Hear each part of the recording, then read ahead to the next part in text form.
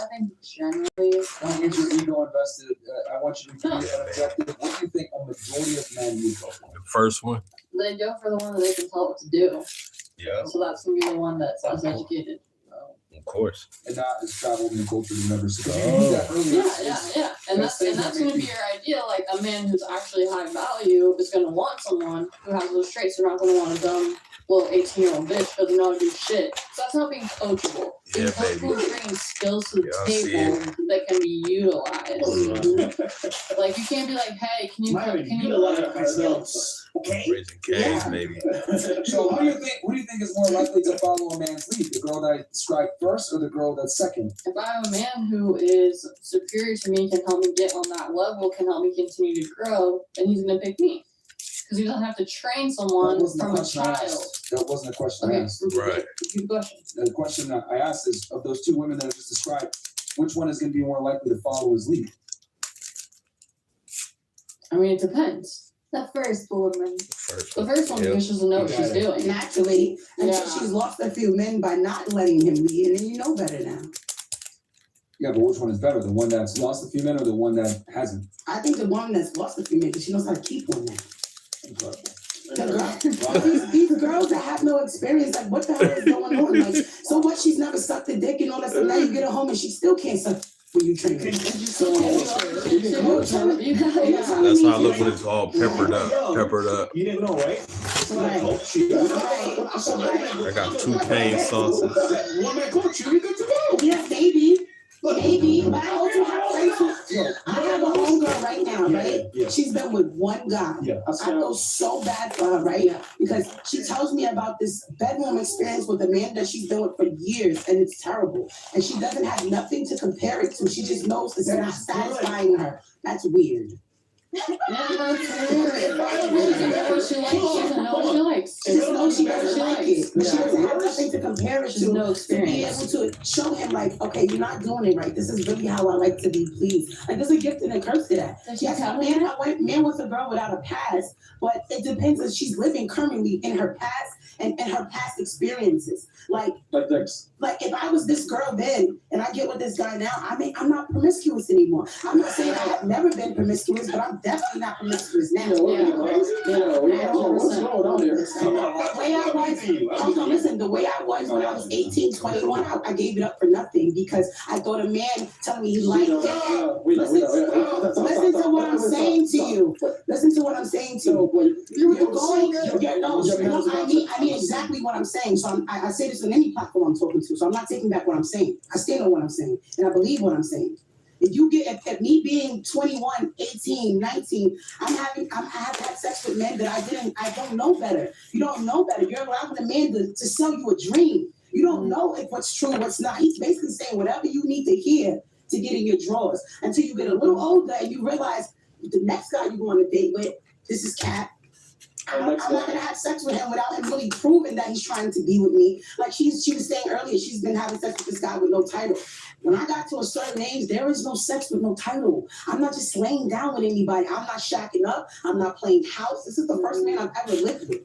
This is the first man I'm buying a house with. I'm not playing house with you. You understand what I'm saying? So there's certain things that you just learn as you get older. Everybody's not gonna go through the same learning lessons. Honestly. All right, let's I got a scenario here. We're gonna go into gym work.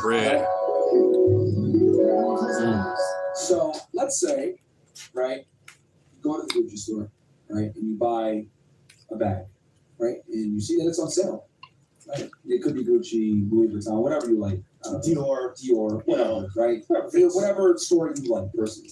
You go and you get the bag and you get it on sale. It's normally a $2,000 bag. You got it for $1,000. Holy fuck, you're pissing off, fucking sick, right? You go and tell your girl, take a picture of it, send it to her. Look at this bag I just got. Oh my God, girl. And she's like, oh my God, I got that bag too. I paid $700 for it. Whoa, hold on, listen. What? And then you tell another friend and they say, oh no, I paid $500 for it. Like, what the fuck? So you're pissed. You go back to that store and you say, what the fuck? People got a discount on this shit. I paid $1,000. I know someone that paid $500. I know someone that paid $700. This is bullshit. And then while you're there at the store, you see other people buy the bag. Someone pays $10. Someone pays $2,000. Someone gets it for free.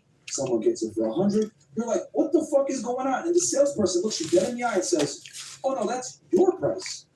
What the fuck? How'd that make you feel? Mad as fuck. I'll be pissed, man. I mean, I'm upset, but I don't miss myself. Okay. Do better research. I guess upset.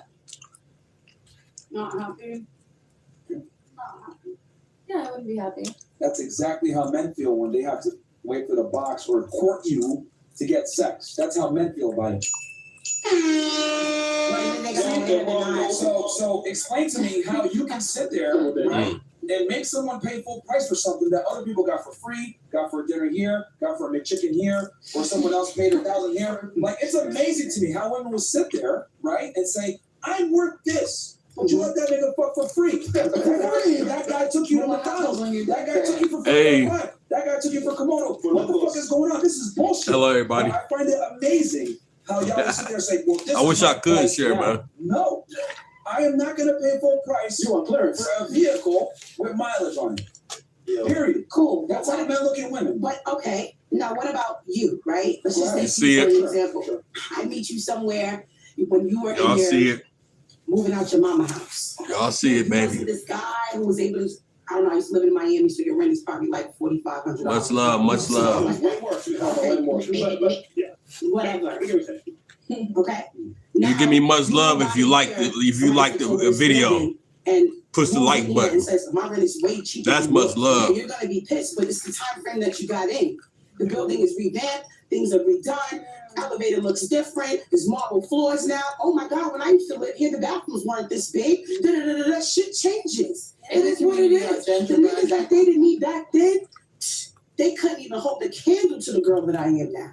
Yeah. You understand what I'm saying? 100%. They couldn't have the same conversations, and I damn sure wouldn't fall for half the shit that I felt for then. You Yeah. live and you learn. I'm so thankful Internet. that God Why just gave watch me the a man internet, that's able different to type of shit. forgive for the mistakes and the unknowledgeable Actually, experiences that I've had in my life, because now I know better. So I would never give to myself to a man that didn't deserve it. I would never just go off of somebody talking to me and just because they said I was pretty or they bought me this, I'm gonna give up the pussy. You have morals. I can say at one point, being a young girl, you don't have no morals, especially You don't if know. you don't know no better. Yeah. You have to live and you have to learn. Yeah. Now, my man already knows what type of woman I am. He already knows that I have values. I'm not moving like that. I'm not promiscuous. I'm not that horny anymore either. Like, yeah, this stuff not me. all right. You triggered my trap card. If I'm a real estate investor, I'm always going to go with the newer property because I'm able to depreciate it better. I'm able to get better tax benefits. I'm able to go ahead and charge higher rent than the older building. Maybe. The reality is this, man. Men always want younger, better, firmer, tighter, period. Older women, unfortunately, a lot of the times have more sexual experience, more baggage, more negative experiences It's with tighter men. with More negative experiences with men, and that goes ahead and gets attributed to me as a man.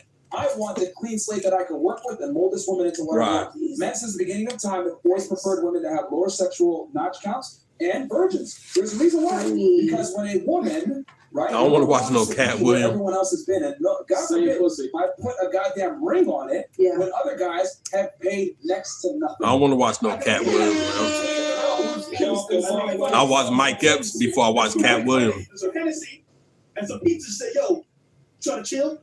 Bro, When like I was 18, 20, not me saying that now as being a grown-ass woman with actual valuables and assets, yes, I would feel that. but the newer building is always gonna be better. Yeah, but I also got that brownstone in Brooklyn that when I first bought it, it was worth, I don't know, 70,000 and it's worth 2.5 now. Unfortunately, women don't operate like men and appreciate over time. They depreciate over time. Maybe some. I don't know about you. I don't know about you, but the older I get, the finer I get, the richer I get, That is the very smarter good. I get. That's very It's not an good. illusion. I mean, I can show you pictures. Okay, I can show you stats. okay, no, I'm gonna show you this right now. Men told all over the world between 18 to 60 years old. Yeah. Guess what they find the most attractive female age group? What? 18 to 24. Until they smell their panties and it's still lingering piss in that. No. Again, men between 18 years old to 60 years old, Yeah. when polled, undoubtedly preferred women between 18 to 24 years old. Right. That's What do a you fact. prefer? What do you prefer? I prefer younger women. You prefer how old? Oh, So yeah. how old are you? No. Yeah. There you go. No, how old are you? And when you're bringing home these 22, 23-year-olds, what are you really trying to get from me? Yeah. Peace. Here's the Peace? thing. Yeah, peace. No, Peace. she's not crying to you about real life. She's crying. No, I'd rather I can't before I put on before I put on any of them, I'd rather watch my boy Mike I Epps. don't have food in my house. I don't know how to do this. I don't know how to do this. I don't know how to do that. She barely know how to even make you come from head. Are you a man? No, I'm Okay, a woman. so I'm I- telling so, you. So okay, how do so you it doesn't know? matter what you think because Okay. you're not a man. Right. Men don't look for the same things that women do. And Right. That's what I laugh at because women think they know what men want, but y'all really have They no don't. clue. You want experience. You want money. You want competence. Guess what I want? I want the opposite. Yeah. I'm supposed to see a strong, masculine man who's a leader who could pay for things and take care of a woman. I need a woman that's not gonna. No, I don't care about competency. Most men don't. Most men don't give a shit at all about a woman's competency. What they're more important with is she competent to follow my lead and be moldable to what I want. Yeah. Men want younger women. I'm 33 years old. I'll be damned if I date a fucking 33-year-old woman. That's a goddamn shame. I wouldn't want this 33-year-old man either. That's stupid. Yeah, too much I baggage, wouldn't dog. want a 33-year-old man either. You know why? Because he still wants to play games. He still wants to be outside. Did you not ask me what I wanted for a second? And then you're bringing it back to what you want. I'm just saying, what are you doing with a 25-year-old woman at 33, sir? He just told you as a man he wants that. That's what you want. Yes. He's not telling you Yes. what you should That's want. what you want. Yes. That's what you want. Did I not say earlier? Men between 18 and 60 prefer women between 18 and 25 Okay. found them most attractive. Okay, Period. How much older is your guy than you? he's 50. And you're 34, so that's Yes. a 16-year age difference. Yes. Yeah. Wow. Oh, Yes. What? I'm a, at $6 Popeyes big bucks, I'm going to. I'm going for you the Popeyes. New era. Nothing beats real. Yeah, the box combo.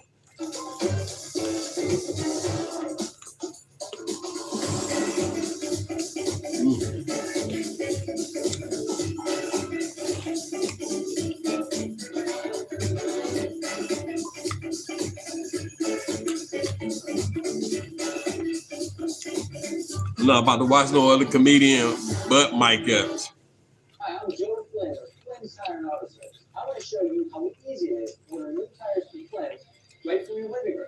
Just go to flynnstire.com, order your tires, and drive in. You can even sit in your car while the tires are being installed. Save time, buy online at flynnstire.com. At Flynn's, we have the right tire at the right price right now. So when you need tires, just drive in. Flynn's meets you in right now.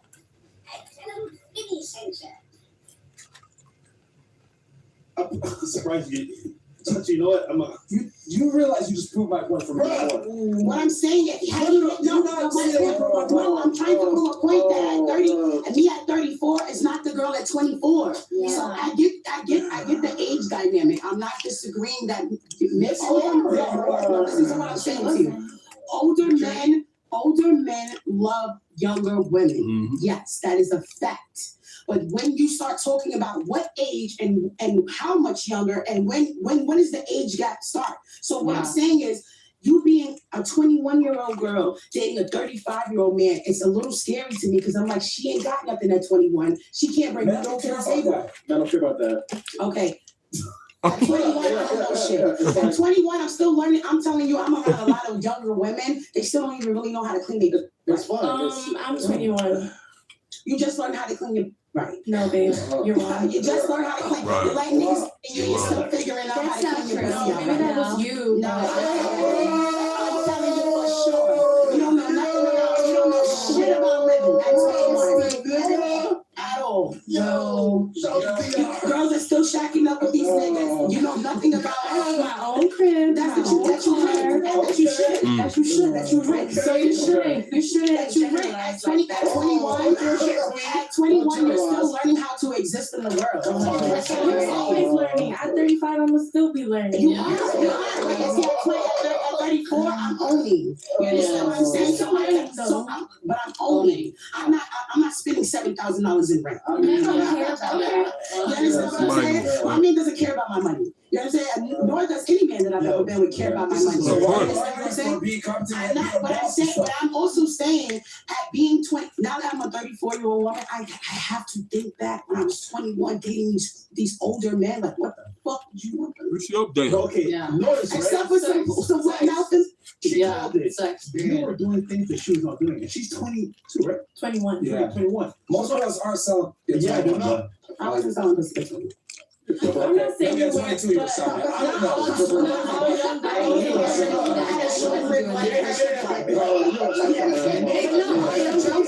It's simple. Make better choices. You Goddamn. know, I don't know if y'all caught this. She asked me what men want, what the, etc. I answered it, and then she brought it back to what she You wants. want this? I'm not saying that.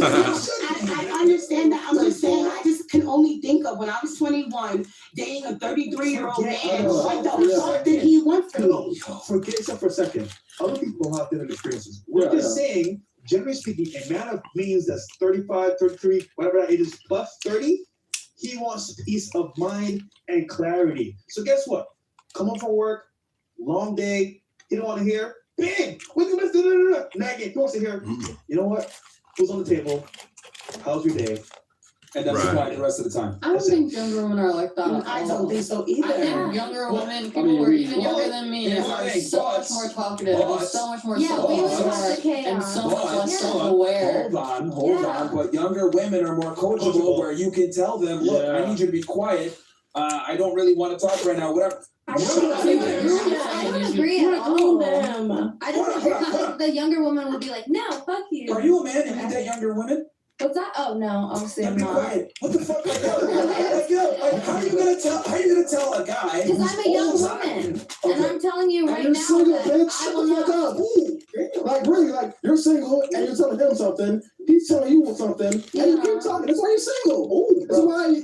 Sorry, I Mark. mean, I'm just saying, like you're not a man dealing with dating younger women. So that your no offense, but your opinion is irrelevant. And I love how all you guys are trying to speak as men should this, men should that. I think men this. Y'all are all wrong. You guys don't know. And the reason why you don't know is because men are rarely honest with women. Because when they do, you say the dumb shit that y'all are saying right now. Y'all don't know what the fuck you're talking about when it comes to what men want. You want you to be quiet. We don't give a fuck about your job. We don't care about your education. We don't care about you being cultured. None of that shit. Money. We want a girl that's not going to be a whore, not going to embarrass me when I walk out in public, not going to dress like a slut, make me look like shit, not be a former sex worker. We want a girl that's going to be quiet, docile, feminine, submissive, follow my program. Get a dog then, because we are people, bro, capable of making mistakes, repenting later, and growing and being different.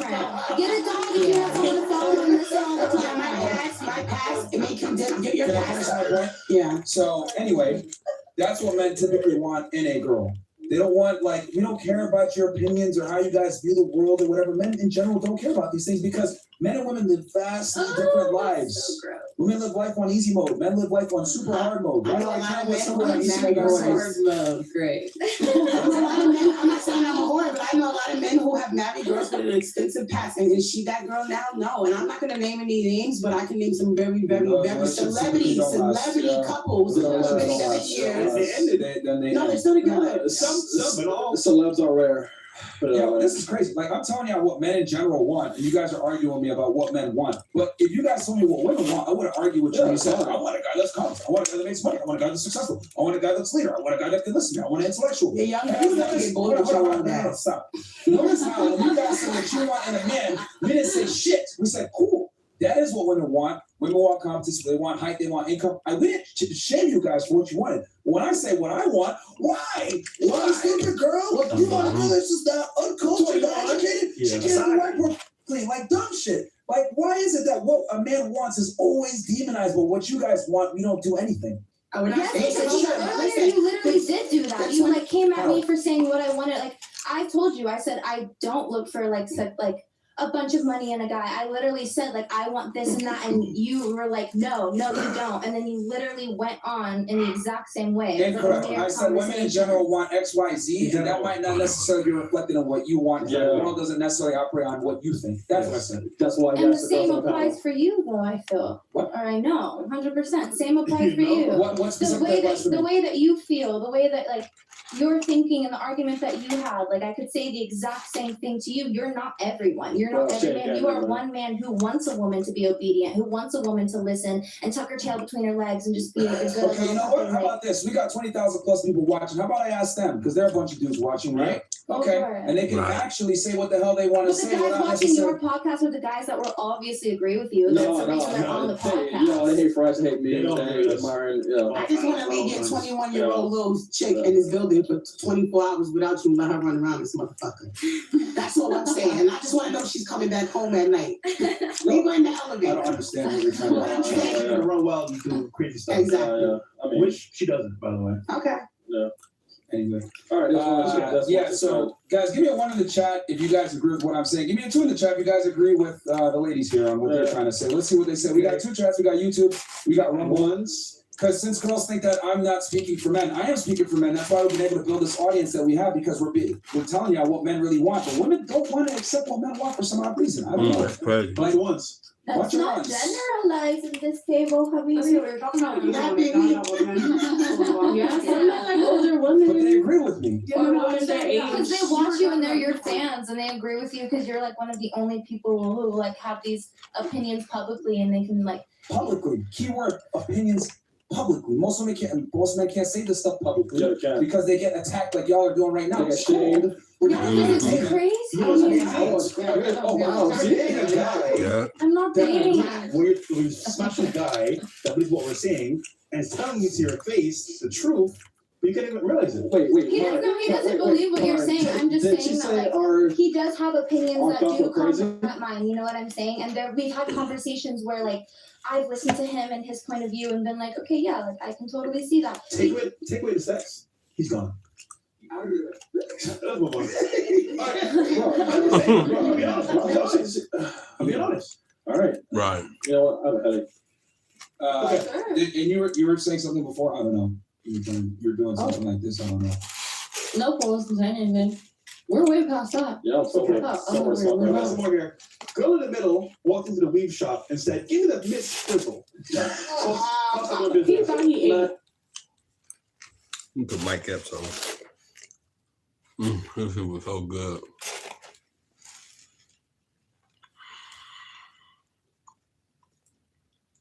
The man who changed the game for digital creators.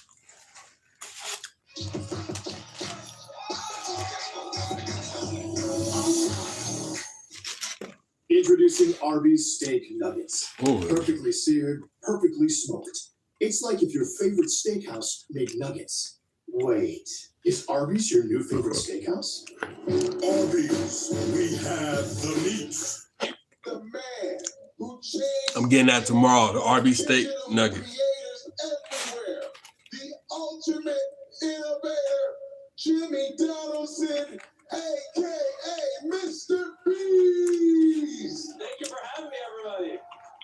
It's an honor to be here, Terry. Thank you for the nice introduction. I appreciate it. Thank you too. So the special thing about this talk is it isn't just Terry. It's not just me, but we also have another special guest for you guys. We brought arguably the biggest streamer to ever exist, IShowSpeed. Send him on out. Welcome to my family.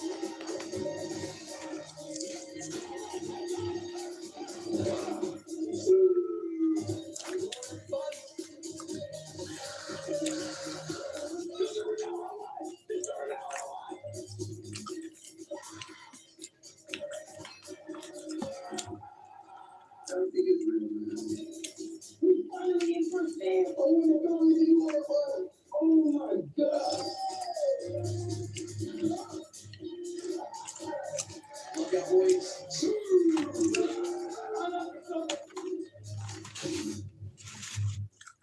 All right.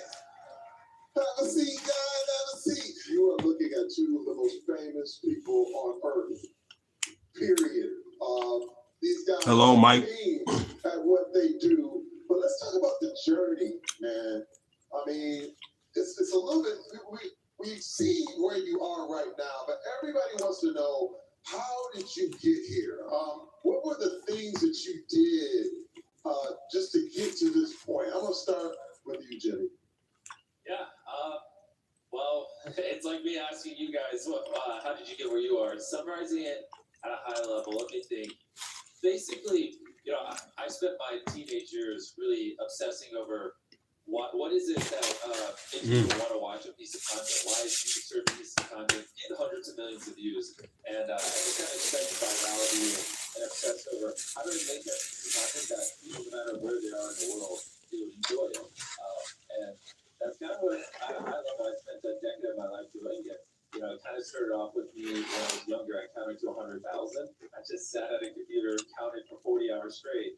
And people all around the world were like, what is this idiot doing? And then from there, as I started making money, I started giving away, doing philanthropic things, and doing these bigger spectacles. And that montage it showed I buried myself alive for 7 days. So we dug a coffin, put it 10 feet underground, buried me alive for a week. And we just kept doing cooler pieces of content where no matter where you are, if you're, Asia or America or the Middle East, someone burying themselves alive or someone ordering some food on a delivery app and then tipping the person $1 million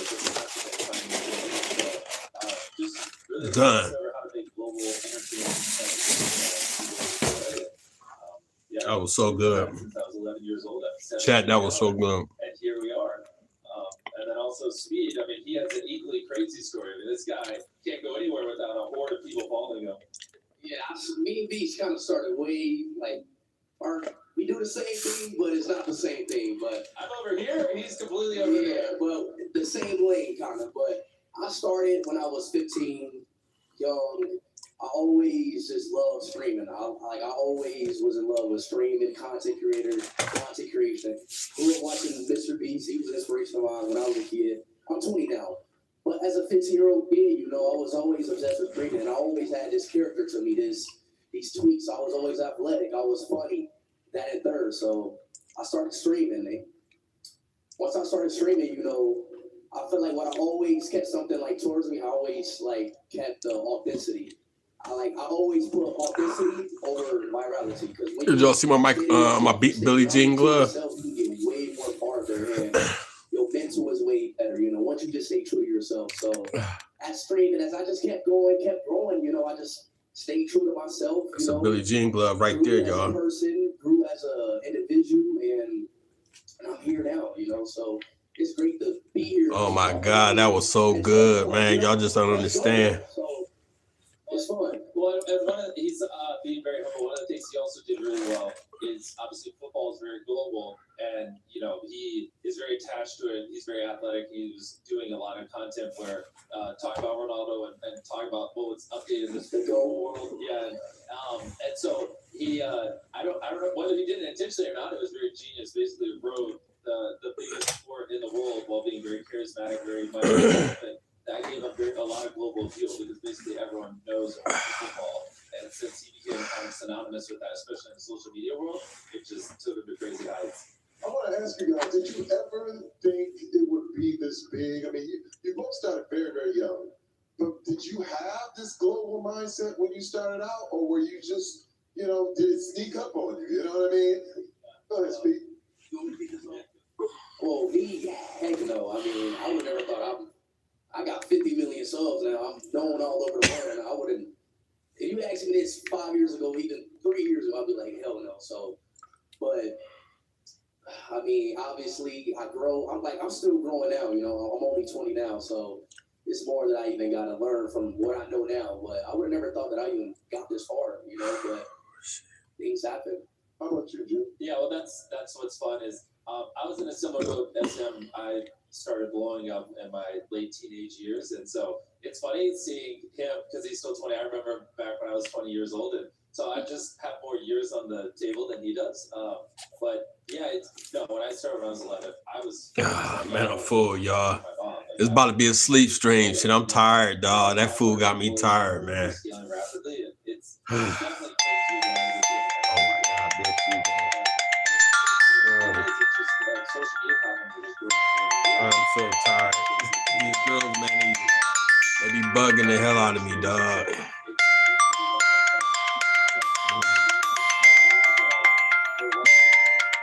Tired.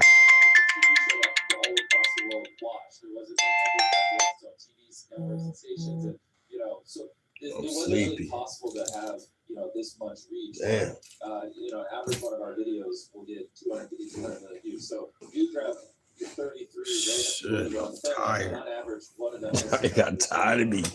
hanging with no girls tonight, dog. But that just wouldn't have existed decades ago because there was no media, there was no channel happening. So that's the beauty of social media is like a website like YouTube with probably 2.5 billion monthly users now. So, you know, over the world around the I'm so tired. So this trends keep continuing. I just want to beat it myself tonight. Just chill out with my chat. You know what I'm saying? It's about to be a sleep stream, chat. Y'all know how we do it. Well, I see this. This is what I love about what you're saying. You talk about the growth of the social media platforms. You know, I'm a little older than you two. Maybe just a smidge. Just a smidge. I started out in the sports world. I was a football player who didn't start acting until I was 30. And didn't Sleep stream time. But it was a different time then. Back then, when the celebrities, Hollywood basically told you who the celebrities were, and you believed them. But what I like now is that the shine is off celebrity, and you get to pick who you want. It's kind of different. Now, you know, someone who's sitting just like you guys were can be bigger than the Hollywood movie stars. It's never been a time in human history where it's been like that. And This shit, what's up? I look at this as a Hold on, y'all. opportunity for everybody out there. If you have, you guys had to work, man. Hey, I started with nothing. I started with a PlayStation 4. And I'm pretty sure any kid out there has a PlayStation or any console in your room. So I didn't have nothing. So you can start off from anywhere, seriously. Like, you don't need the best of the best of equipment. I promise you. That's what, and my next question, and you brought it up earlier, authenticity. This question is for both of you. How do you guys keep it real when millions of people are watching? You know, one thing that a lot of people are really scared of is showing themselves in front of the camera, you know, showing themselves to the world because, you know, they face ridicule, they face a lot of everything. Talk to me about that process that you go through. I can kick it off. Speed is his content revolves around him solely. Mine, I have more people at videos, so he'll probably, if you're trying to be really, really, you know, one-on-one with your audience, he might probably have better advice than me. But for the most part, with me, agree. You want to be able to connect, and it's even harder because we have such global audiences and people all around the world care about different things and you know, grew up differently and things like that. And so, one of the ways that I connect with them is that's why. You know, it might seem silly why, like I referenced earlier, why I buried myself alive for 7 days. But that video is essentially me in a coffin just communicating with my fan base for, you know, 15, 20 minutes because the whole video is just me being buried alive. Or I spent 7 days on a deserted island, 7 days solitary confinement. We do a lot of videos where, you know, we trap me in things that aren't as fun, but it's just basically a video that revolves around me doing something so that I can be vulnerable about the experience and I can connect with my audience. And so for us, it's just mixing in content that allows you to do it. And it is very important because that is the appeal of social media. So it's not, you know, Speed's not playing a scripted character. He's being himself. So people, you know, like I see some little kids over here, they probably watch Speed stream. And so, you know, they know him like they know their friends. They probably arguably know Speed better than they know their friends just because they've seen him talk more, they've watched him more, they've heard him speak more, they know more about him. And that's kind of the appeal. If you're not being authentic, people can tell. Like you can't hide it. Like he probably has, I'm just making up a number, but over 10,000 hours of him talking on the internet. Like if he was trying to be someone he's not, people would have noticed. They would have seen a bunch of inconsistencies, and then it just destroys the allure of it. Yeah, I mean, like the thing with me, I'm 24/7 talking with my fans. You know, I'm a streamer, so I got the chat literally attached to my hand, looking at chat 24/7, talking to them, you know, inside jokes. I see my fans as my friends, so it's like basically talking to your friends. You know, you just get a connection with them because I'm just with them every day, 24/7, talking to them, and things happen during the stream, and you grow. It's like you're growing with your friends, you know. So that's why with me it's super different because I'm just always talking to them. I'm always on the camera. Hours, like I was on You too, who is king? Hey, like up though, like up. So Y'all come here, y'all talk, but y'all don't like up. That's why I don't interact too much no more. Don't nobody like to like up no more. So shit. You just gained just a good bond. You just gained a good connection. Give y'all the same energy. No, I can see that. I can see that. This is crazy, man. I love. It is what it is, baby. That you have with both of your audiences, and that is the definition of being authentic. You know, it's funny because I had a question come to me when I had some success after White Chicks and Everybody Hates Chris and the Expendables, and people were like, this guy came up to me, he said, hey man, how do you keep up your image? And I said, you don't have one. Just be you. And that's the easiest way to be. And that's the next question I want to ask you guys is, just like I was given this question, I am so full. what is your piece of advice, your top 3 pieces of advice for the next generation of streamers or celebrities or people who really, really want to reach that level that you guys have? 3 things. For one, I would say, obviously this might be the most cliche one, but it really means a lot. Is be yourself. Like, don't try to become me. Try to become a better me. You know, like, don't try to chase what I did. Do something, become better than me. Don't become like me. Become better than me. So that's the first one that I'll say. The second one of that I would Thank you. Appreciate it. Who is king? I can jump in. Well, I think, yes, that in terms of making the content successful is important. In general, I am so full, man. I eat so much food. Oh, y'all don't understand. I eat so much food, dog. I'm tired. Surround yourself with people who make you what you want to be. You know, obviously, if you spend, the next year, a couple hours a day with ESP, you would naturally be infinitely more successful as a content creator. You don't have that ability, but who are the people, the people who go to your school or your friend group that you can surround yourself with that will push you to be the version of you that, would actually be successful in that. So really, if your closest friends, don't care at all about social media or being successful in that regard, the probability of you succeeding is definitely lower. So I would start with who are you around? What kind of stuff are you consuming? And then when you do get into creating content, find something that you deeply enjoy, because if you look at the data, the number one most coveted job in developed societies is people want to be a YouTuber. That was just 20 years ago, especially in the West, it was they want to be an astronaut or this or that. Now they just want to be a YouTuber. It's like it crushes every other job by a mile. And so many tens of millions of people are gunning for it. And the reality is, it took him years, it took me decades to make, or over a decade to make it. And if you don't love it, you're gonna quit way before you even make it. So it's something that you gotta fall in love with, and you gotta put it all into it. You gotta be very determined, because there's millions of other creators that try to do the same thing. So if the thought of you doing it for 10 years before anyone potentially watch you, which is a real scenario for a lot of people, makes you want to vomit, scares you away, then it's probably not for you. But if you hear that, you go, well, I love doing it, and this is what I'm deeply passionate about. And in my case, when I was 11, I was like, I'm going to become a YouTuber, or I'm going to die trying. Those were the only 2 outcomes. You kind of need that level of stubbornness, because to make content that people watch, it has to be better than what's out there. It's going to take you many years to develop those skills. So you have people around you who push you, who make you better, who are also obsessed, and you're making content that you deeply enjoy making. You're fine with doing for a very long time without anyone watching. You at least have the guardrails to achieve success. Wow, this is good. Was that 2? Or we have one more left? It's the third one. We'll make it the third one. We got one more piece of advice left. All right, let's get one more out of speed. Okay, one more I would say is just all about this. Good.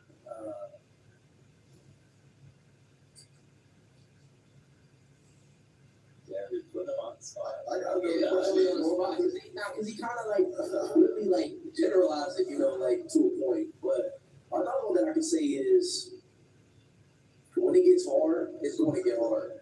It's definitely going to get hard, and it's going to be a point where nothing's growing. It might be a point where you have no viewers. I started off with no viewers. Right. So when you get to that point, that wall breaker, it happens to everybody, every creator out there who wants to do this. You just got to push through that, try something new and keep going. You know, you gotta find a new lane. So I started off with 0 views, 1 viewer, but I kept going. So, You know, to allude to the point that you just brought up about it being hard, one thing I'm gonna add this question because you don't know this, but you know, the thing about social media is that it can be unforgiving. And what I mean is the comments. Everybody, you know, you see the comments, you hear the comments. How have you guys Gotta ignore that when shit. really, you know, bad treatment or comments or, you know, things that could really affect your mental health? This is one thing that I want to bring up, especially with young streamers and different things. How have you guys dealt with naysayers or what you call haters? I mean, it got to me to a point early in my career. I wasn't used to it, you know, but at the end of the day, you're on the internet and people are going to say whatever they want about you. People are going to say whatever. They can say whatever about you because you put yourself on the internet. You put yourself in them shoes. But as growing on the internet and streaming for like the past 5 years, I got better at it. But I just told to like realize that people are like whatever, like you can do the best thing in the world and somebody will steal a dick pic or say anything bad about that. So what I just started to realize is just, you know, you just gotta keep going, you know, you can't listen to it, you know. You know, Yeah, no, I'll echo on what he's saying and do a +1. And the way I like to view it is exactly what he said. At the scale our audiences is, someone's always going to have an issue with what you're doing. Yeah. So it's more percentage gain, right? Like if he does a live stream, 5 million people watch it. You know, if there's only 100 negative comments and there's 10,000 positive ones, then you know, and you did something right. Like very few things in the world can you get 99% of people to agree on it. So it's just looking, because that's where a lot of people run into issues is they'll read 20, 30 comments, they'll see 2 or 3 negative ones, and then we'll zoom out, look at the macro and realize it's just a very small percentage. And so you know, best case scenario, which is easier said than done, and even I relapse. Watching Mr. Beast at IShowSpeed. Emotional when reading it, just look at comments as objective feedback. And, you know, if majority of them are like, this is awesome, then you're good. If, you know, 10, 20% roughly are saying something like, oh, I didn't like this, or I didn't think this was great about, you know, ideally you can just turn off your emotion and just internalize it and be like, okay, like, why do the fans feel that way, and then apply it. Easier said than done, but that mental toughness I think helps a lot, and just you know, making sure you're in the right frame of mind when you're scrolling it, and make it a little more objective and less emotional, if that makes sense. That is perfect. And I want to add something to that. Both of those answers were perfect. I'll never forget the first time, you know, I started really getting into my comments, and I saw one, you know, it's like, hey, Terry, you stink. I was like, I'm Mr. Old Spice. I was saying, and then you get an Old Spice commercial. I was like, but then... Wait, actually, on that, do you still do the pet thing from the Old Spice commercial? That's how I opened the show. I gotta learn that one. How many you gotta teach me that? I will.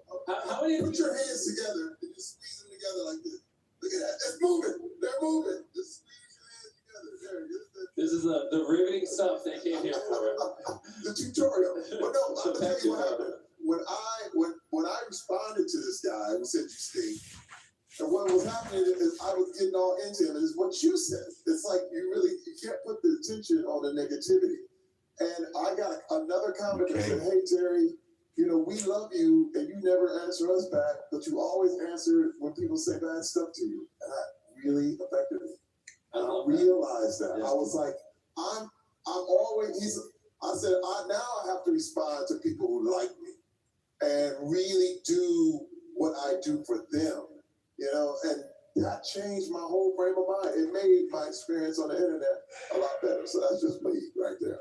I have another question for you guys. Man, everything is changing so fast. When we look at the internet, you look at AI, you look at, man, 1 minute, you know, everything's primitive. The next minute, you can shout a prompt into a microphone and the images come out jumping and screaming. How are you ready for the new changes? How are you going to reinvent yourself? talk to me a little bit about the future of this game. Yeah, I mean that's a fun one. Obviously, everyone sees it. Things are developing. Always have a good time. I think it will. That's what life is about, having a good time, man. Life is about having a good time. I mean, I think I saw recently that the amount of AI written articles past the amount of human written articles dropping, and it's growing exponentially. But in terms of content, as more and more of this stuff that's just trained on models drops, people are going to look more for the authentic stuff. The beauty of creators like us is we have a long-term brand we built over time where people know that they can trust our videos and they can rely on them, and it's great content. It's just like, you know, when animation came around, it didn't destroy Christopher Nolan films. You know, we still love them. They're still some of the highest grossing movies ever. And so I think it'll be the same case here and push people for more authentic, real content. Yeah, because people will always want the real stuff over the fake stuff at the end of the day. Yes, and then in terms of tools, though, I think it'll be helpful, like, you know, across what we do, even something as little as, you know, when we film with 1,000 contestants in our show Beast Games, which actually we shot some of the episodes here earlier this year. It was a lot of fun. Actually, it was in the studio right beside this one. Pretty funny. Yeah, thank you. It was amazing. I was shocked. Your guys' studio space here and just the town you have here is mind blowing. And so hoping to shoot a lot more here. But in this regard, just on like, so I was talking about Beast Games. Since we had 1,000 contestants, part of what typical game shows or competition shows would do is they'll just have a story producer walk up to a person, put a camera on them. They're like, "You're the villain. Say this.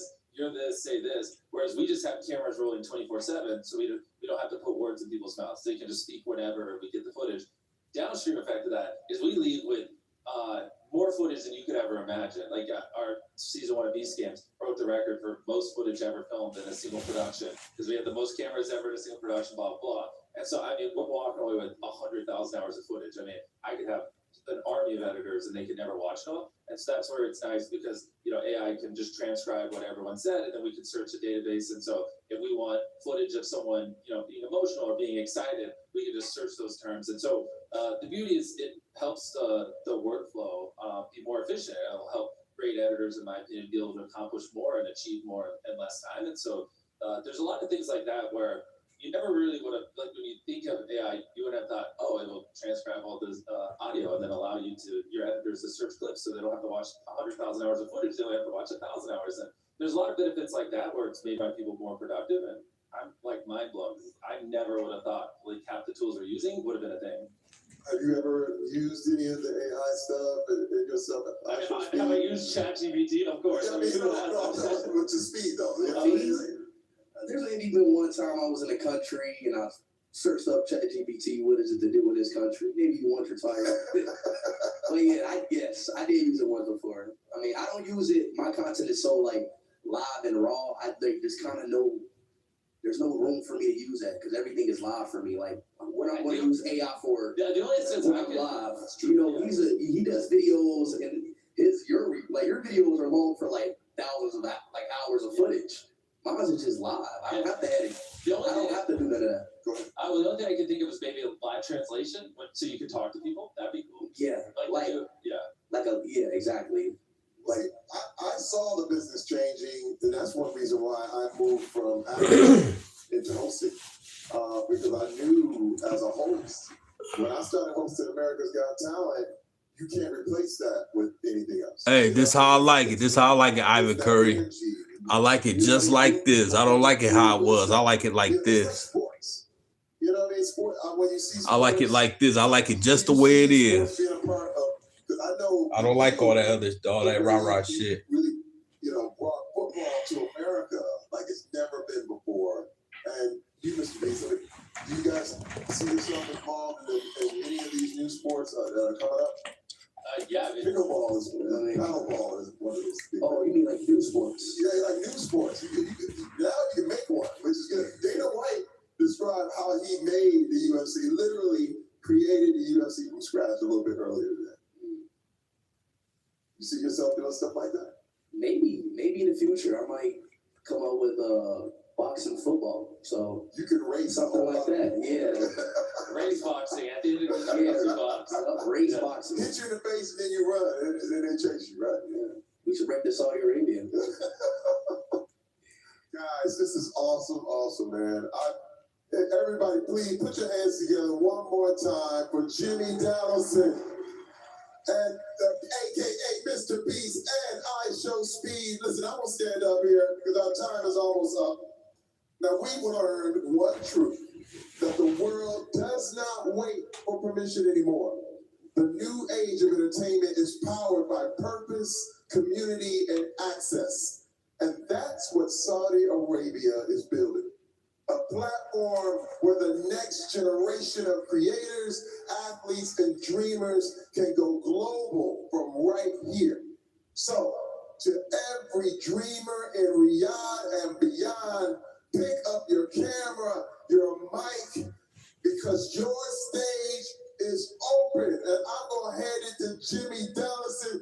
Take him out, a.k.a. Mr. Beast. Yeah, oh, wow. Hard to follow that one up, but I agree, and I want to echo, because I mean, obviously, I'm looking at a lot of data on social media.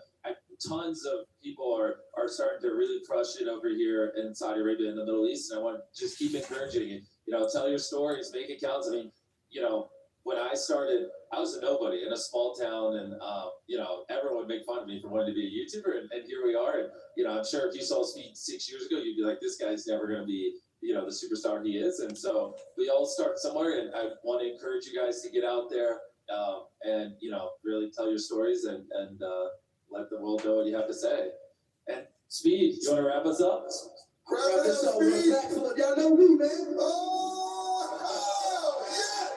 All right, I can't do that, but heck yeah, thank you guys for having us. This was amazing. Thank y'all, Saudi Arabia. Thank you. Excellent. I'm Bryson DeChambeau, captain of Crushers DC. Technology is changing the way people play sport, and I'm always looking. That was a nice speech. Nice. Two thumbs up. 2 thumbs up.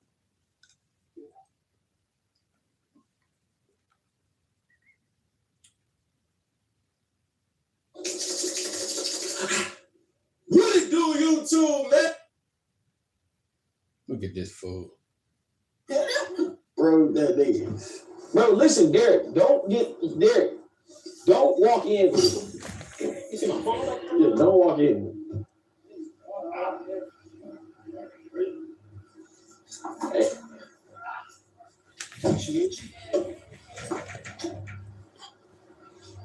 So you want me to just go past with them or stay with you?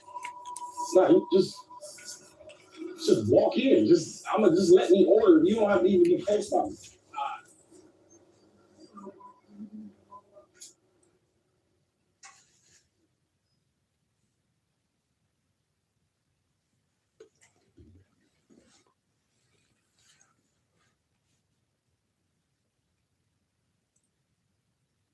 For the guy that I was really good friends with, and then started.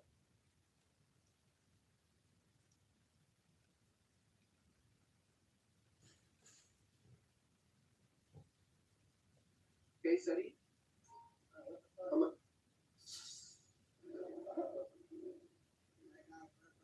Hey, how you doing? Hello, brother. By not playing better phonetically in the red.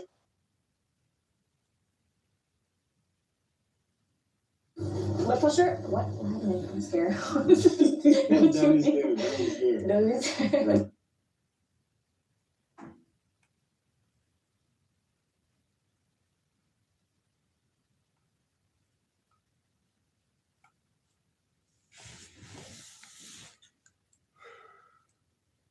Okay, this guy's muted. Yeah, real chat. I mean, chat. He got a streaming room. About to go see what my game look like. It's been like a long time coming. So we can just see what we got. Like we got the most tied. Let's go. He's been like, oh, you know, he's still in his game. Finally, what if you go to my house? This is kind of just like pre-reveal questions, get your thoughts on your anticipated expectations for the space, and also just like some fun warm-up questions.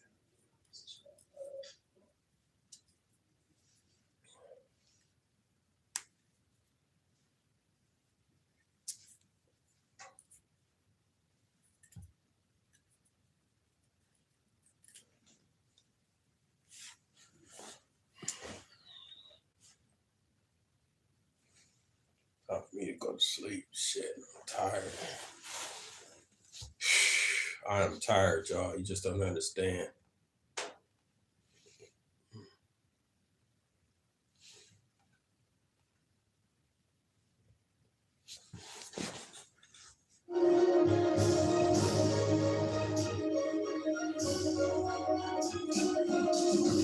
How to not get approach anxiety.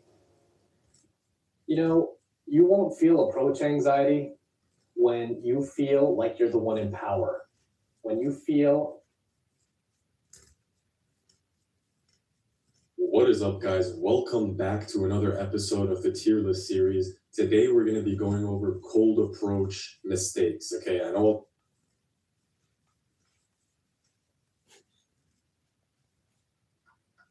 Hi there. What's up? First off, I wanted to ask you something. Yep. What's your background? What in what way? Race, age, where I'm from. Race, nationality. My parents from Sudan. Oh, your parents are from Sudan. So let me ask you this. If ICE came knocking on your door right now, aren't you an illegal citizen? Are your parents legal citizens? If ICE came knocking on your door right now, and they end up taking your parents who are not from this country and get deported back to Sudan, how would you feel about that? Are they American citizens? Let me ask you that question right now.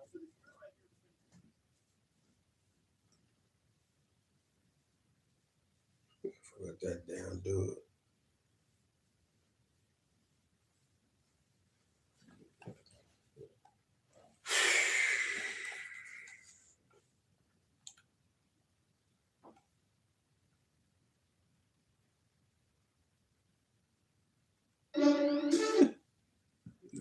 About Stacey Dash.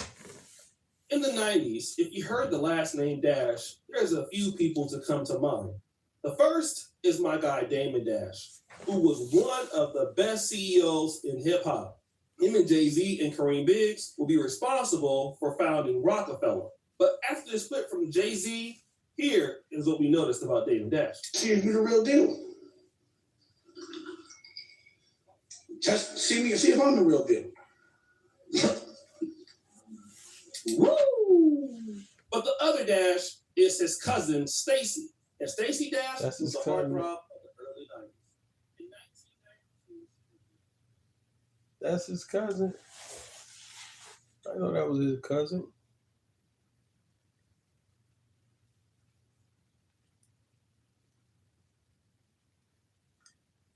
This is very scary. Hearing noises and not just really unheard. iShowSpeed just wrapped up his huge streaming in China adventure, and if you think they just made a big splash over here, you got another thing coming. What if I told you what you think you know about his China tour is just the tip of the iceberg? His trip was filled with drama that only Chinese people could see. So today I want to reveal the raw, unfiltered Chinese internet's reaction that most Western audiences never witnessed. Behind the scenes moments like Speed being nicknamed Hyperthyroid Bro, the ill-intended shit-stirring interpreter, the disappointing last stop, and what happened to Uncle after Speed left. All of this sparked intense controversies on Chinese social media, so let's dive into it. 它是国外最有影响力的网红，甲亢跟每场直播。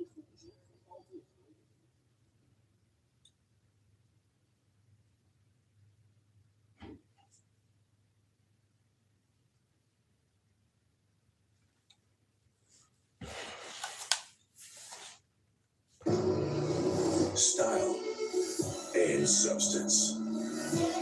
In the GMC Sierra. Or get this low mileage lease on this Sierra. iShowSpeed just wrapped up his huge streaming in China adventure, and if you think they just made a big splash over here, you got another thing coming. I'm What just if I flicking told you through what channels. you think you know about his China tour is just flicking through channels. Just flicking through channels. Drama that only Chinese people could see. I'm on so Today I YouTube. want to reveal the raw, unfiltered Chinese internet's reaction that most Western audiences never witnessed. Behind the scenes moments like Speed being nicknamed Hyperthyroid Bro, the ill-intended shit-stirring interpreter, the disappointing last stop, and what happened to Uncle after Speed left. All of this sparked intense controversies on Chinese social media. So let's dive into it. 它是国外最有影响力的网红，甲亢跟每场直播动辄超过所有的名人明星。 I would just say for Steve and for every single one of you. But before we get to all the big drama and the general public's response, let's talk about some official Chinese media outlets because they embraced Speed's visit. It was celebrated. I'm talking unprecedented levels of attention for a young foreign influencer. Okay, a lot of people were surprised by the apparent lack of official monitoring during Speed's shenanigans. But of course, the government knew exactly what was happening. The Foreign Affairs Ministry officially commented, "What? 全面展现一个为日进的真实欢迎更多外国朋友走进生鲜领域。” But state media CCTV featured extensive coverage. 在吃火锅时被拉出了表情包。 China is becoming increasingly confident to show both the good and the bad without too many filters to some extent. Yes, some areas of the country remain much more restrictive. Had he gone to certain places within Xinjiang or Tibet, it would have looked very different. But yeah, newsflash, you can indeed freely visit China. There are no fake tours like in North Korea with people following you every step if you're a normal tourist. That's why they have just recently opened visa-free visits to so many countries. Under German passport, visa-free, it's the best. Over 20 million foreigners entered China, up more than 112% year-on-year. They want ordinary people to see the real China, breaking down some of the caricatures that have shaped people's impression for decades. It's free publicity, and Speed delivered that brilliantly. 这个 YouTuber 啊，远超过所有的媒体的影响。 Is that my guy Andrew? For those who watch, Oh, what's up, Andrew? Man, what's up, my guy? This journey showcased lots of China's bright side and significant. Shit, about to go to sleep, man. Chilling, sitting here. I know. What, you at work? You seriously underestimate how big of a deal this was. Not about him. You can't just say, "Oh, big deal." Some dude running around China like a madman. Who cares? China cares. They care a lot. Getting unfiltered China in front of millions of young Westerners is a huge. You at work, my guy? 美国网友震惊，我在南文的纽约地铁里刷不出文字，你却在中国时速350千米的高铁上 2K 直播不掉线。 No amount of marketing. Oh, okay. Even in our neck of the woods, the media covered it overall pretty positively. My day was good, man. I see what you did last night, dog. I appreciate that shit, man. I was stunned from that shit, dog. Good looking, man. Good looking, dog. I got something nice coming for you. Did you ever get a chance to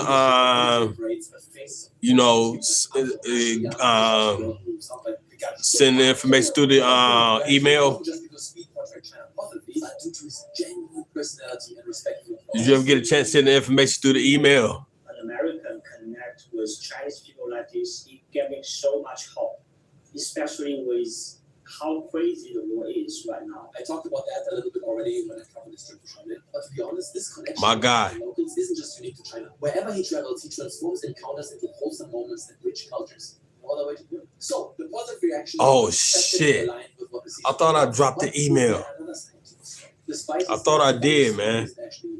I thought I dropped it. His followers represent just a tiny fraction Hold of up. China's vast online culture. You know what? I'm about to type my email in the chat right now. Many other sites, they don't exist in China. They don't exist. They got their own stuff going already. They got Weibo, Baijiao, Douyin. I'm about to pin it. I'm about to pin it. Not officially allowed. Using them can result in a fine or even in If you're coming to China, you gotta make sure you can't access all the internet that you want. So make sure you have a VPN ready. A lot of Chinese people do use it. I bet there are a bunch of Chinese people watching right now using it. Watch you, subscribe for the snitch. But you're probably gonna be okay if you keep it low key and to yourself. But being so openly pro-internationalism inside the Chinese internet, that can be problematic for Chinese citizens who might be labeled as pretentious or traitors. The phrase 崇洋媚外, worshipping foreign things, captures this sentiment, often accompanied with a the West so much, go live there.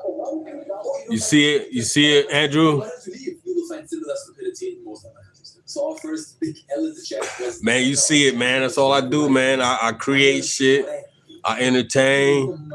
You know what I'm saying? I make clothes. I sell my clothing line. I do printing. You know, shit like that, man. I just do simple shit, man. I do my own business. I work for my own self, dog. God bless me, dog. God bless me, Andrew. But I pinned it for you, though. I pinned the email for you right there. Really? You didn't say that. All right. And his apology that he posted on April 1st, explaining his. Yeah, send me an email. Actually backfired on the dad. 一搞下你和方的参与，只是开个会，你们想开玩笑，我们是蠢货吗？ The Chinese government might leave you alone, but proud Chinese citizens will come for you if you're disrespectful. As a fellow content creator, I totally get your point, your idea of trying to spice up the stream, but dude, making people sound rude to speed isn't fair to anyone involved. So what you saying my hair is fucked up, basically? No, I mean, direct translation. I was doing direct. That type of stuff doesn't make the stream more fun. It's just weird, and you're waiting for controversy on your own ass. And to be honest, I don't really know Speed. He wasn't on my radar until he went to China. He doesn't need that kind of stuff to make his streams entertaining. Let that be his concern. How about that? Drama number 2. The Toilet Channel, Green Goblin, Mango TV. Changsha, the last stop of Speed's visit and intended grand finale, infuriated Chinese netizens more than anything else before. It all started with this restaurant chain owner who came to leech publicity. I'm boss. Unlike Uncle's wholesome persistence, this weird guy was aggressive, annoying, intrusive, like a spoiled brat, even threatening Uncle on camera. I'm boss. Move, or I'm gonna show up at your door. 来一个人。你们不是，我们都是同行，我们要相互尊重。你给我起来，不然的话，明天我去重庆找你。Bruh, big L for tiny mafia boy. Chinese internet users ruthlessly mocked his appearance as Nanu Lao Shao, which usually just means everybody. It's kind of a genius word. Chinese word theory. It literally means male, female, old, young. And calling him Green Goblin, making AI memes of him. Also Okay, I'm about to check it out real quick. Shout out to his family. That's what you get, bro. I think a lot of people I'm about to check it out real quick. Bro, it's unreal. 150,000 people watching live. The scripted event host, Mango TV, also faced severe criticism. This regional broadcaster, nicknamed the Toilet Channel for its logo resembling a toilet seat and shitty content, was criticized for its boring and uninspired show segments that heavily commercialized Speed in a way that's kind of contrary to his authentic persona, limiting and constraining him. 在故意要他对着镜头拿着展示，肉眼可见，只顾自己宣传，也不管他拿着方便不方便。 So what we just talked about is China. Global investment. We're setting up a new office. We need chairs. You can supply that.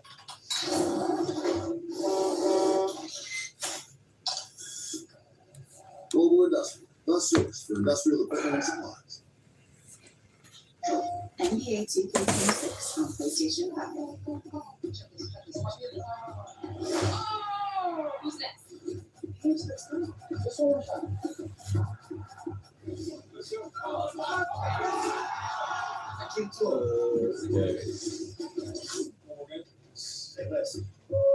me 1 second to find it. Who's next? That's it. Chinese people criticizing other Chinese people in his streams. Now we're gonna talk about the spicier stuff because there was hate too. Let's just be honest. Okay? Among the negative reactions, I encountered the term "mei flirt with the blacks. A derogatory term made to shame people who praise association with black people. Also used in other capacities that I if you can imagine. But for real, when I lived in China, I lived alongside a group of African cultural exchange students, and I saw firsthand how they got treated, how Chinese people spoke about their behind their backs. And these were not sad individual instances, it was across the board. And from the stories they told me, there is a lot of racism in China, in particular towards black people. Can't wait for the denial and deflection in the comments. If you live in China and you're honest, you're gonna say true. If you live in China and you don't know anything about the West, you're gonna say, what about your country? I don't want to get into this stuff, but the societal integration and tolerance of black people in China versus the West is not even remotely the same ballpark. If you disagree, Shit, I'm doing good tonight, Andrew. You know, just chilling, man. Tired, man. Just got finished eating and shit. Been working on this merch. You know what I'm saying? Hey y'all, sub up to my guy Andrew, y'all. Sub up to Andrew. Sub up to Andrew. That's my guy, man.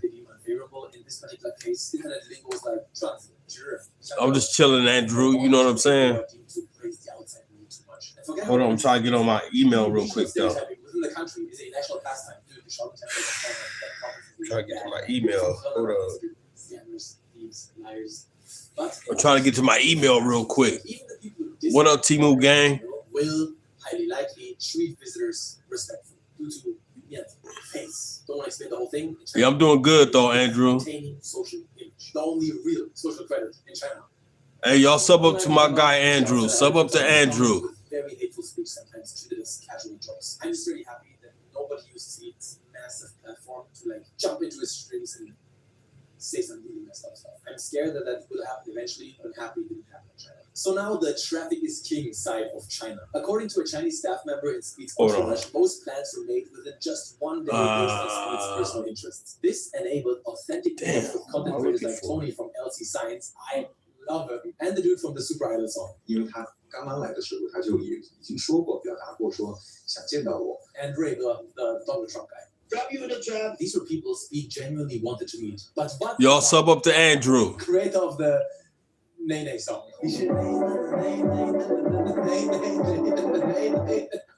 He's at a different level of fame in China and deeply entangled with Mango TV. Too much risk when interacting with Speed. You can see him playing it very safe, avoiding seeing the Nene part during his performance, showing respect and understanding of the context of the meme. Speed even noticed this and repeatedly told him to say it, bro, say it. I got you. Hey, Andrew, I got you. I got your email. I'm gonna send you one back. Let you know I got you. He tried his best during the corporate feast, hosting with officials and business executives, a cringe but authentic part of Chinese culture. That way, also tried to smooth over the moment when Speed asked for Uncle, who was running after the cars on foot. Oh, you left? He's tired. Oh, look tired. You never tired. No, I don't get you. Hey, Andrew, let me know if you got the email. Natural as interactions with less famous, less corporate aligned influencers. Like why? Let me know if you got it. So many stars that he doesn't know or should care about. But corporate partnership. Let me know if you got the email, Andrew. Let me know if you got it. I got you, player. Chinese media is increasingly disconnected from their audiences, chasing views without understanding how to build genuine connections. Traffic is king. 流量为王 is the mantra for companies. Okay, yeah, we're gonna collaborate on the video, Andrew. So what about Uncle? After the streams, his Rongshang bracelet became famous. Thank you, Detroit lady. Thank you, Detroit lady. Hey, Andrew, let me know if you got that email, man. 你对着真正的牌子在这里播，那还我授权你们卖的吗？对不对？不是这样子吗？所以我希望大家，第一不要用我的头像。 This is the local governor backing him up, promising to punish those who. All right, good. Okay, good. Yeah, in China, people will do anything for rules. So in China, it's anywhere basically. Content creation can be extremely lucrative. So I hope this video plays something. Good, because when I send your merch, man, I'm gonna hit you up and let you know when I sent it. And I legit think this has a positive impact for the future. Anyways, that's about it. See you. If you want to see a deep dive into Speed's visit to Shaolin and how accurate and authentic it was, check out this video. Detroit lady, you from Detroit?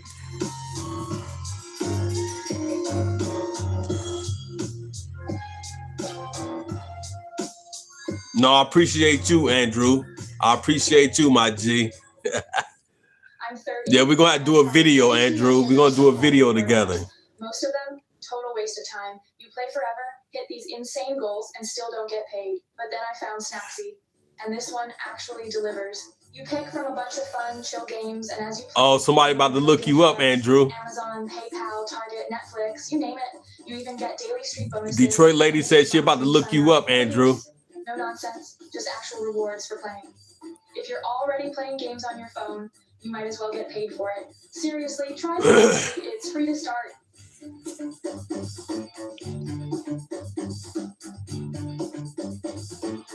Hey, Andrew. Yeah, I'm gonna get back in the club, but it kind of fucked me up a little bit, man. It kind of fucked my chat up. My chat just starting to come back. You feel me? The club kind of fucked my chat up. You know what I'm saying? They shadow banned me a little bit for that shit, dog. Off Woodward and Detroit. You're a woman or a man, Detroit lady? Is everything okay? I heard screeching.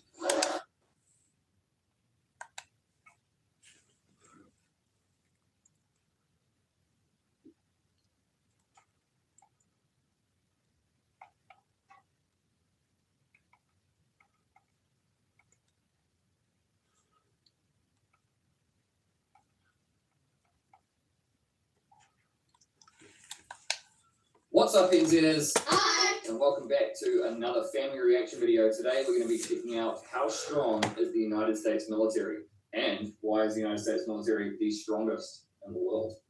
So I'm pretty sure this is probably going to be comparing it to a whole bunch of other nations around the world. So I don't think you guys are going to come close to New Zealand, but you know, maybe we'll see where you guys stack up against us. So should we check it out?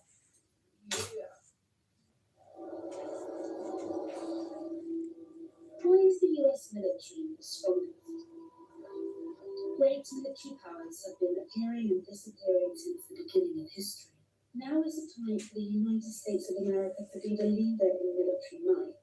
But what makes it so powerful? Will its power remain undisputed? Are there already signs of weakness?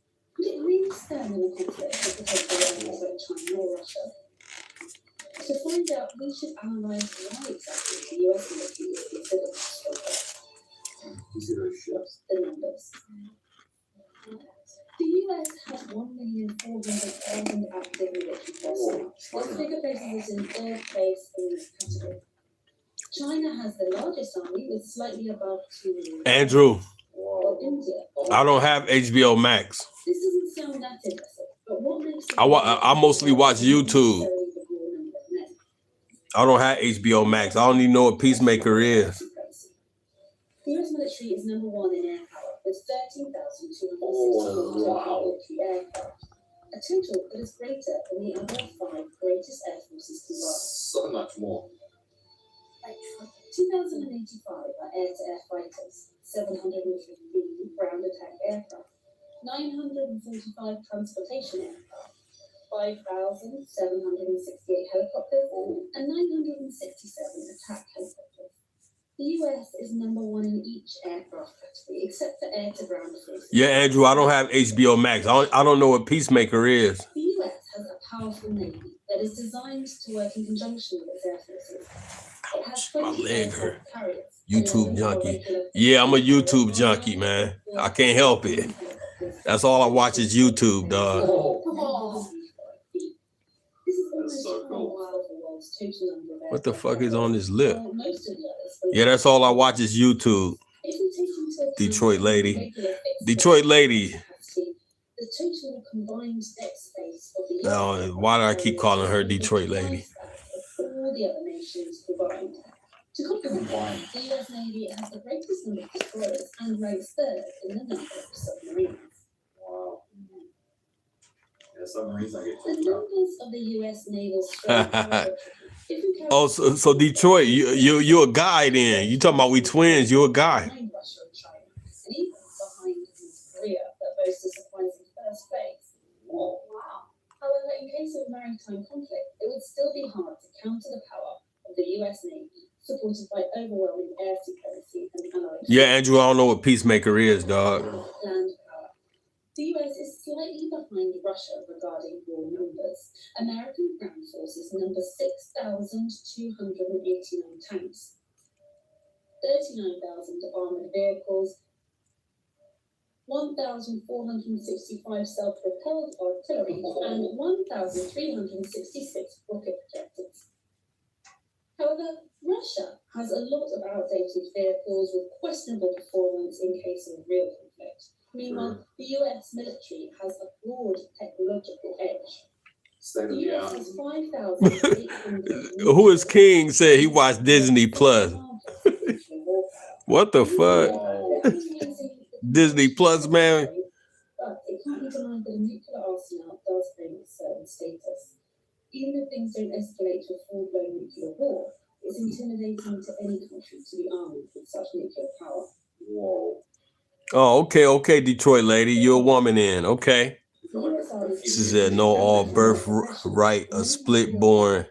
Split born? What Over the century, the US has been involved in military the hell? conflicts in Afghanistan, Iraq, Pakistan, The heck is a split born? Somalia, Libya, Uganda, and Who is King? Disney Plus. What is you? What? How old are you? Who is King? How old are you? Like 10, 15, 12? The equipment, military assets, and the technology used in combat have excellent quality. This is the defining reason why US casualties are usually fewer than those of their adversaries. 13. Oh shit. Got a 13-year-old in here. Size, technology, Damn. and experience are nothing if you can't reach the enemy.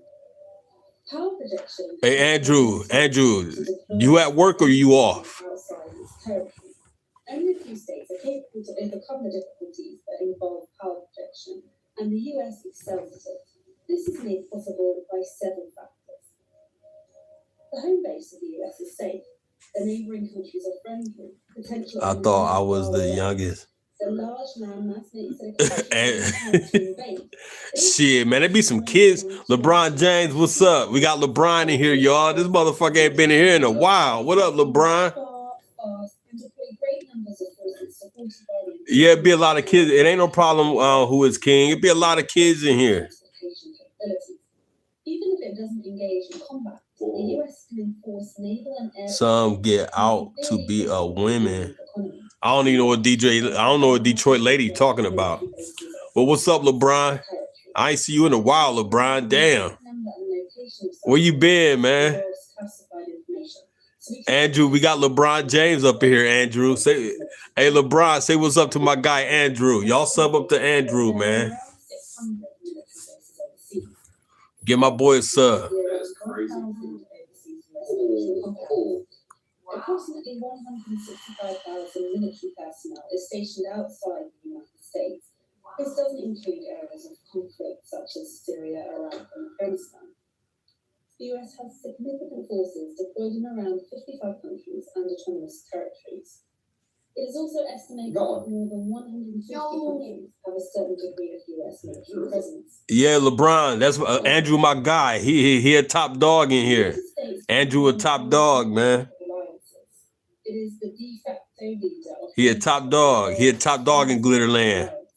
18 other countries. Yeah, that's LeBron James, man. LeBron up in his bitch. This list includes countries The king up in here, y'all. New Zealand, Japan, Yes.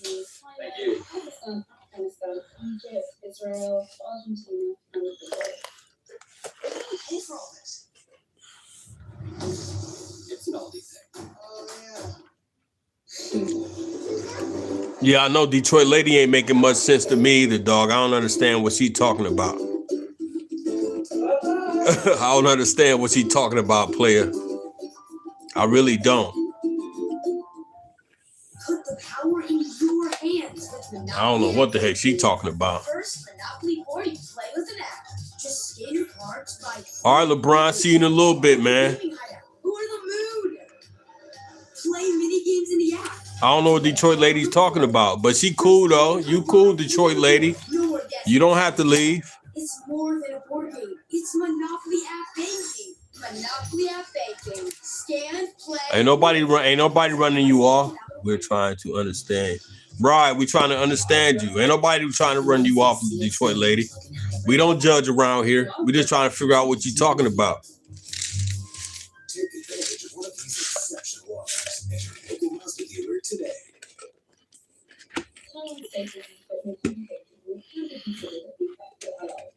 Some countries are not formal allies but have a strong strategic partnership with the US. One notable example is India, that participates in regular military drills together with US forces and some of its allies. Economy. Who is king? What you mean by I do? What do you mean by I do? Who is king? What you mean by that? Who is king? What you mean? Tell us what you mean. Who is king? Usually top producers of weaponry. Among the world's top 10 defense. I'm trying to see who is king talk with. Who is king talking about? Lockheed Martin is the biggest. It reported a revenue of almost $60 billion in 2019. That's close to Russia's entire. She must have got off. I don't understand what she was talking about either. In 2019, Some people on the internet, they too sensitive, man. They be getting too sensitive on here, dog. You know what I'm saying? They get sensitive and offended real quick. I don't know. The internet ain't for everybody. I don't know why people come on here and get offended and be sensitive. Chico Forte. Hit that like button, y'all. Hit the like button.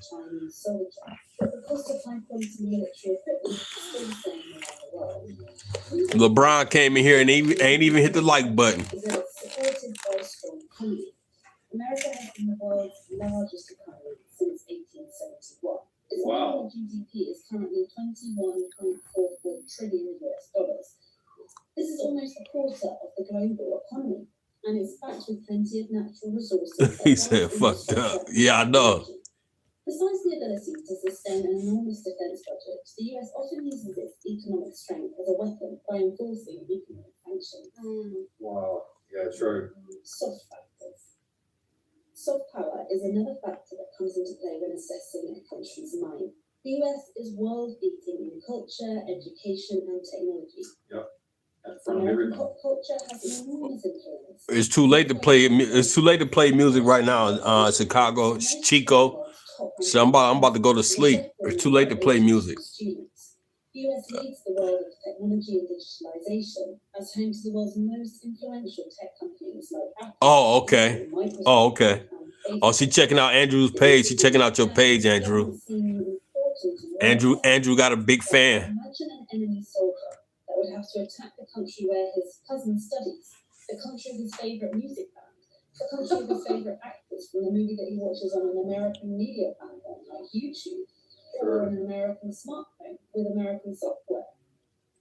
Finally, there is another critical aspect. It is called the will to fight. And this is the single most important factor. Patriotism. The will to fight is the disposition to engage in combat. The determination to keep fighting even when facing precarious odds, and finally to win. At an individual level, a soldier with a low will to fight will avoid engagement with the enemy and is likely to flee when things get tough. A battle is won when the enemy's will to fight is broken. Wars don't end when one military destroys the other.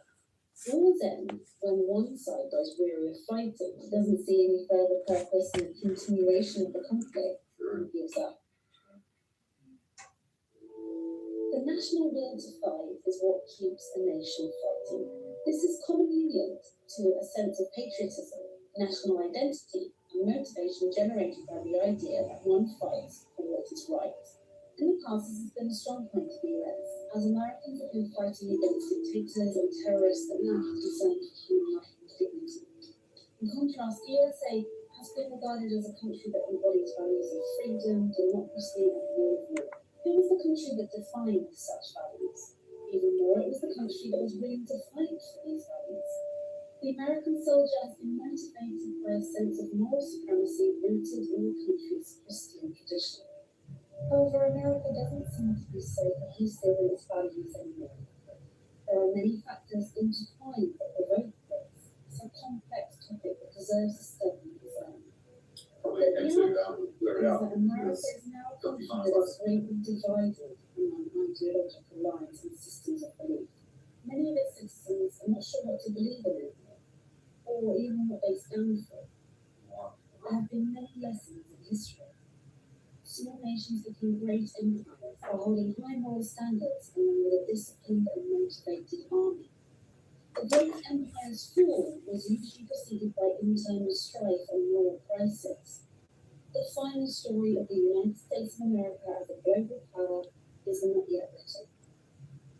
The nation's strength rests upon its citizens and their decisions. It's a matter of this great nation getting back its cohesion and moral compass. That is, if it wants to keep its status as the world's greatest superpower and defender of freedom. Wow, man, that's cool. I mean, like, that is insane. I've only got one question. We're still friends, right? Like, we're all good? It'll be a long Yeah, time. New Zealand and America, we're buddies, right? We're good at it. That was really interesting. Yeah. I learned a lot with that. That was crazy. Yeah. I was like, just the sheer size of some of those ships. So it's like a skyscraper, but Yeah. on the side Yeah. in the ocean. Yeah. Like, and they're so far ahead of any other country with them. Yeah. So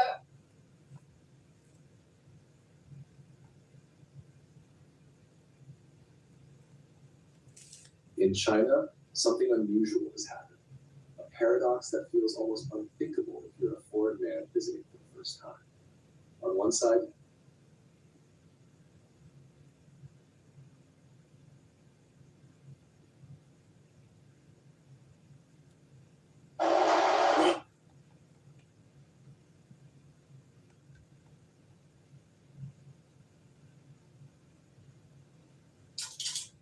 loading up a a gun, I'm already scared. Oh my god, I might not be gangster enough to listen to this shit. I live in a gated community, bro.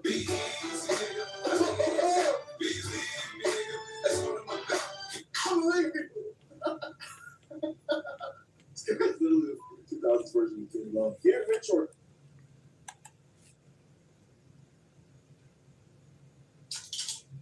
loading up a gun, I'm already scared. Oh my god, I might not be gangster enough to listen to this shit. I live in a gated community, bro.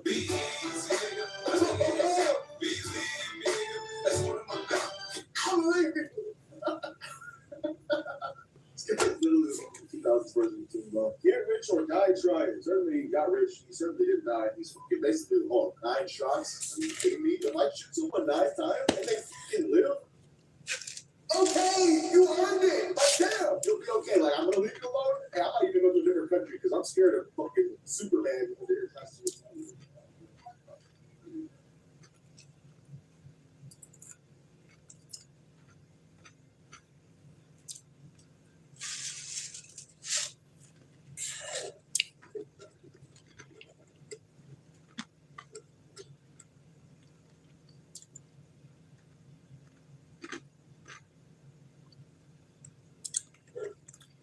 Andrew, she subscribed to the wrong person.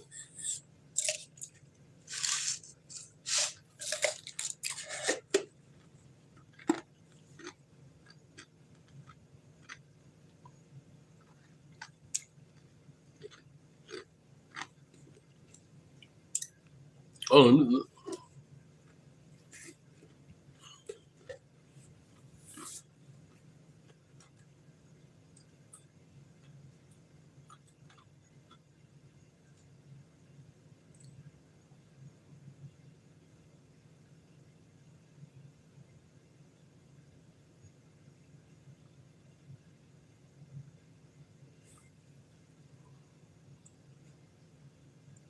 yeah, I'm eating ice. Who is king? Damn, who is king? You won't know everything I do, don't you?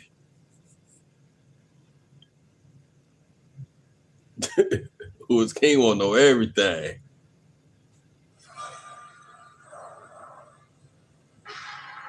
Who is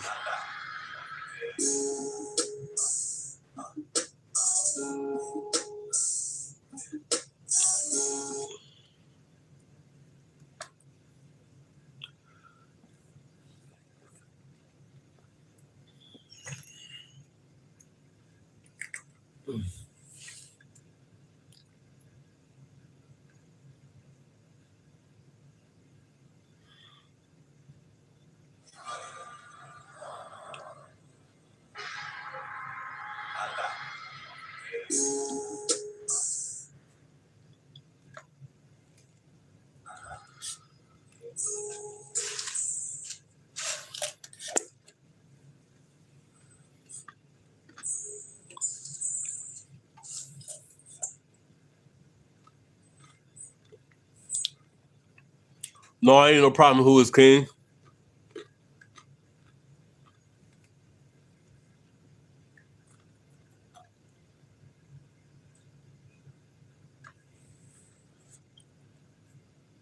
I can't do it. Oh shit! I ain't even subscribe. Hey, I just subscribed to you, Andrew. You got a new subscriber, player. You got a new subscriber.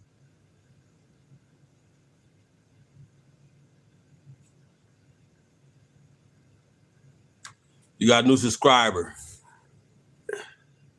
Everybody subscribe to Andrew. I just subscribed to you, Andrew.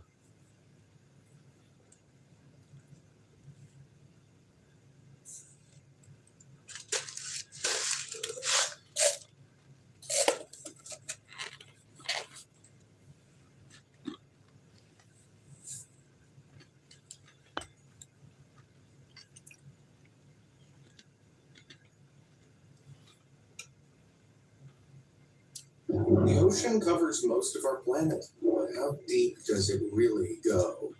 Up in my trusty submersible, and let's dive all the way down to its darkest depths.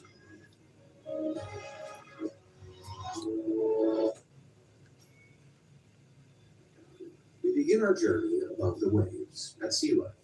Plunging into the water itself, we enter the epipelagic zone, which is sometimes also called the daylight zone, due to the amount of sunlight penetrating the water. Of course, lots of sunlight means lots. All right, good night, Andrew. I gotta get some sleep too. Good night, player. See you next go around.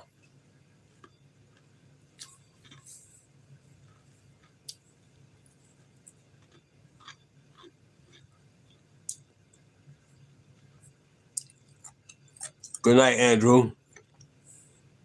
See you the next go around, player.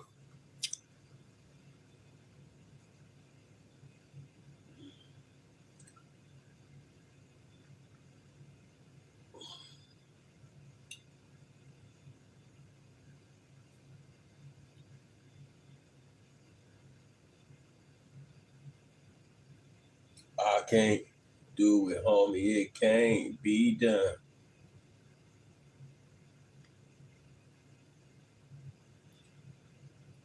This dude said, oh my God.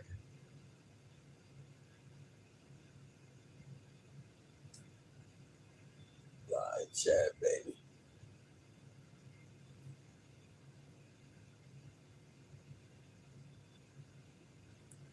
All right, Detroit lady. Have a good night. Have a good night, Detroit lady. Have a good night, y'all. Good night, y'all. Shit, I'm about to go to sleep too, man. I'm tired too. Shit.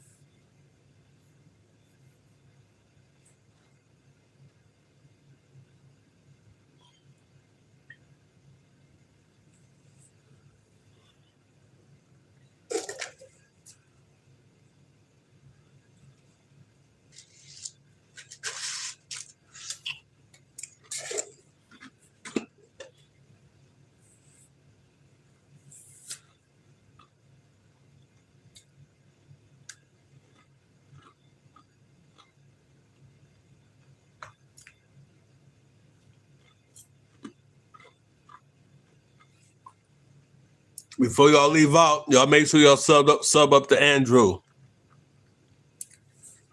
Click on his name and go to his channel and hit that sub. That's all it takes is one button. Hit that sub to Andrew.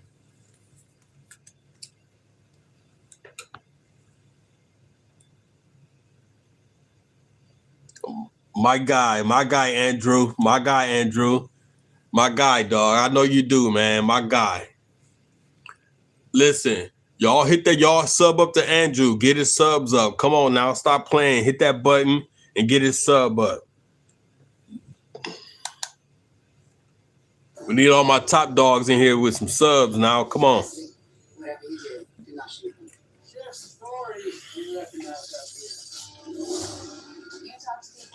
We need my real G's in here with some subs, y'all. Good looking, who is king? Good looking.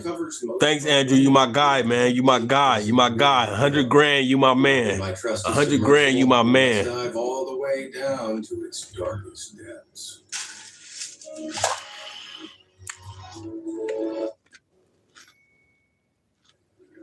We begin our journey above the waves at sea level, plunging into the water itself. I'm about to go to sleep on stream. Epipelagic zone, which is sometimes also called the daylight zone, due to the amount of sunlight penetrating the water. Of course, lots of sunlight means lots of green. Around 130 feet beneath the surface, I'm about to go to kelp forests. I'm about to go to sleep on stream, Andrew. Jungles don't just provide food and shelter for all sorts of marine life, but they're also responsible for 70% of all the oxygen on Earth. Venturing just 20 feet deeper, we reach the perfect environment for coral to thrive. While corals may look like rocky vegetation, they're actually a type of animal closely related to jellyfish. An estimated 500 billion corals worldwide create colorful reefs that many shallow-dwelling fish call home, such as the clownfish and butterfly fish. The shallowness of these waters can make them dangerous, however. Diving predators like birds, seals, and even polar bears can reach here. So many fish only swim here to feed before venturing into deeper waters. Fish like tuna, herring, and mackerel tend to spend a lot of time in the epipelagic. Coincidentally, these are all fish we tend to eat. By the around 200 feet down, we meet the king crab. These little pinchers live at the perfect depth to be scooped up not only by humans, but also halibut, octopuses, and even sea otters. Sorry, guys. Try being less tasty. Sinking to around 260 feet, we may spot the unusual little crustaceans that flap their appendages in order to swim underwater. Despite this extra mobility, these little guys stick within a few hundred feet of their homes. 300 feet below the surface lies the wreckage of the HMS Britannic. This was the Titanic's sister ship, which sank 4 miles off the coast of the Isle of Key in 1916, just 3 years after the Titanic. Yes, sinking runs in the family. Of the two, the Britannic is by far the better preserved wreck, with the 53,200-ton ship lasting over 100 years. It's also shallow enough to visit if you scuba. In fact, many shipwrecks never make it past the epipelagic zone, often getting caught on rocks or resting on shallow seabeds. At 450 feet down below, we reach the average depth of a sea lion dive, though they can plummet as low as 900 feet down. Still, this average dive is about as deep as the Great Pyramids are tall. Damn. A little over 500 feet down, we reach the favored depth of the iconic green sea turtle. These majestic creatures call the lower levels of the epipelagic zone their home. Though, like many sea creatures, they can dive much deeper if they feel it. If they do, they may pass the unusual oarfish, which lives around 600 feet down. Damn. These legendary silvery fish have long, flat, snake-like bodies. As you can see, they reach impressive lengths, the longest on record being 36 feet from head to tail. Damn. Like many large ocean creatures, however, they live off krill and plankton and dwell at depths as deep as the Space Needle is tall. And if you're enjoying our dive so far, why not consider taking back the souvenir? Now don't worry, it won't be wet. Introducing the Be Amazed Deep Sea Poster. This gorgeous piece is 22 by 34 inches and looks great hanging on any wall. This beautifully illustrated poster depicts our journey into the deep blue. You happy who is king? Landmarks and creatures along the way. Man, everything's on here. There's a fishing polar bear, a cruising colossal squid, an eerie ghost. Who's king? Who is king said I'm happy. Even lets you know what depths everything can be found at, along with the different ocean zones. Head on over to the official Be Amazed store to pick up your poster today. The link is in the description, or you can scan the QR code currently on the screen. Now, where were we? We're going to travel to much greater fathoms, however, as we move into the Mesopelagic zone, also known as the Twilight Zone. This area of ocean extends from 650 to 3,300 feet below sea level, and earned its nickname due to the fact that it slowly transitions from bright to dim waters, becoming dramatically darker the deeper we plunge. The Mesopelagic is also the liveliest area of the ocean. Nearly 90% of marine life, measured by weight at least, call this home. And of course, one of its first denizens we're going to meet is the great white shark. These apex predators usually lurk around 650 feet below the surface, can swim up to 25 miles per hour, and can smell a bleeding creature 3 miles away. If they want to, they can migrate as deep as 3,900 feet below the surface. Damn. You know, just in case you thought it was safer to go deeper for some reason. At 831 feet, we pass the deepest point a human-free diver has reached. This record, set by Herbert Nitsch, was achieved without any oxygen tanks, and so required the use of a ground-breaking torpedo apparatus to quickly deliver him to that depth. This gave him enough time to make it back to the surface, still holding his breath, while battling against 25 atmospheres of pressure. At this depth, the pressure practically affects any cavities in the body, such as lungs, eardrums, and sinuses. 980 feet down, we reach the maximum dive of the common dolphin, though, as we'll discover, other cetaceans can dive much, much lower. At 1,089 feet beneath the surface, which is deeper than the Eiffel Tower is tall, we arrive at the deepest point a human has reached while diving. This was accomplished in 2014 by Ahmed Gabr, who managed this with the help of a team of support divers. All right, have a good night, Who Is King. It was good to have you, man. Good night. This was because Gabr could not reliably carry the multiple oxygen tanks necessary for the round trip. Another human milestone was reached at 1,300 feet, the depth of the very first bathysphere plunge. Designed back in 1930, this bathysphere was a 4,500-pound hollow steel ball, some 5 feet in diameter, which was raised and lowered from a ship by a cable. It was designed by zoologist William Bede and engineer Otis Barton, and while cramped and difficult to operate, the two men journeyed deeper than any humans had ever traveled before. 1,453 feet down, we're at a depth equal to the height of the Empire State Building. As we move deeper into the ocean, light energy is scattered and absorbed by water molecules, meaning it gets darker the deeper you descend. Creatures past here tend to develop larger and larger eyes, like the big-eyed tuna. These eyes are designed to soak up as much of the sparse light as possible in the murky depths. 1,850 feet below the surface, we meet an unexpected visitor, the emperor penguin. Shockingly, these birds often dive this deep looking for fish. Far more graceful in the water than on the surface, these birds can swim as fast as 8.9 miles per hour, over 5 times their land speed. This means the birds can dive deeper much quicker, reaching depths that are greater than the height of any of the buildings in the New York skyline. At 1,950 feet down, we meet this thing. The sunfish, as it's known, can grow to be 10 feet long, 13 feet tall from fin to fin, and weigh as much as 5,000 pounds. Damn. However, they lack any air bladder, which is the organ that allows many fish to rise vertically in the water. The sunfish's poor control, massive body, and general helplessness has led some mean marine biologists to debate how they even evolved to this point. Talk about a freak of nature. Now, if you're afraid of spiders or crabs, look away now. Around 2,000 feet down, we meet the spider crab, and it's one creepy crustacean. Though the Japanese spider crab's carapace is only 12 inches, its long leg span can reach a gargantuan 12 feet.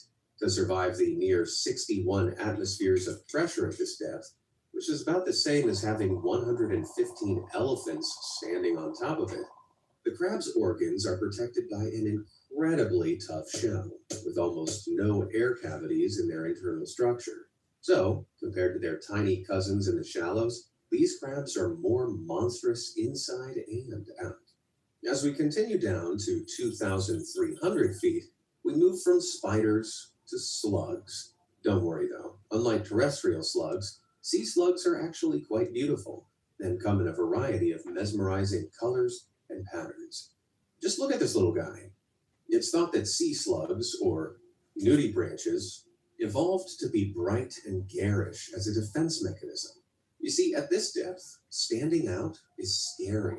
Most predators think if something isn't trying to hide, it must be because it's dangerous or toxic. 3,000 feet down, we reach the lower domain of the monkfish. These unusual flat predators lie motionless on the ocean floor, waiting to pounce on prey attracted to their dangling antennas. Animals as diverse as ducks and even sea otters have been found in the bellies of these gluttonous creatures. Despite their pretty ugly appearance and ability to live fairly deep in the ocean, their sweet and firm meat is considered good eating throughout Europe and Asia. At this point, we're at a level deeper than the Burj Khalifa is tall. Burj Khalifa. That's the tallest building in the world. While it may be hard to believe, we're still a long way from the bottom. In fact, let me know in the comments below when you think we've reached the average depth of the ocean. Damn. The answer might surprise you. Lurking beneath that inverted skyscraper at around 3,300 feet below sea level swims the mysterious colossal squid. These legendary leviathans can weigh up to 1,200 pounds, with the longest on record measuring at a whopping 46 feet. Even today, shockingly few of these creatures have been discovered alive, with most of our knowledge of them coming from dissected corpses. The colossal squid perfectly represents the phenomenon of deep-sea gigantism, the tendency for marine invertebrates to grow ever larger the deeper down you go. Why this happens is something of a mystery, but researchers have suggested that due to lower temperatures of these depths, which rarely reach more than 4 degrees Fahrenheit, an organism's metabolism is much slower, allowing them to live longer and grow larger.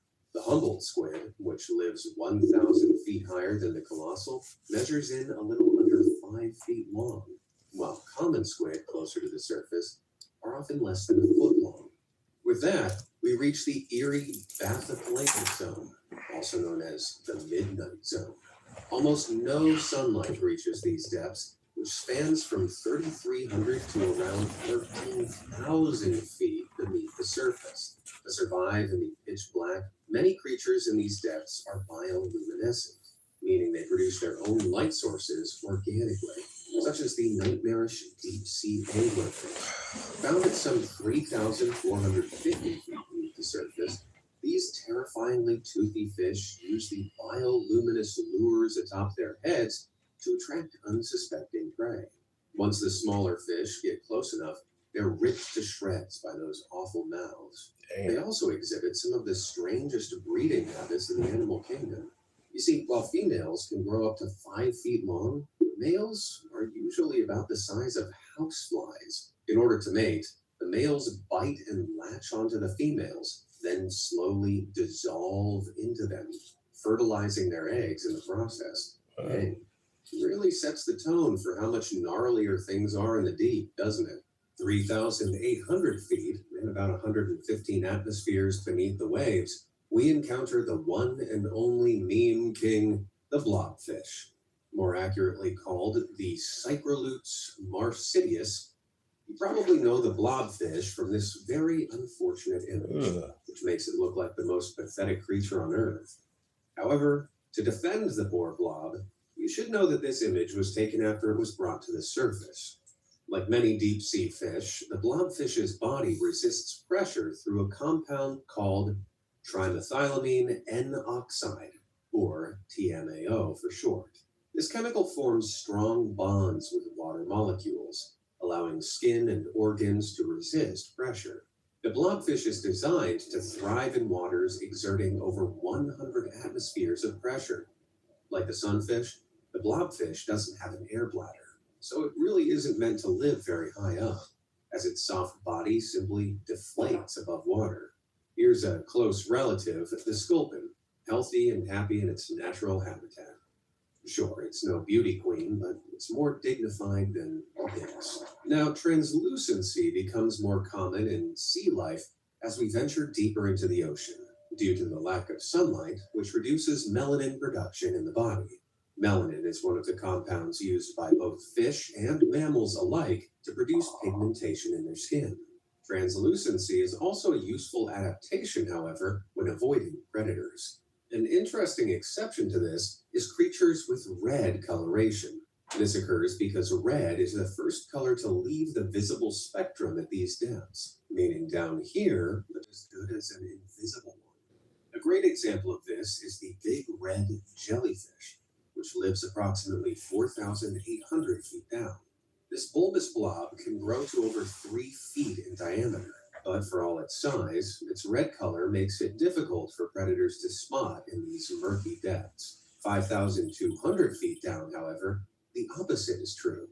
Here swims the charming glass squid, whose body is almost completely see-through.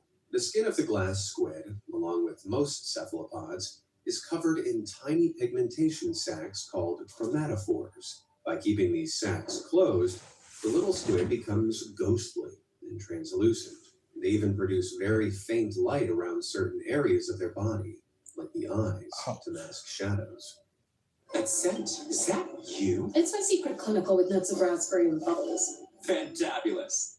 Here's a game changer on how to make money on your own time. I recently just started driving with Uber, and these are 3 things that surprised me. First, I bet you did. Plummeting down to around 5,700 feet, we pass the migratory six-gill shark, heading in the opposite direction. These odd sharks are unique in that they have a pretty strict routine. During the daytime, they can be found in the bathypelagic zone. At night, however, they drift upwards to hunt in waters as shallow as 300 feet. It's theorized the sharks do this because they prefer cooler temperatures. So, as the sun goes down and the shallows cool, they migrate there to hunt. When those waters begin to warm up, they sink back down into the depths, where they digest and conserve energy. They're more disciplined than me. Approximately 6,000 feet down, brilliant displays of color still float through the dark. This miraculous creature is the Holygreff's marcy, dubbed the firework jellyfish due to its spectacular bioluminescence. Little is known about this mysterious creature, which stands in stark contrast to jellies found in shallower waters. What we do know is that it's never been seen above 4,000 feet. Still, this enigmatic creature is a cool reminder that even bizarre creatures like jellyfish can become more alien the deeper we go.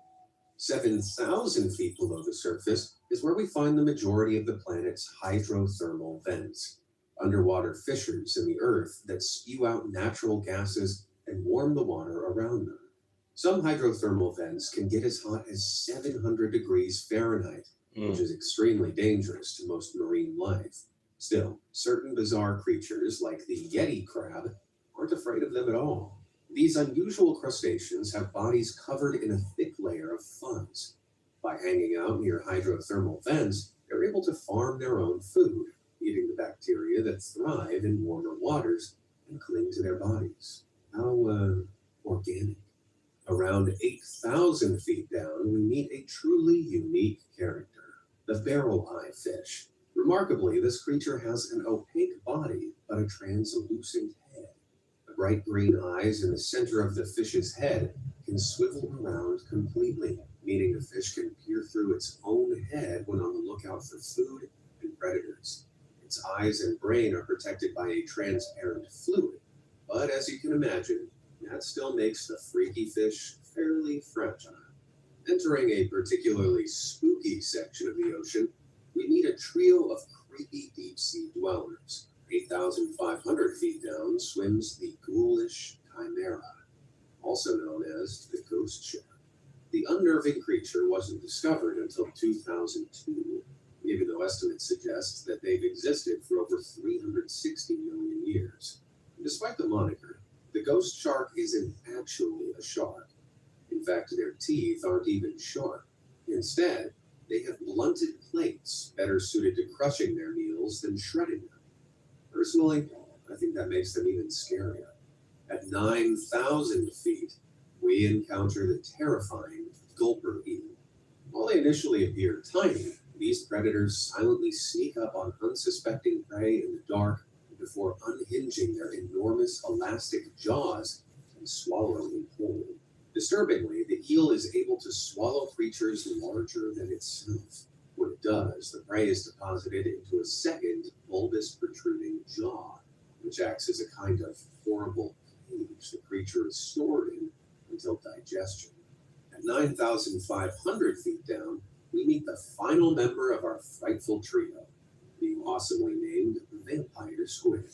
This cephalopod has remained virtually unchanged for over 300 million years. On the tip of each of its deep red tentacles is an organ that produces a pale blue light, making it quite the striking animal. It was recently discovered the vampire squid primarily feeds on something called ocean snow, though it's not quite as whimsical as the name suggests. Ocean snow is the name given to dead organic tissue that drifts from the upper waters down into these depths, meaning the vampire squid likely scavenges on the remains of creatures it has never even seen. 9,800 feet below the surface of the waves, we reach the deepest point most mammals can dive, like the beaked whale.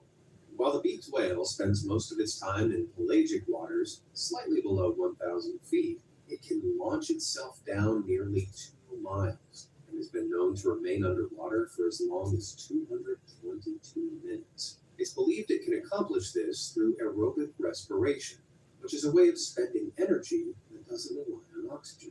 Man, I have access to plenty of oxygen, and I can still barely expend energy. At 10,000 feet, we reach the maximum depth of a sperm whale's dive. These beautiful colossi hold their breath for upwards of 45 minutes and swim up to 28 miles per hour. Consider the fact that these creatures can weigh up to 88 tons, but can still go from these depths 3 times the length of the Empire State Building to breaching the surface in a matter of minutes. How? Their bodies are more flexible, with their ribs bound by loose, bendable cartilage, which allows the rib cage to collapse at pressures that would easily snap a human's bones. These whales' lungs can also collapse safely under pressure, keeping them from rupturing, allowing them to hunt squid that thrive at these depths. Let's shoot all the way down to 12,099 feet. Remember that guessing game I asked you to play earlier? Well, if you can believe it, we've only just reached the average depth of the ocean. For context, this is as deep as the entire Hollywood Walk of Fame straight down. Crazy to think we've only reached the average depth, isn't it? We haven't even reached the trenches yet. Finally, near the bottom of the bathypelagic zone, at 12,500 feet below sea level, we reach the wreck of the Titanic, undisturbed for over 110 years. This behemoth of a ship weighed 52,310 tons and was deemed unsinkable by its makers, White Star Lines. As we all know, however, that sadly wasn't true. On the 14th of April, 1912, the Titanic struck an iceberg and sank. It plummeted all the way down to these icy depths. Of the 2,240 passengers on board, only 706 survived. Very few of those that perished, however, would have made it all the way to the ship's final lonely resting place, as the natural buoyancy of the human body is much greater than that of 52,000 tons of metal. And if you can believe it, we still have much deeper to go. Beyond even the resting Titanic, we sink deeper still, starting at 13,124 feet, almost 3 miles down. We reach the abyssopelagic zone. Imagine the entire Daytona International Speedway laid out straight and heading straight down, and you have an idea of where these waters begin. Journeying through the abyssopelagic, you would not only experience over 400 atmospheres of pressure, but also freezing cold waters and absolutely no light whatsoever. However, despite these near unlivable conditions, life still finds a way. I wouldn't blame you for imagining the creatures living in these waters to be hideous monsters. But our first visitor is actually pretty cute. Somewhere around 14,000 feet down, we meet the adorable Dumbo octopus. These creatures are named for the 2 fins near the top of their head, which they can flap in order to aid their swimming. Not unlike how Dumbo the elephant flaps his ears to fly. They need the extra mobility too. Dumbo octopuses lack the ink sacs of many other octopods. This is because the reason most creatures make ink is to obscure themselves as they flee from predators. And the abyssopelagic zone is already so dark that ink wouldn't help. 15,000 feet down, the whimsical sea pig flutters by. These strange worm-like creatures almost defy categorization. Though they're technically sea cucumbers, they've evolved the ability to flap each of their wiggly bodies to soar through the water. Oh, and don't try to eat one.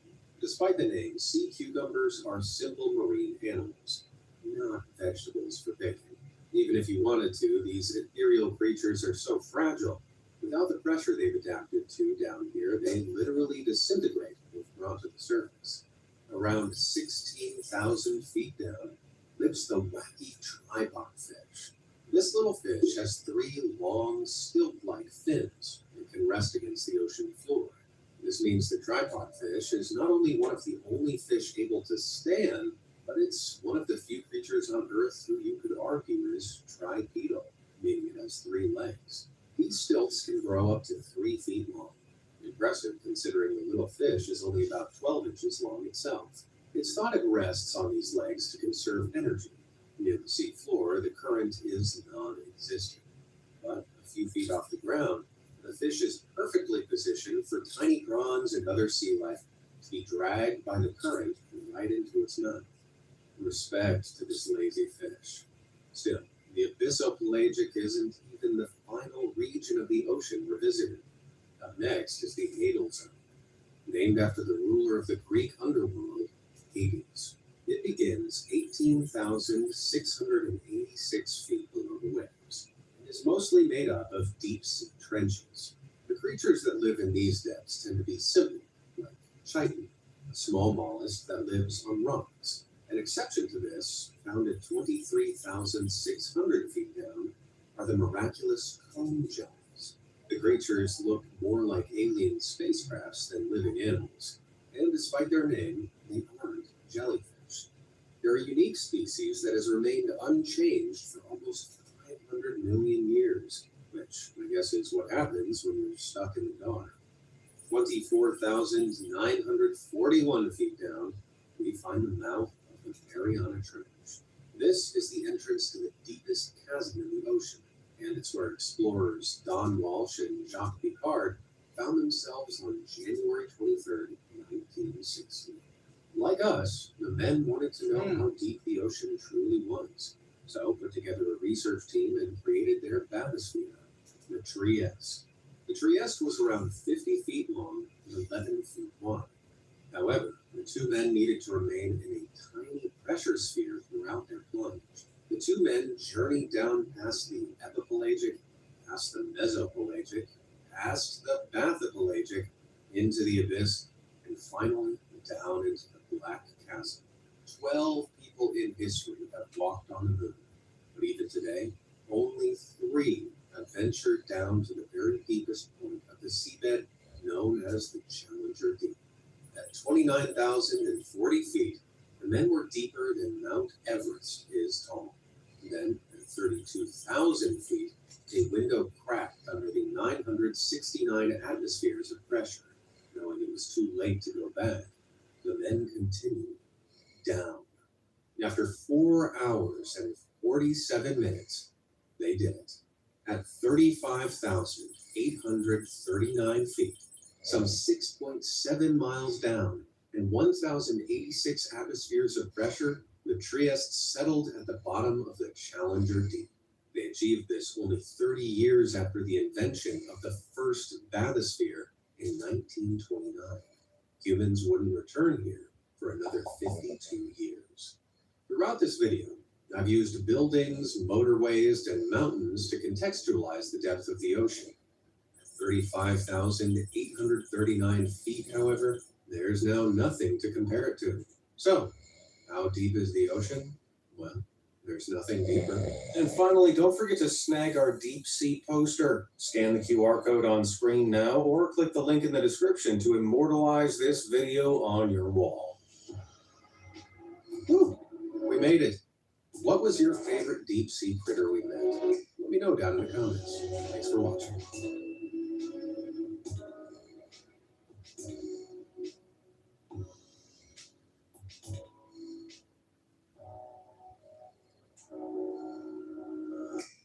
I'm Bryson DeChambeau, captain of Crushers GC. Technology is changing the way people play sport, and I'm always looking for a way to up my game. AI, data learning, machine learning have been incredibly instrumental in helping me understand all the positions of my golf swing, the metrics, the biomechanics that are working that allow me to make decisions on what I need to improve on.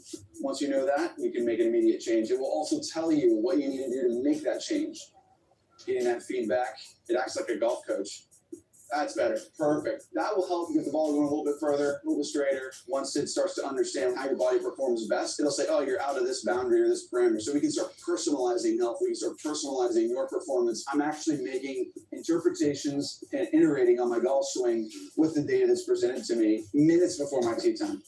So that's what I think AI can do a brilliant job of is personalizing your health, your golf swing, your life. Hi, we're the Flynn family. For the lowest price on tires, just drive in any Flynn's Tire and Auto Service. Or you can just call us.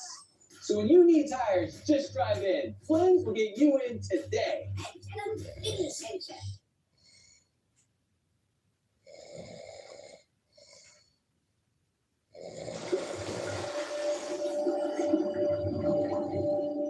Beneath the waves lives a mysterious creature, older than the dinosaurs.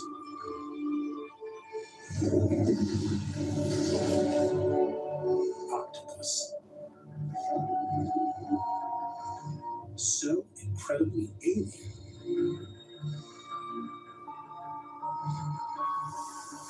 changing color in an instant, shape-shifting into almost anything. They are the planet's true masters of disguise. Now we're discovering they're one of the most intelligent beings on the planet. 2 years immersed in their world reveals they use tools. I felt completely shocked at the level of sophistication that I was witnessing. Think creatively. Communicate with other species. And maybe even dream. I wonder sometimes if the octopuses are dreaming about me, wondering what I am, who I am. We're just beginning to understand what they have to tell us. I have just had a conversation with an octopus.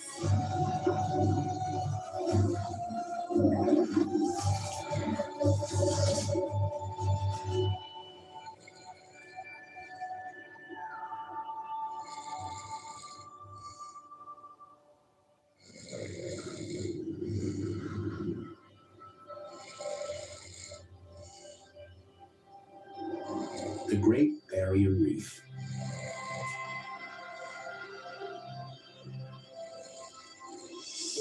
The biggest coral structure on the planet. Over 1,200 miles long. And home to 9,000 different species.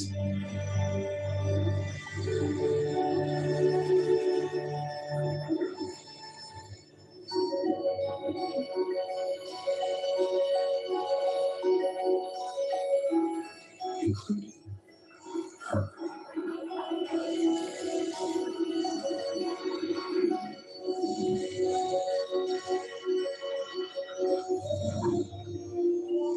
The day octopus. Octopus are so alien, it's hard to know what you're looking at. She and the 300 other species share some similar quirks. The siphon that propels her through water. The soft, boneless body conceals a razor-sharp beak for crushing fish and crabs. 2 bulbous eyes sit above a big, powerful brain that's capable of something extraordinary. She can transform the color, shape, and texture of her body in a fraction of a second.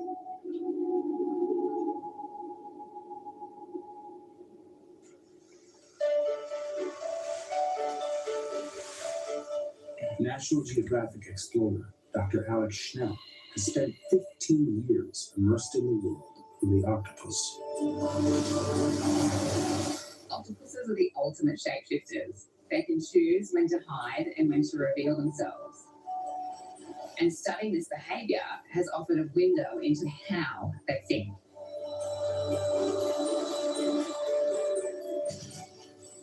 Every dive brings her closer to these elusive animals.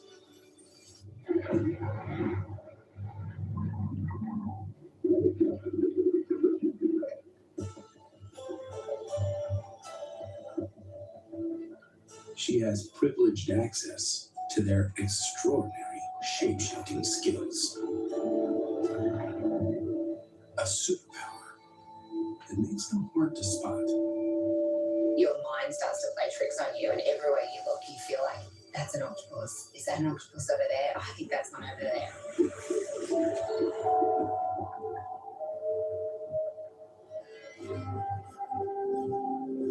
The minute you kind of give up and you're like, okay, I'm not going to look anymore, something that you think is a piece of algae or a piece of coral suddenly moves.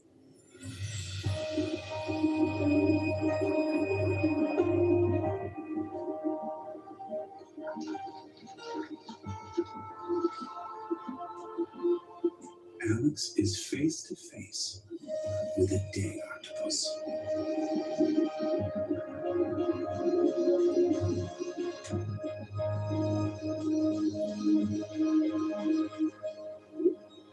The octopus sizes Alex up. She's not really sure about me at the beginning, but we're eye to eye.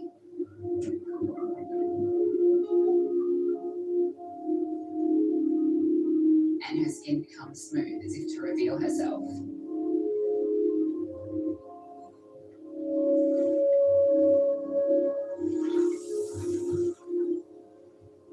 She becomes so relaxed that she starts to clean herself.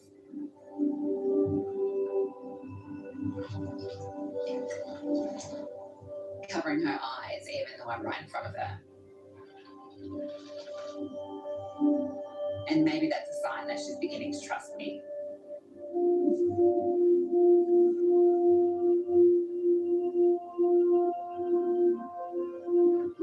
When she reached out her arm and put her suckers on my hand, it just felt like a life-changing moment.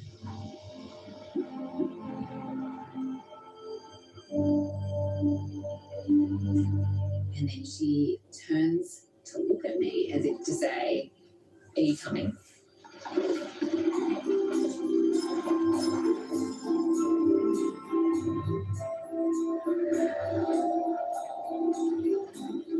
She allows Alex to follow her as she cruises along the coral.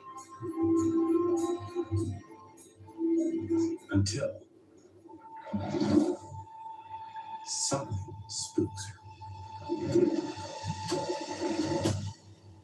Reef sharks, 10 times her size. No way she can outswim these dangerous predators.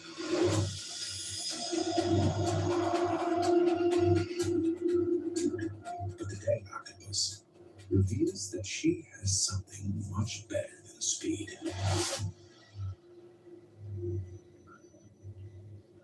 Invisibility.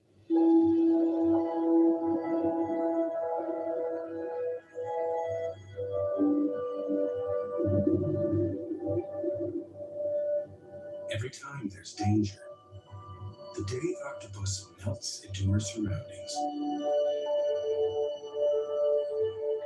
One of the things that makes octopus so amazing is that their brain is connected directly to muscles in their skin. And these muscles are connected to about 20 million sacs of different coloured pigments. By stretching and relaxing each of the tiny sacs, the octopus can produce an endless array of patterns and colours.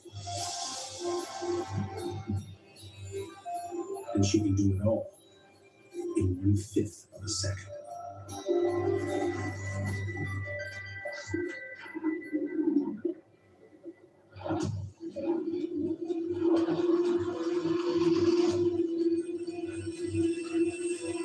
The perfect disguise.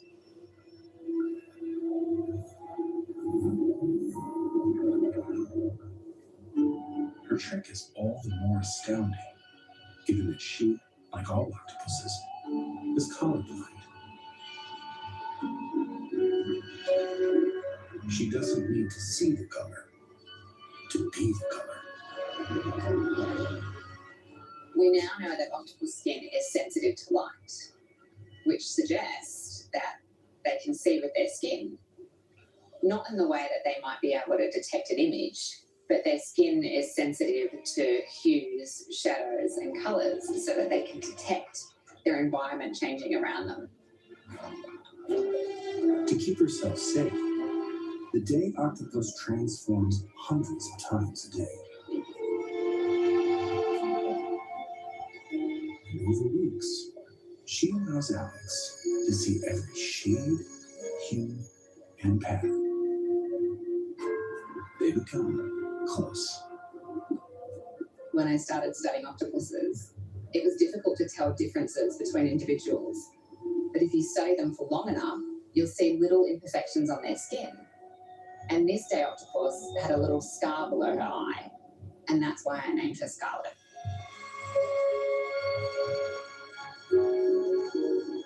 Time with Scarlet shows Alex that color changing is only half of her skill set.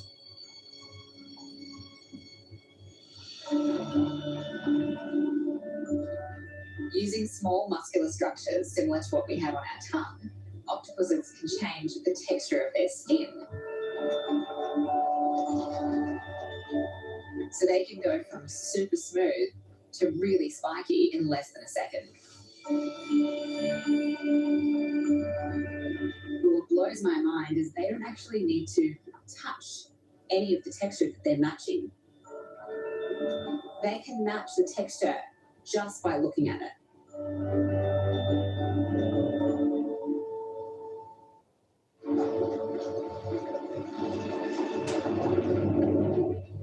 It's getting late, which means more predators. The crevice in the corner is a safe den for the night. So unfazed now by Alex's presence, Scarlet's happy to drift off to sleep.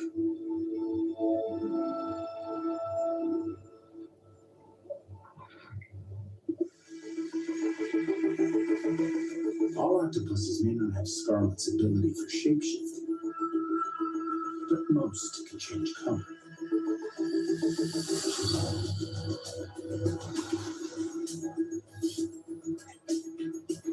And for some, survival depends not on blending in, but standing out.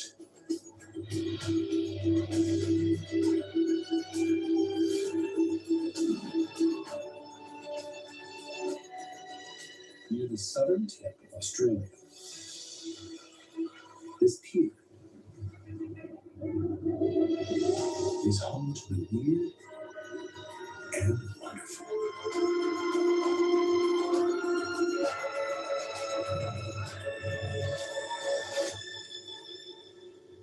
As well as one of the deadliest animals on Earth. But unlike the day octopus, she comes out when the sun goes down. This is a female blue-ringed octopus. A mom to be. She's small, the size of a golf ball. She can blend into the background if she wants to, but it's not really her style.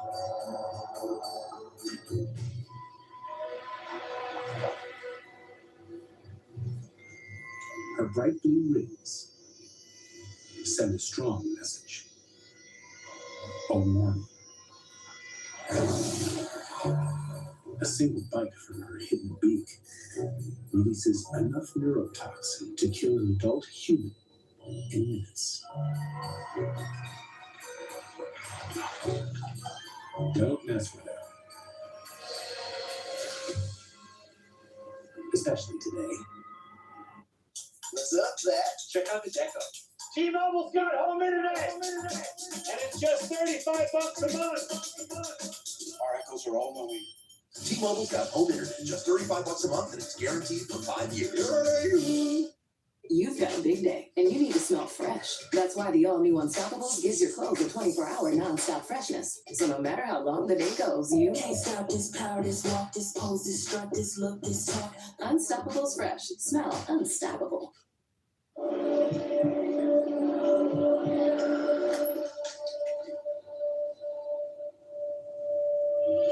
Smiling first can help someone find the courage to do the same.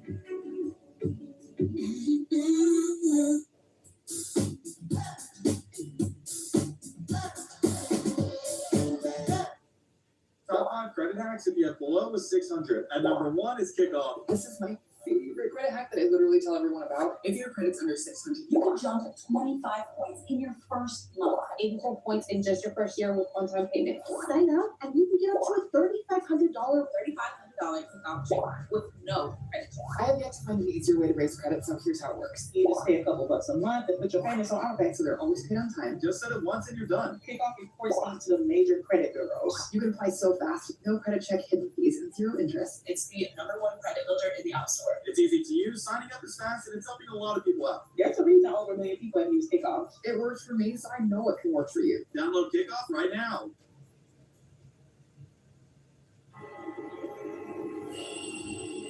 She's ready to lay her eggs. But it's getting darker. Bringing out the reef's big boys.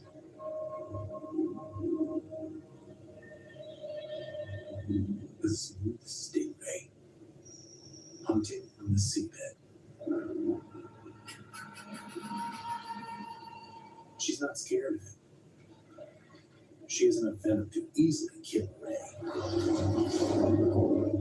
the growing darkness is more of a problem. In the gloom, the octopus's blue rings lose their vibrancy. If the ray attacks, death to them both. So she does something that only blue-ringed octopus can do.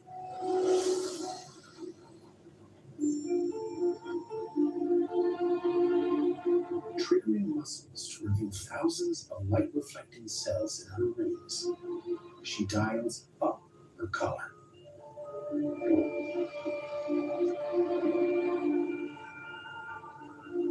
While also upping the contrast by darkening the skin around them.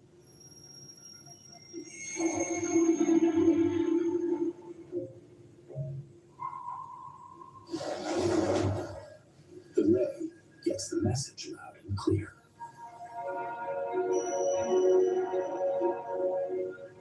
This is one of the brightest warning displays of any animal on Earth. Now she can concentrate on laying her eggs.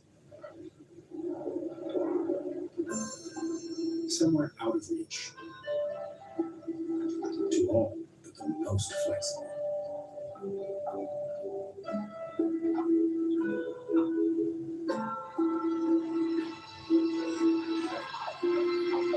Those babies have one killer.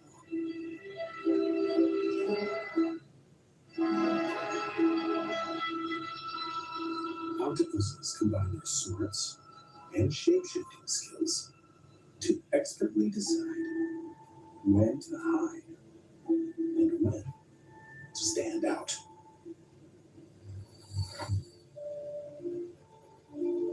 But some use this alien-like superpower in other ways. Something Dr. Alex Schnell wants to witness. Now that she is deemed of trust, Alex hopes Scarlet will allow her and colleague Dr. Roger Hanley, a world expert in octopus camouflage, to watch her hunt. There's not another animal group on the earth that can change as fast with as much diversity. He knows day octopus are extraordinary. I call this one the king of camouflage. Or in this case, the queen.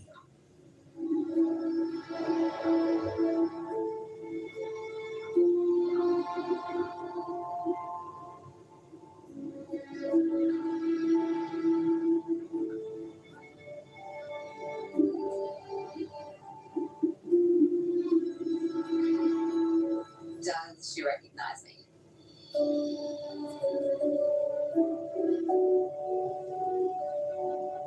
My emotions and my heart say yes.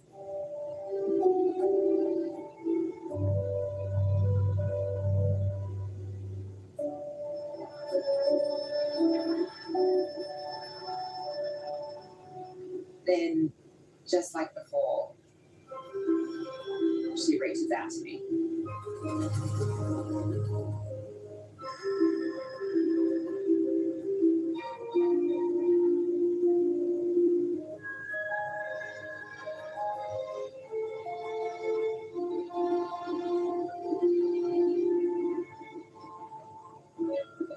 It seems Roger has been accepted too.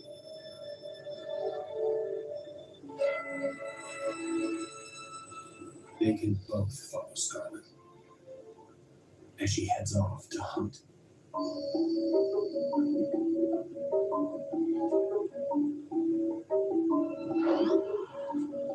Small fish and crabs are her favorite.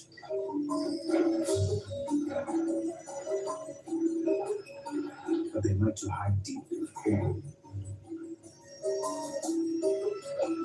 Not a problem when your 8 arms can delve into the tiniest openings.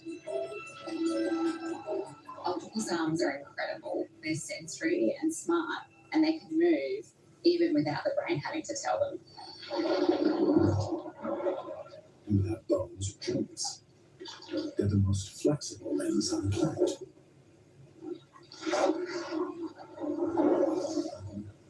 They can lengthen, shorten, and bend in any direction. Her large brain acts as a control center for further brain-like structures found in each of her sucker-lined arms. An octopus have 200 suckers on each arm, and each sucker is so sensitive, it's like having a fingertip, nose, and a tongue all in one. Imagine how sensitive the world would be to an octopus.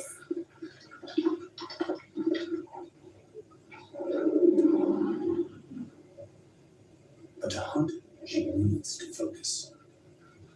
Scarlet must concentrate on her prey. Not become it.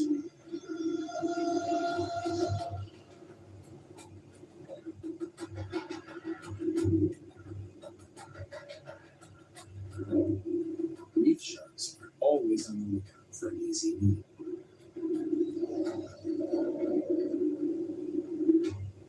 This time, Scarlet uses her talents not to blend in, but to confuse.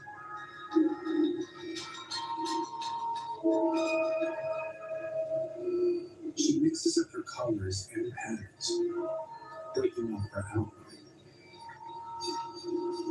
It's called disruptive coloration. She can change her appearance more than 170 times every hour.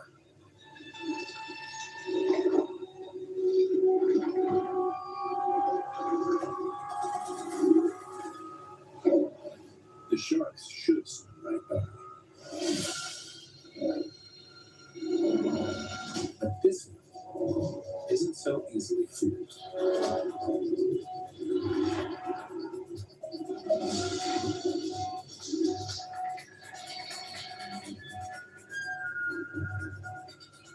She's got one last trick. And she's not the best till last.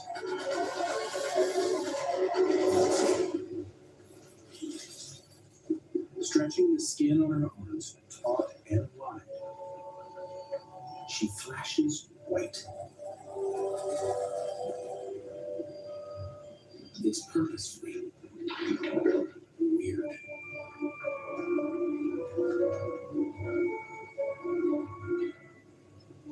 That flash is meant to make a predator hesitate to say, is that what I want to eat or not? This is a thinking, cogitating animal. It's making decisions every moment of the way. I really find that extraordinary.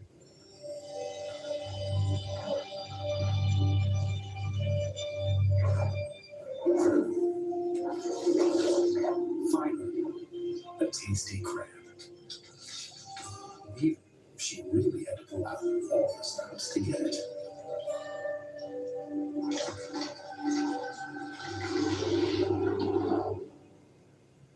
Day octopus are masterful shapeshifters. But they have a cousin who uses its intelligence to take these skills to the next level. By creating the ultimate deception.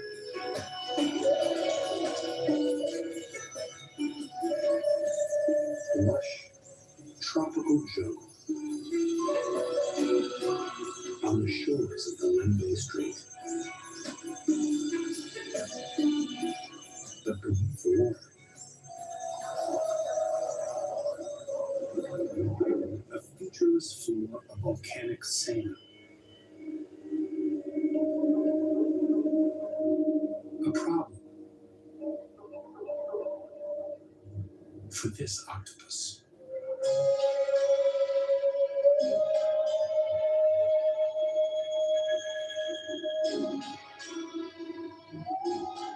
There's nowhere to hide.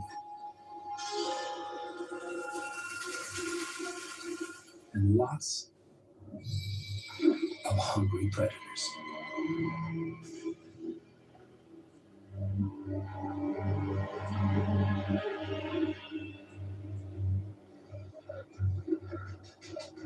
This flounder will rip the arm of an unfortunate octopus.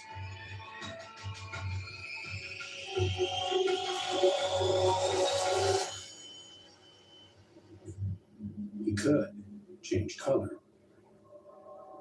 But in this exposed spot, it might not be enough. Time for some next level shapeshifting.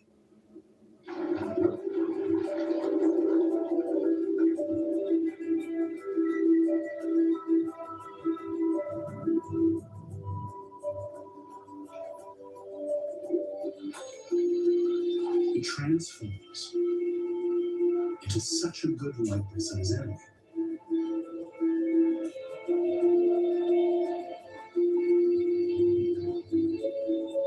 He fools even a real flounder.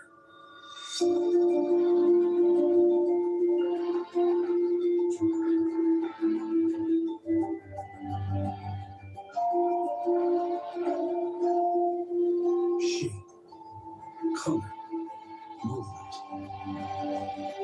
An impersonation so good, it's earned him his name. The Mimic.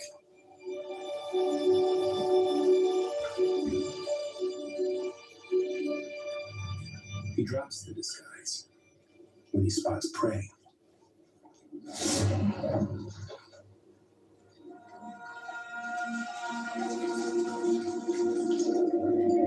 Food's hard to find here, unless you're a mimic. But the quest for his next meal has brought him into someone else's territory. Damselfish. They hate strangers invading their space.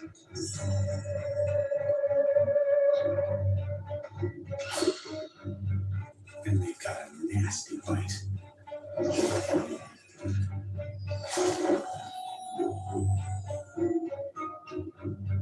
So the mimic transforms into the one thing they won't mess with.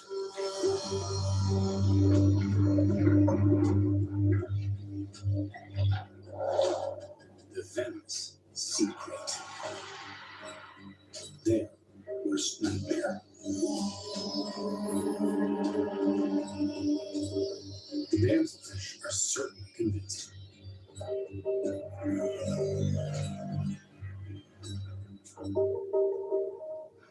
An Oscar-worthy performance. But he's still hungry. Patches of coral can be a good place to find food.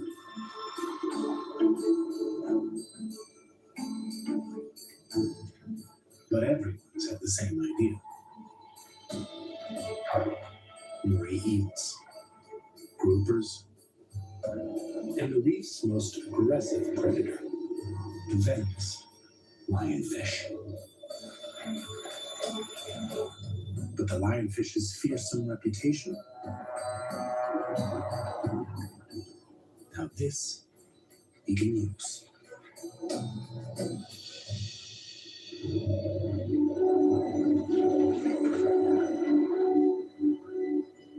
By adopting the fish's distinctive shape and pattern, the mimic wards off other predators.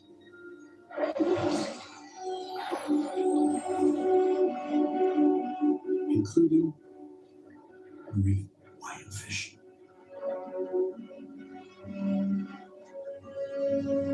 While he may not look exactly like a lionfish to us, it's how he appears to other animals that counts. The patch of coral is now his to hunt.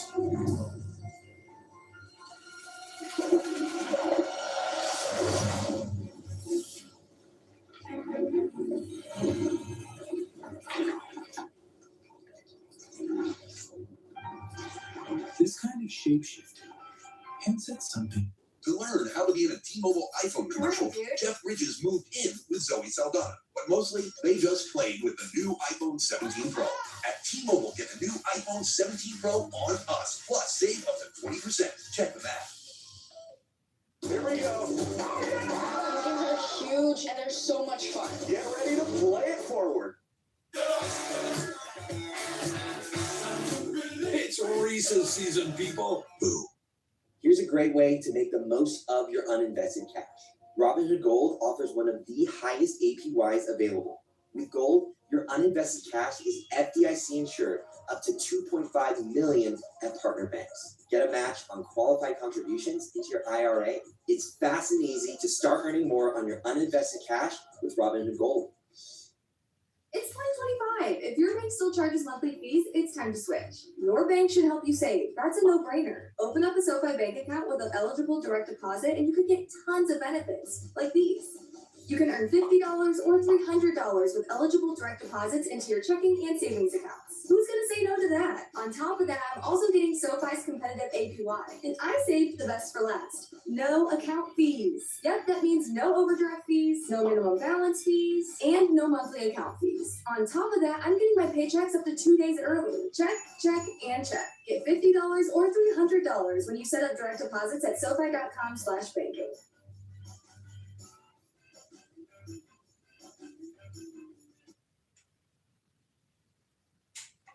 The unique. The mimic isn't just copying. He appears to know how other creatures see him. He's aware of what each one is scared of and can exploit their fear. This is strategy and manipulation, traits we associate with human-like intelligence.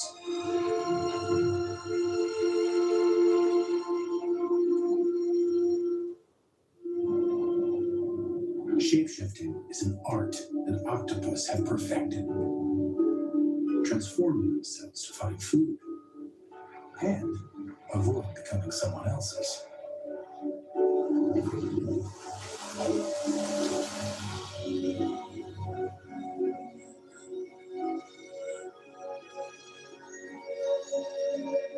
But what happens when two masters of disguise meet?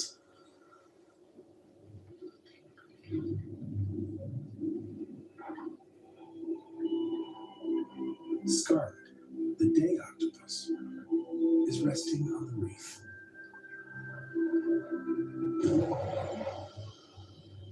After months of dives, she's now very used to her visitors.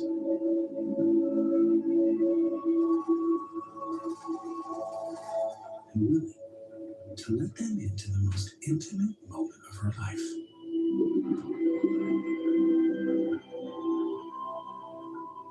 Scarlett's distracted. Another day octopus.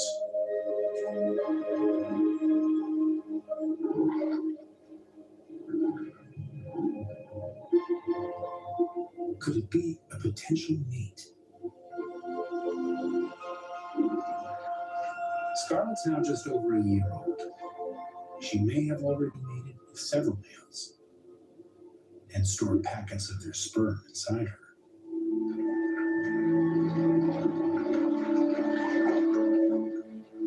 She can even choose to mix the packets to fertilize her eggs. But she's keeping her options open. If a better suited male comes along, she'll get rid of these stored packets and use his alone.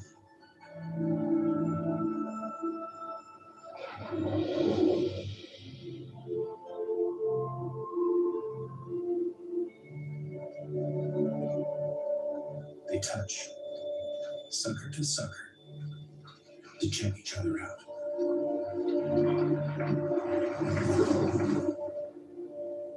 Yes, he's male. And he's into her.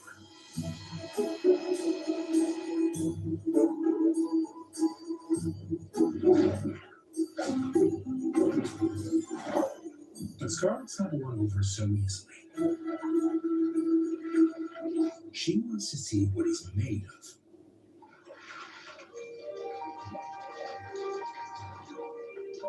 And he'll be judged on his shape-shifting. A slow dance of changing color.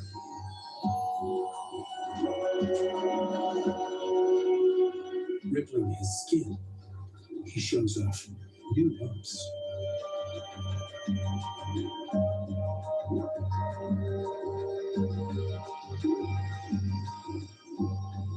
A display that could attract predators.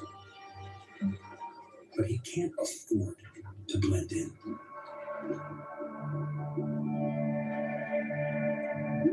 He must risk everything for her.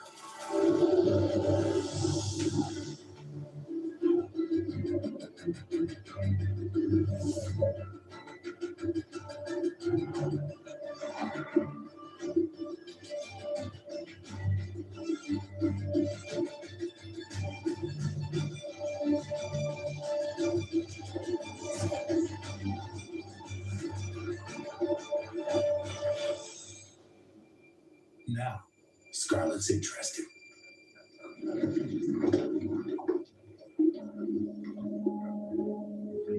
Captured for the very first time.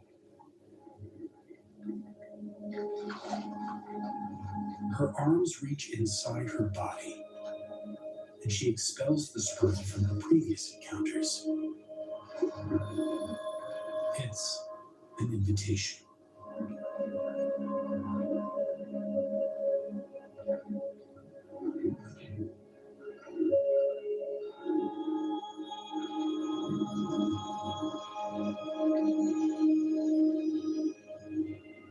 As he unfurls his arm, she accepts his advances.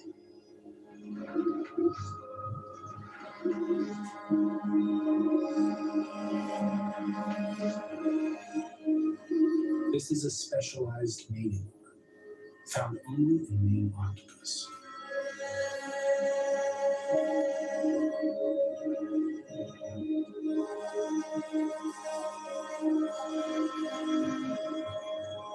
A white sperm packet moves down a groove in the organ and into Scarlett.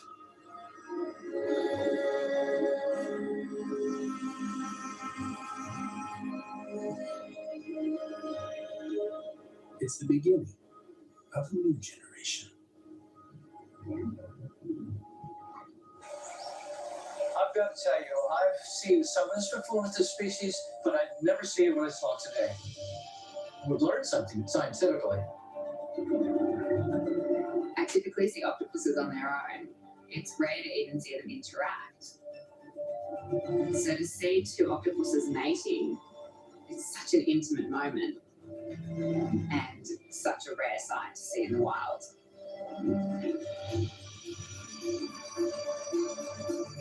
Each one of Scarlett's babies will inherit her smarts and shape-shifting skills.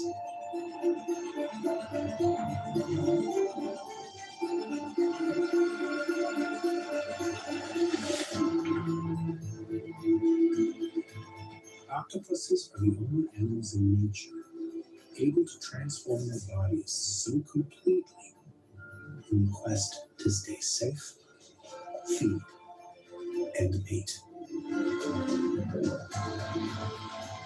The time spent in Scarlett's world has opened Alex's eyes to her potential. Just what more might these extraordinary animals be capable of?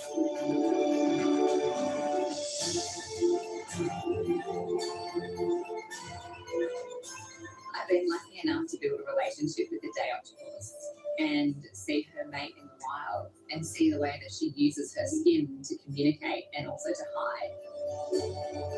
There's still so much more to discover.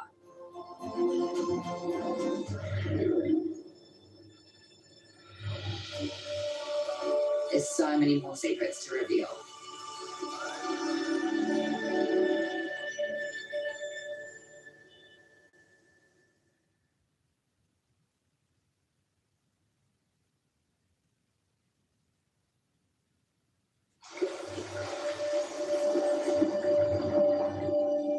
Beneath the waves lives a mysterious creature, older than the dinosaurs.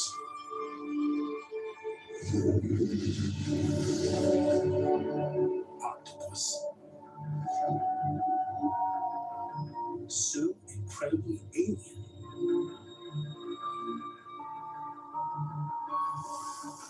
changing color in an instant, shape-shifting into almost anything. They are the planet's true masters of disguise. Now we're discovering they're one of the most intelligent beings on the planet.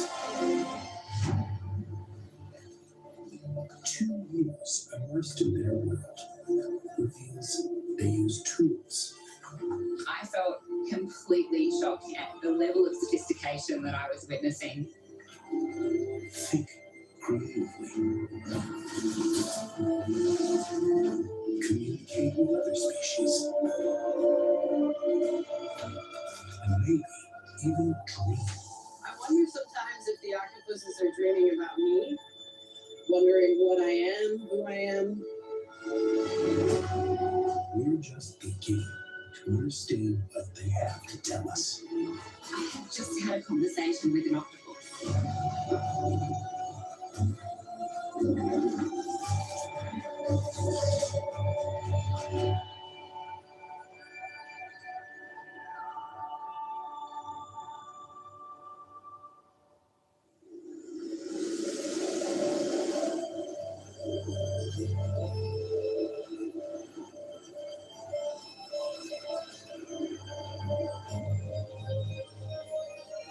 The island of Sulawesi.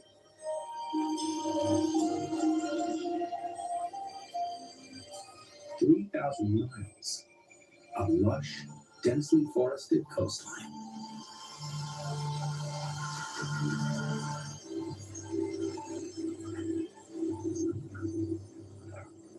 But beneath the water, things look very different.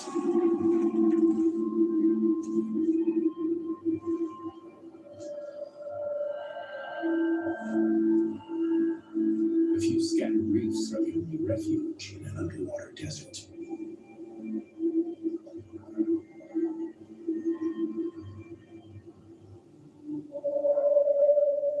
Any animal going out in the open is vulnerable.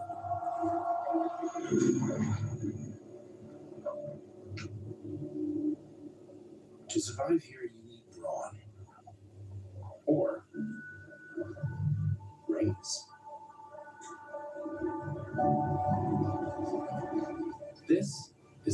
coconut octopus.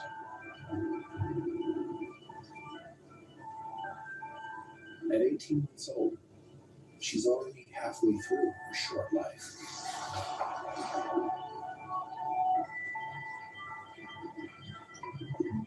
Like all octopuses, her mother died after she was born.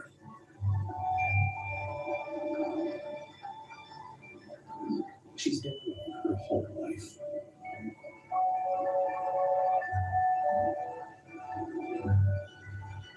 Every single thing she's learned about the world, she's taught herself. And with astonishing speed. Most importantly,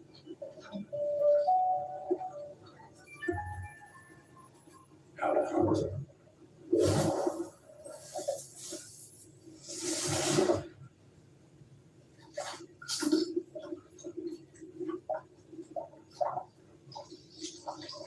As she crushes her crab with her powerful bird-like beak.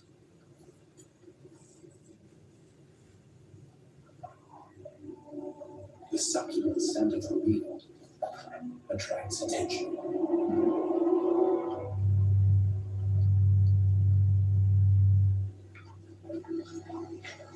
She could lose her dinner or her life. There's nowhere to hide.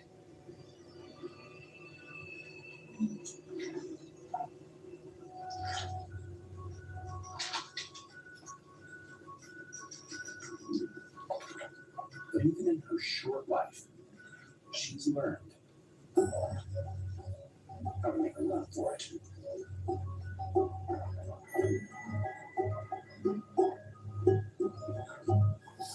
Clasping the crab in two arms, she uses the others like feet.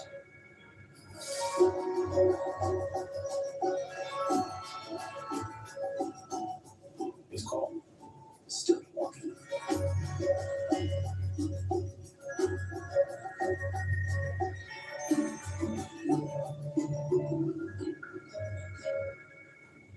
But you can't run forever.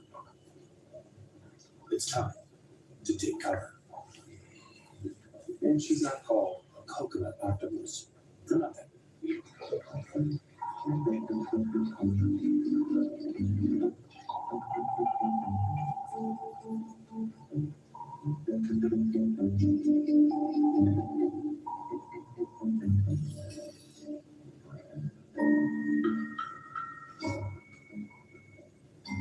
She uses her propulsive siphon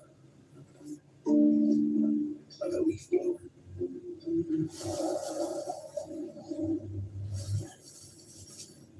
To blast away sand, clogging the shell.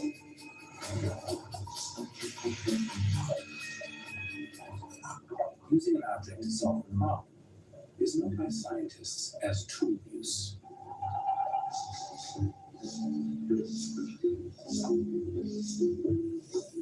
A sign of great intelligence.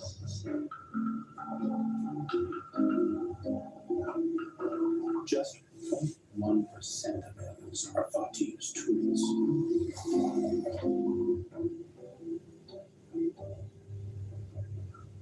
Making a high value component earns her a place in this exclusive club.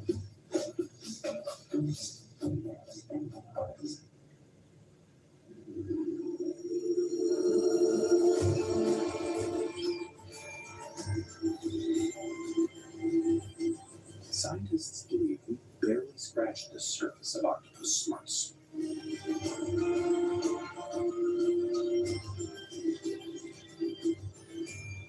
National Geographic explorer and animal psychologist Dr. Alex Schnell researches octopus intelligence in the wild. I really want to understand what's going on inside the octopus mind.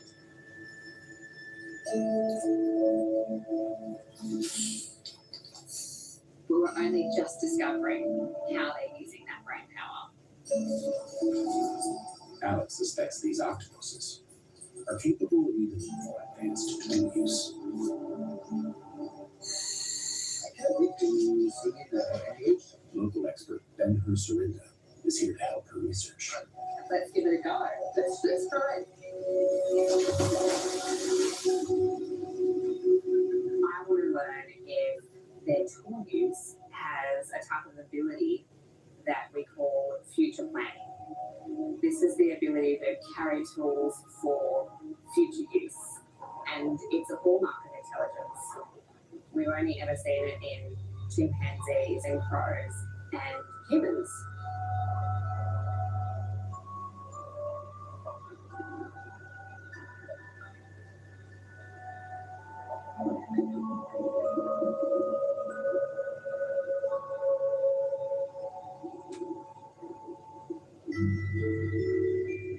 A coconut octopus.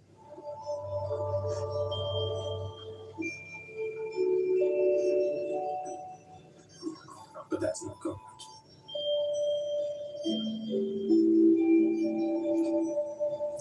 This small female is using a clamshell because it has a big advantage.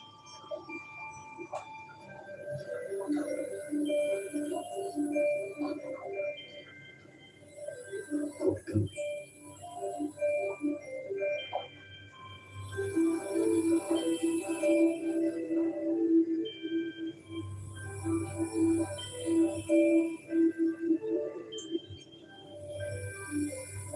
Even when you've got 8 arms, 2 shells are a handful.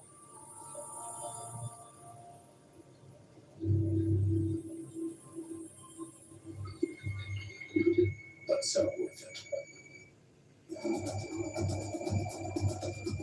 A large shoal of hungry mullet is a frightening sight for a fist-sized octopus.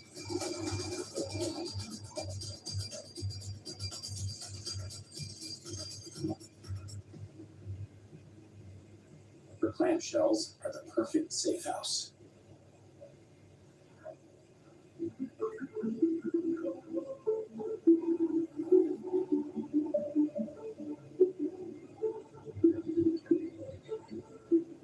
Different type of shell, same genius to use.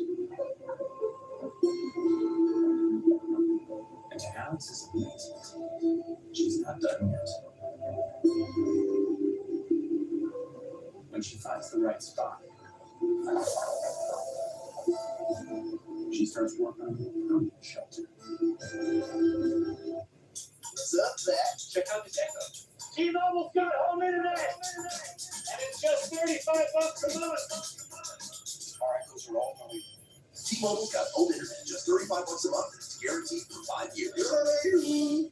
Febreze. Still living with odors? Get back in there and freshen instantly with Febreze Air Mist. Febrze's fine mist floats longer in the air to fight even your toughest odors. So long, sticky smell and a low-emitting freshness. Febreze Air Mist.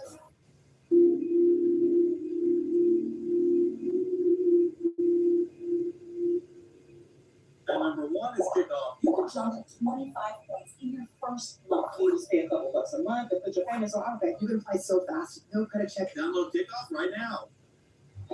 Let me tell you about Bruce Springsteen. Witness a true story. First afraid of leaving out what he knows, of risking it all. Pry me out of my small town, Johnny. To fight for what you believe in. Makes new songs. That moment didn't make any sense to me. This is not going to be good for Bruce. Radio can't play this. I want it to be perfect. I just want it to feel right. Springsteen, Deliver Me from Nowhere, rated PG-13. This octopus has a remarkable understanding of how these shapes fit together. She manipulates the shells to fit just so.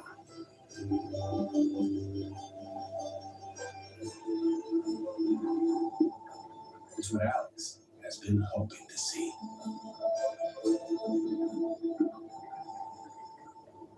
Right in front of our eyes, she solves the problem of being so exposed in this desert-like landscape, bringing along her own shelter to use the next time that she might venture out.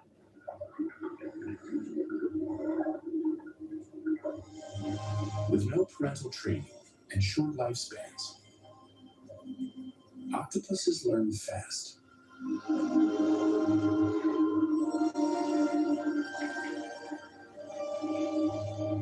Within months, they have to master problem solving and possibly plan for the future.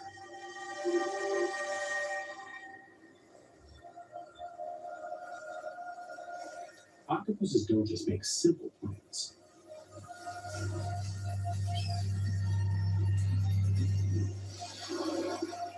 They can devise complex and cunning strategies.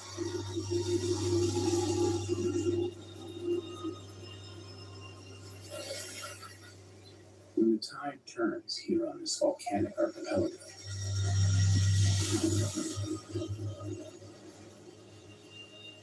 the retreating Atlantic leaves behind tidal pools. And the churning water brings with it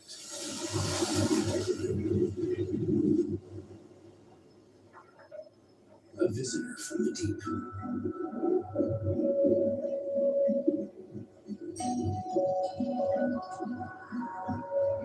Cut off in one of the pools is a hungry island octopus.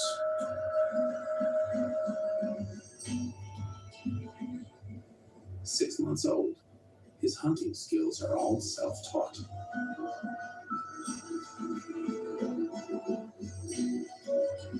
He's about to take the ultimate risk.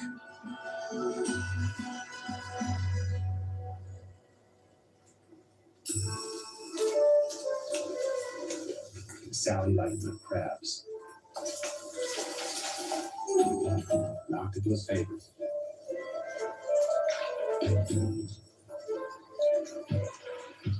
The turning tides now exposes one of their favorite things to eat. Fresh algae. So mouthwatering.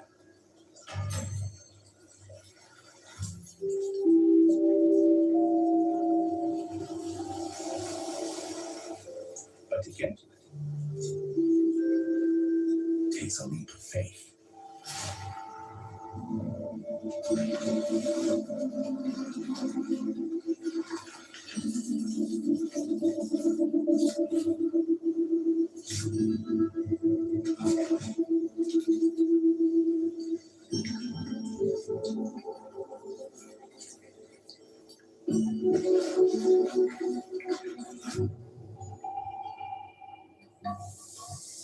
The young octopus won't get as much as a snack by staying where he is.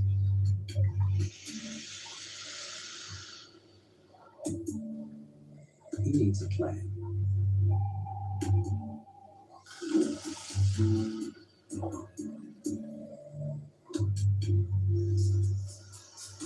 Muscles in his eyes change the shape of the lens so he can focus out of water and see the best way to the jumping crabs. It's a dangerous journey.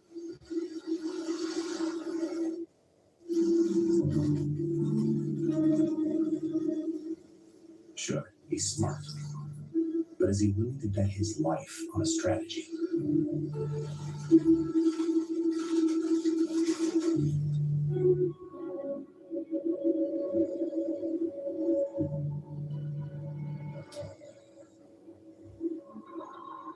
He's going for it.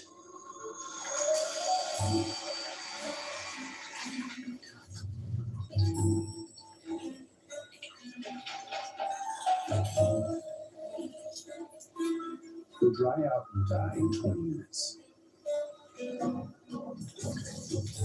One wrong move, and he's truly cooked.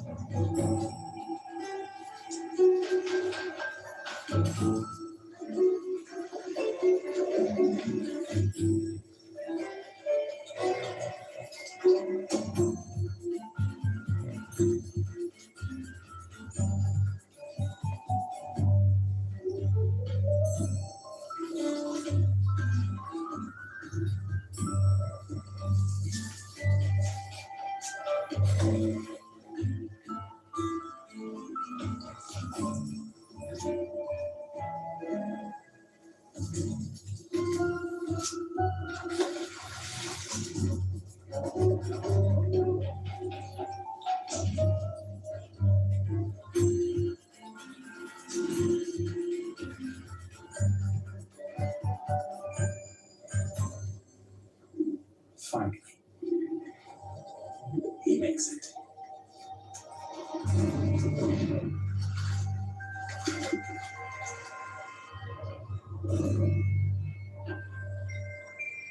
It's time for the next step of his master plan.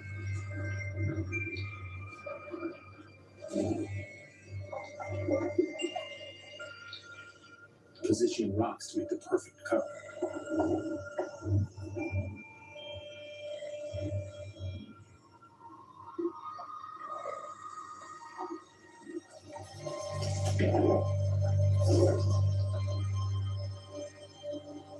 The trap is set.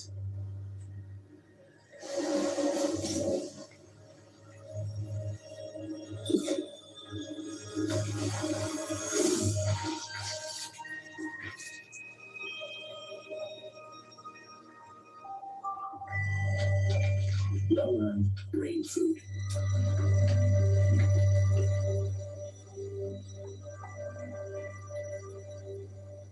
The island octopus has thought up,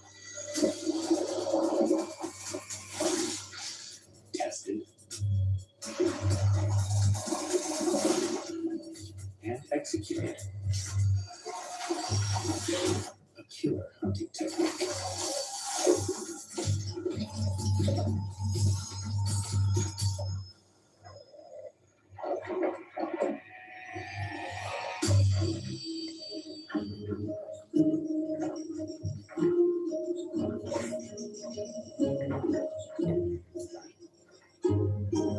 Six months old, entirely self-taught, and already an accomplished strategist.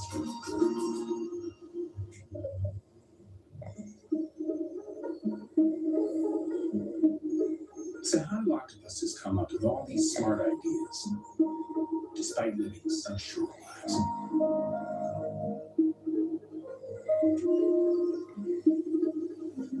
To understand that, you need to know them as individuals.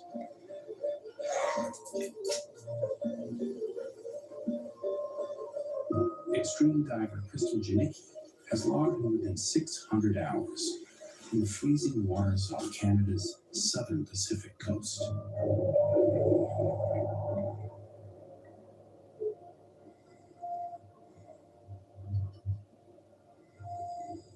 It's a strange and otherworldly place to explore.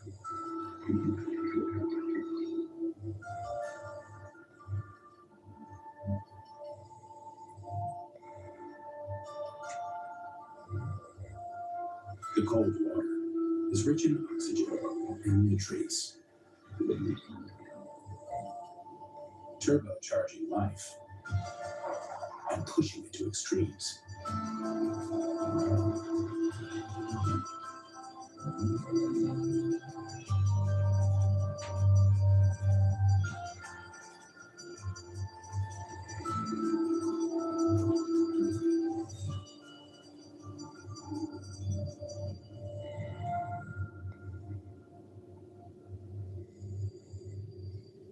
Lurking in the deep is a colossus.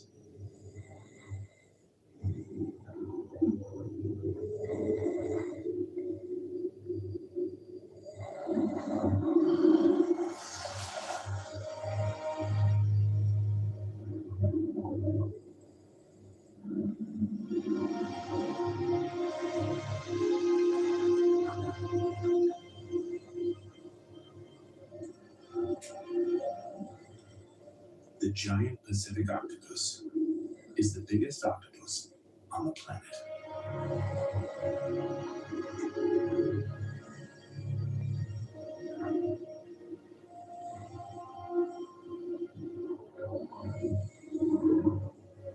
It can reach up to 30 feet from arm tip to arm tip.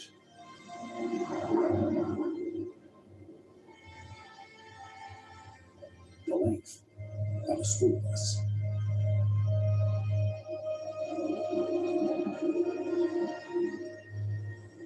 diving with these giants for so many years, Crystal has begun to recognize and build relationships with individual octopuses.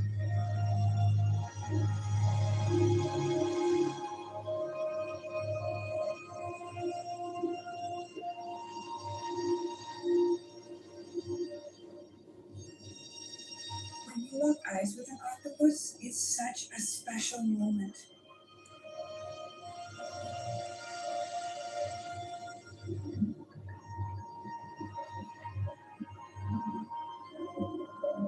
I get a real sense that they want to connect with us. They want to learn from us. They are such curious minds. Maybe they're not so different from us after all.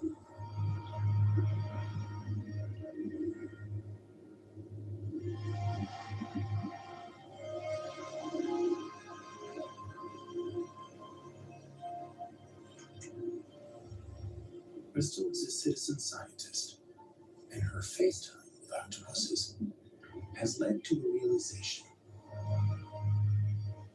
Every animal has a distinct personality. While they're all smart, each uses its brain power in different ways. The best way to see it is to follow one on a hunt.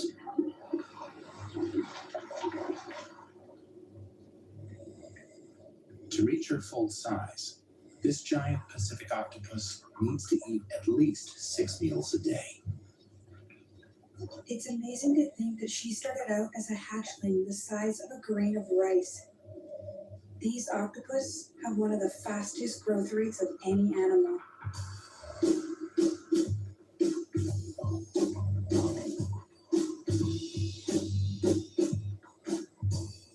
Her favorite food, red rock crab, is no easy catch. They're agile and fast.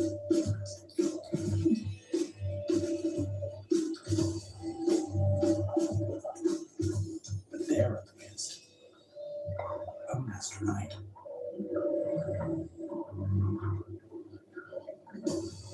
Octopuses are hardwired for learning.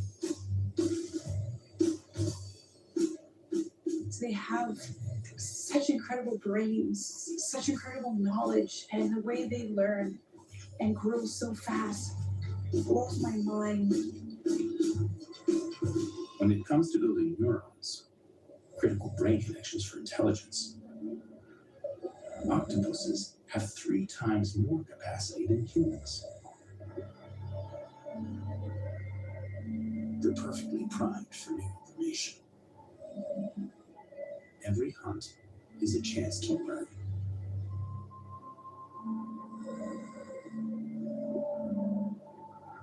Over time, I started to notice how quickly they can problem solve and adapt on the fly.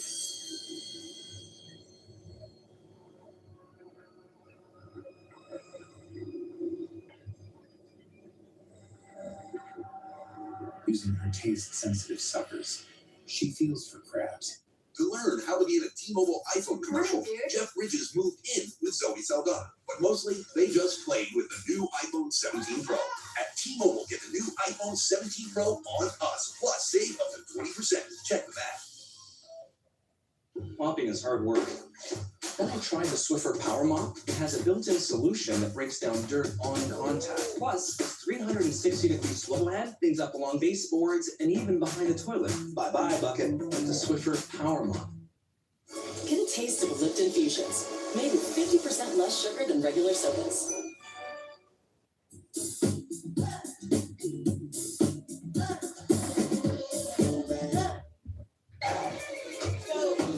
When you're traveling with 3 kids and pretty much everything they own, hi guys, welcome. It matters where you stay. Hilton for the stay. It's hidden in the rocks.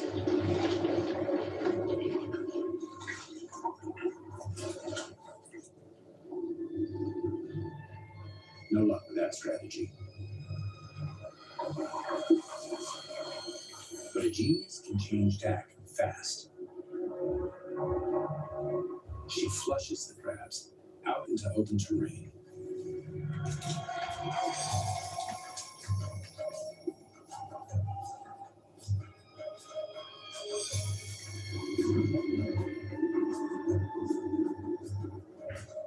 Then all of a sudden,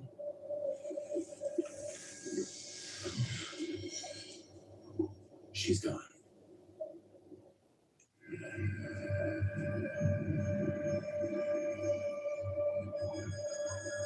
She disappears within seconds.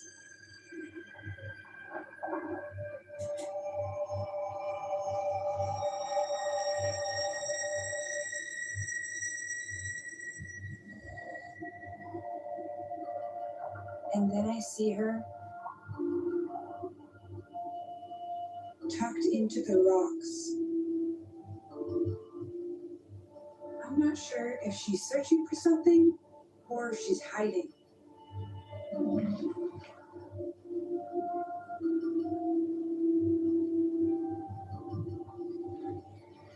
Her plan becomes clear. An ambush.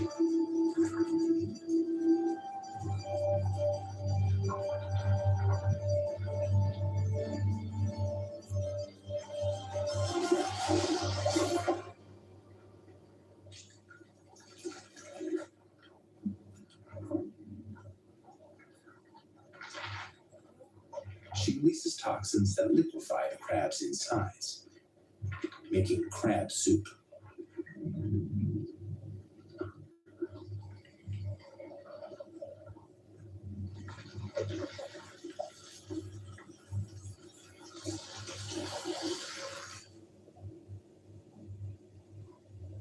Her tactic is creative, clever, but more importantly, it's hers.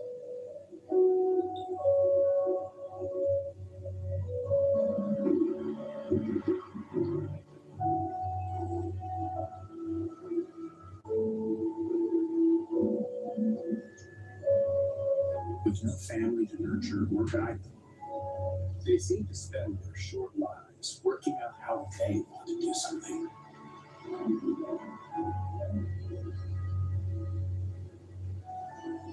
The more they experience, the more they learn.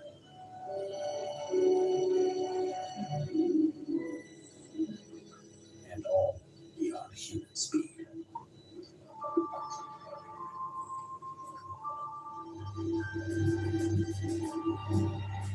One of the biggest questions is just how octopuses retain this information.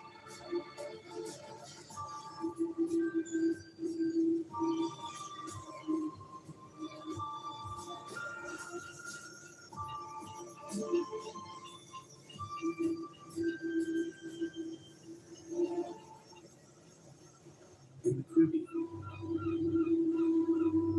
tucked safely in her den,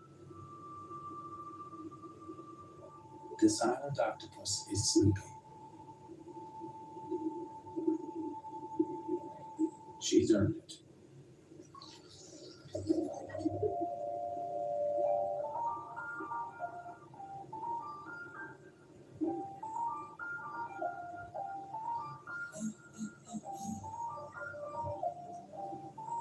She spends her days hunting in a complex world full of obstacles and enemies. To help navigate it, scientists believe that octopuses have an especially sharp memory for geography.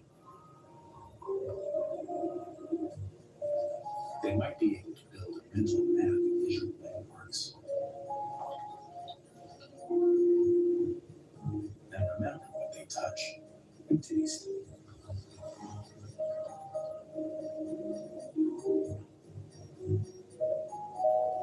Like a multi-sensory GPS.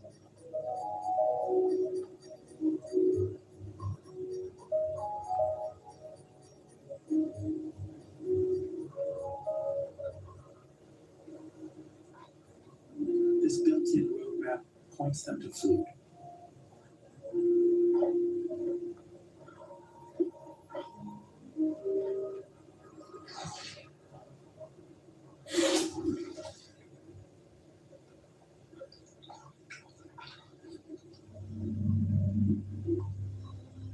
It's also a lifesaver.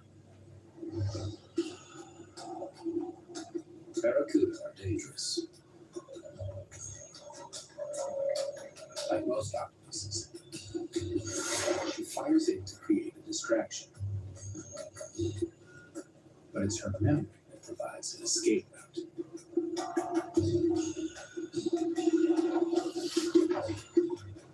A direct path back to her den.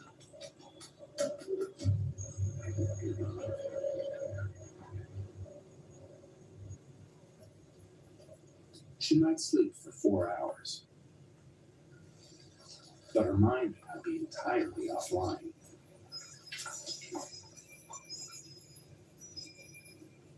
It could be downloading.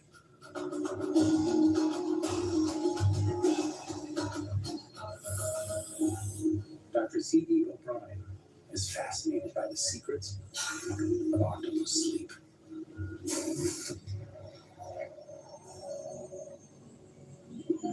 In particular, the role sleep plays in octopus learning.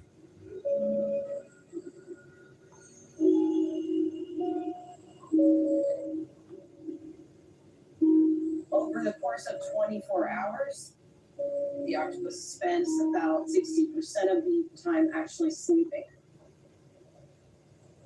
I was very excited when I first saw the octopus sleeping because it is a behavior that had only been observed in the lab before. To document her sleep, Dr. O'Brien places a small camera at the mouth of her den. I can tell she's asleep by the dilation of her pupils. It becomes a very narrow slit.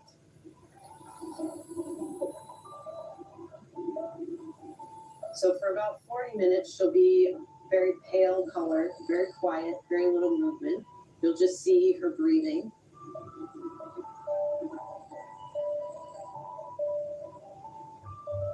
Then after about 40 minutes, she'll show something like REM sleep. So very suddenly there'll be changes in color.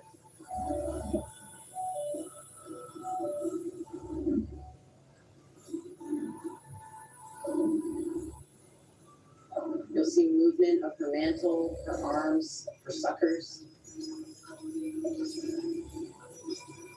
It really seems like when she's in that active sleep that she is experiencing dreams. It reminds me of a dog when it's sleeping and it's moving its paws and its whiskers, probably dreaming of chasing a squirrel or a rabbit. This similarity to a dog may be no coincidence. In mammals and birds, sleep plays an important role in memory consolidation and learning, so it's very likely that octopuses sleep for the same reasons. So it's possible that she's consolidating the memories of the new path that she took while she was foraging. Remembering where a particular tasty crab was, or maybe a particularly nasty eel was. I wonder sometimes if the octopuses are dreaming about me. Maybe she's dreaming about my face sticking in her den, wondering what I am, who I am, why I'm there.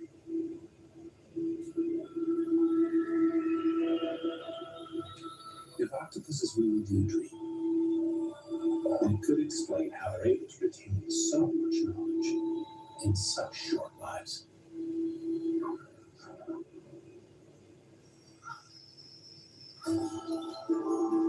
But what if everything you know about the world isn't just your memory,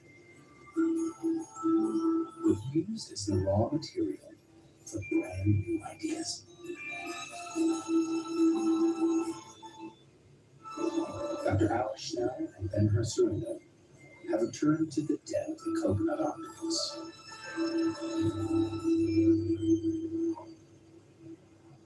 The octopus has already shown Alex 2 ways, using a shell to hide from predators. But Alex hopes that if she's patient, she may get to see something even more astonishing. Creativity. When we're looking for glimmers of intelligence, we traditionally focus on animals that are more closely related to us. But to find it in an octopus that's so distantly related from humans, that would completely reframe the way we think about intelligence in the animal kingdom. Her clamshell hideout is safely tucked into the sand.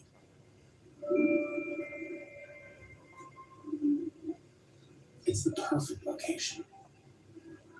But you can't always pick your neighbors. A mantis shrimp has moved in next door.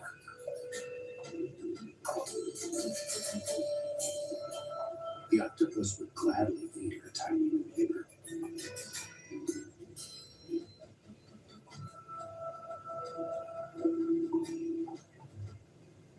But this standoff isn't as one-sided as it looks. The shrimp may be small, but he's highly aggressive, highly territorial, and armed with the fastest punch in the animal kingdom.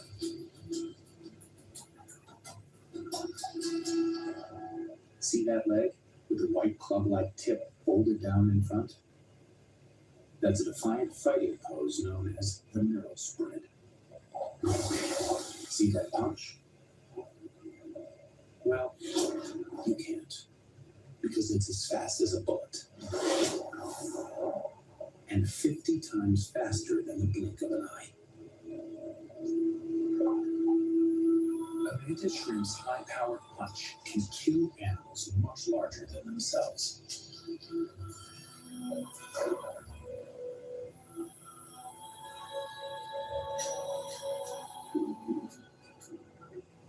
It's brains versus bone.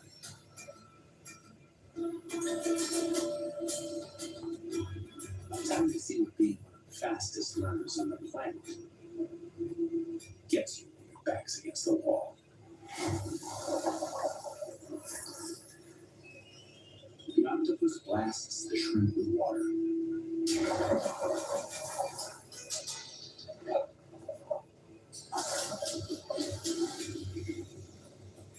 But this tiny terror is just too fast.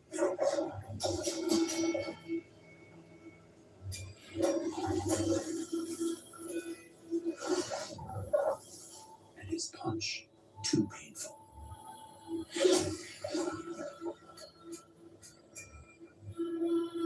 Then,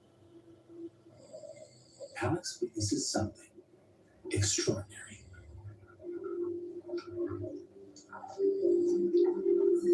The octopus has an idea.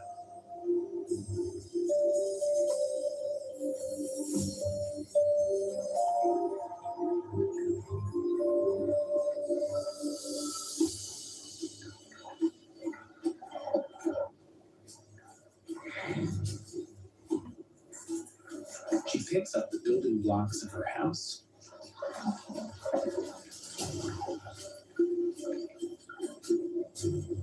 and repurposes them.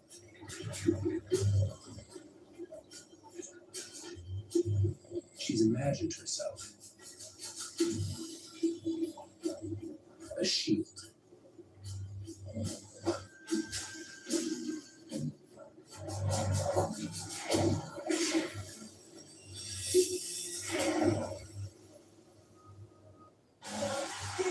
NBA tips off a new era on NBC and Peacock. Rockets, Thunder, Warriors, Lakers. NBA tips Tuesday on NBC and streaming on Peacock.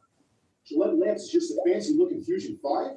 No, it ain't. It's Gillette's best shape. And its ultra sharp blades last 50% longer. Hey Joe, come feel my cheeks. Gillette, the best a man can get. Get it while you can.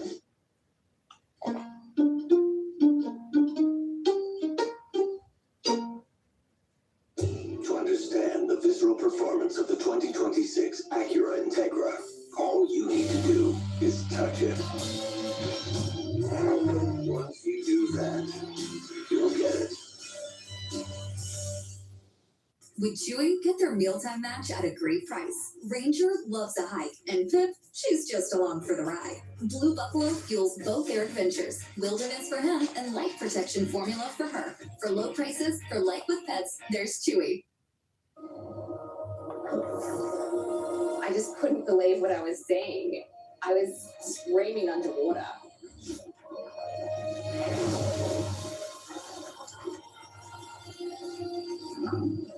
Coming out of her den and grabbing that shell to use it as a shield, it was such a beautiful example of really complex intelligence. Taking a familiar object and reimagining it, that's behavior never filmed before. I felt completely shocked down there today at the level of sophistication that I was witnessing. It reshapes the way we think about the octopus mind and just what they're capable of. Scientists often look for answers in animals more closely related to us, like chimpanzees, elephants, and whales. But to get a bigger picture of how intelligence evolved, we need to look at diverse species, and the octopus is key. Octopuses may have no parents to guide them. They live such short lives. But from the moment they're born, they use their minds, memory, and remarkable ability to innovate. Not just to survive, but to thrive in your underwater world.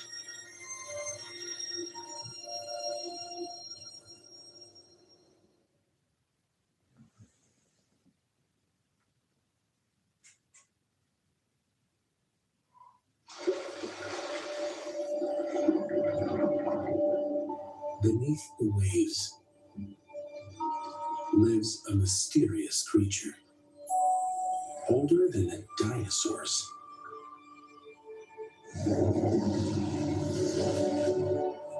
Octopus.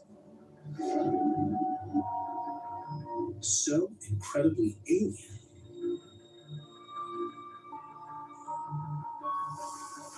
changing color in an instant, shape-shifting into almost anything. They are the planet's true masters of disguise. Now we're discovering they are one of the most intelligent beings on the planet. 2 years immersed in their world reveals they use tools. I felt completely shocked at the level of sophistication that I was witnessing. Think creatively. Communicate with other species. And maybe even dream. I wonder sometimes if the octopuses are dreaming about me, wondering what I am, who I am. We're just beginning to understand what they have to tell us. I have just had a conversation with an octopus.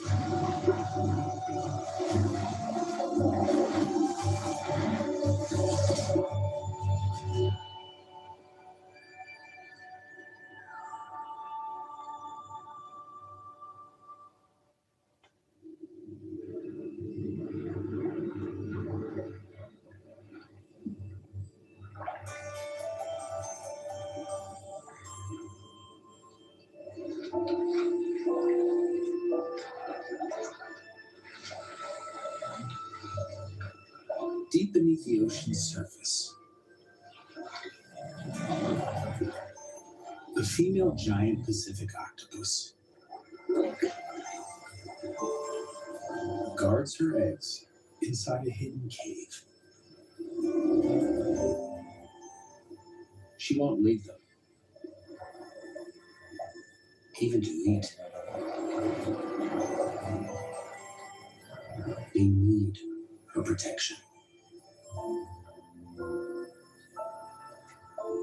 She's been caring for them for over 7 months. slowly starving to death.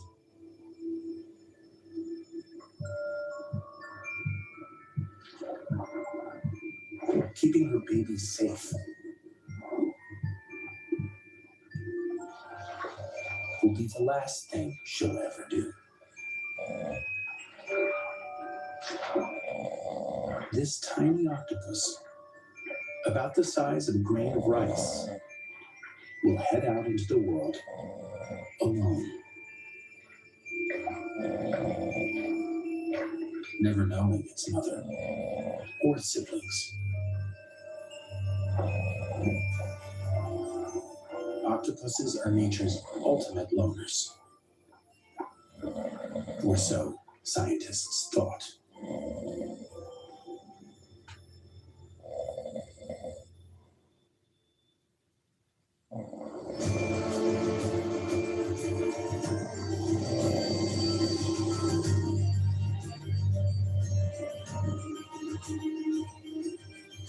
National Geographic explorer Dr. Alex Schnell has spent years studying animal psychology.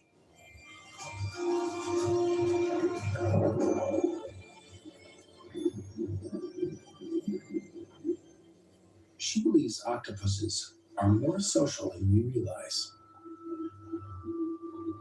When you spend time with an octopus, you get the feeling that they're as curious about you as you are about them.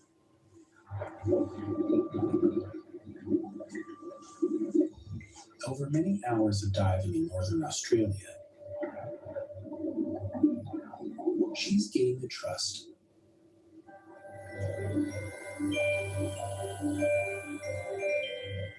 of a shy female day octopus.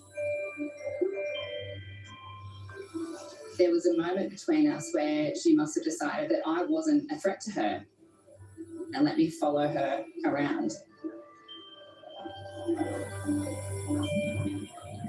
Alex has even given her a name. She had a little scar below her eye, and that's how I named her Scarlet.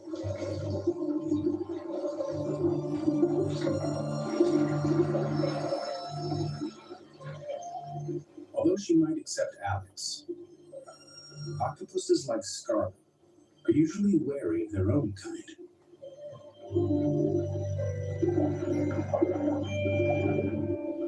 They're essentially lone rangers. In fact, octopuses that bump into each other will often either mate, eat each other, or both.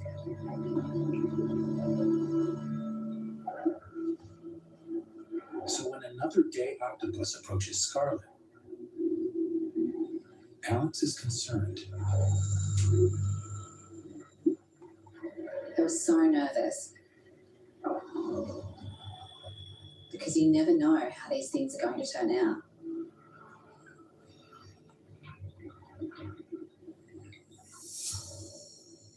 They size each other up. Both darken their skin color. Often a sign of aggression. Scarlet needs to work out what the intruder wants. And there's only one way to do that. The really strange thing about day octopuses is that they have to touch each other to figure out what the other one wants.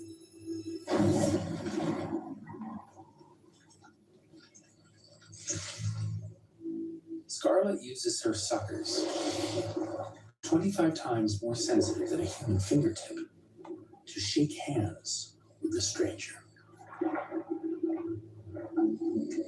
He's a male, looking for a mate.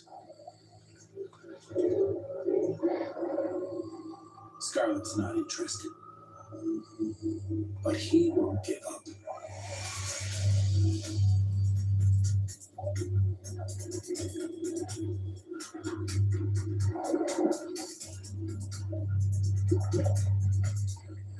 Scarlet's in trouble. If he gets his arms tight around her, she could be suffocated.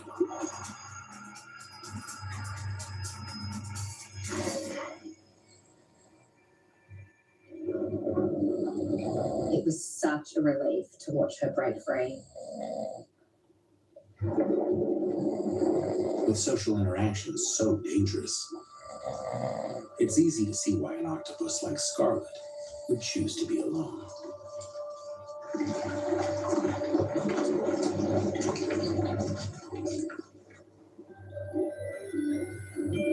But she seems perfectly content to hang out with Alex. I could form a social bond with an octopus. So maybe this idea that they're complete loners isn't true.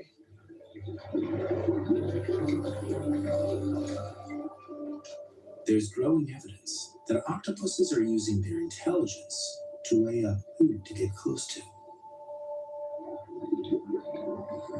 They're not antisocial, just discerning, especially when it comes to the opposite sex.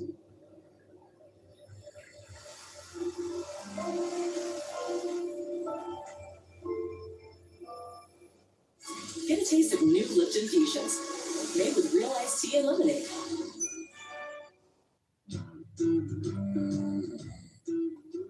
Yup, this is our year. You know, if getting AT&T's best deal on the new iPhone 17 Pro without needing the most expensive plan taught me anything, it's that switching things up can be a good call. So how about we try something that's timeless? Oh yeah, good call.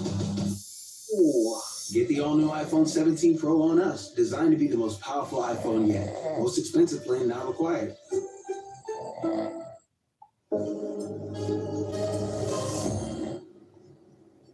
Leave worries behind. With our most efficient Series 9 yet, perfect closeness and skin protection. Brown, better by design.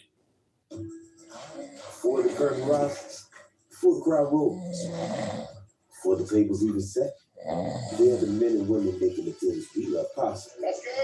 And when they show up, it's in Carhartt. To understand how octopuses choose who to spend their time with, we need to look at their dating habits.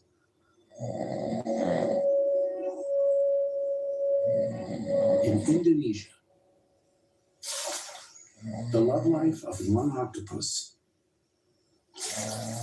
is helping to rewrite the rule book on their relationships. Trapped in his den by low tide, this male algae octopus can't wait to be free.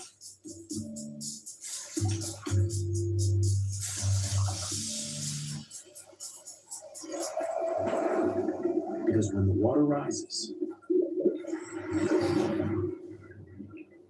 he goes looking for romance.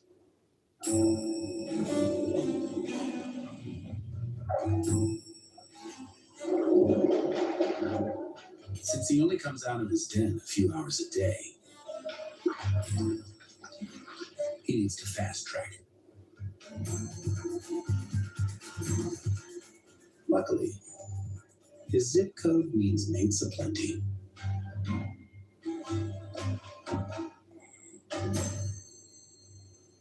But all the local octopuses are making the most of high tide.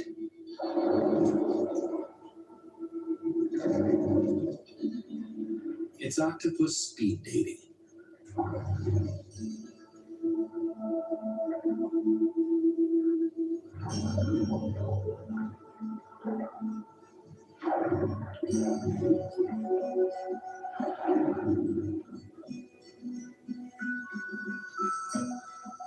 It's a social situation so unusual. Marine biologist Dr. Christine Hufford has been studying it for 2 decades. The algae octopus interact frequently, many times a day. But the more I watch the algae octopus, the more questions I have about what really drives these social interactions. Could this closely packed arena be the reason algae octopuses break the mold when it comes to socializing?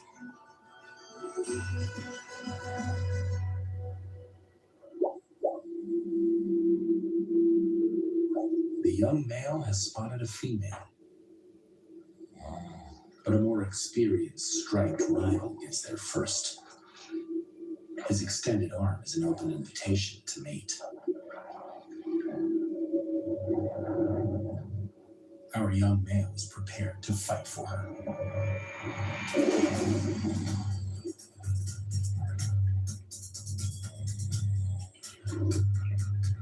The males wrestle, each of their 8 arms moving independently.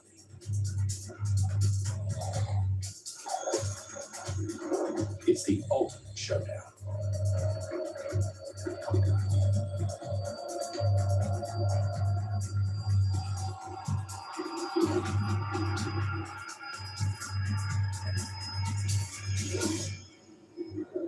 But it's more than just a physical fight. It's intelligence gathering. It learns its rank among the other neighbors around it and what resources it might be able to take, what it can get away with behaviorally, what it needs to fight for. These octopuses are not only living together, they're getting smarter because of it. It's social learning.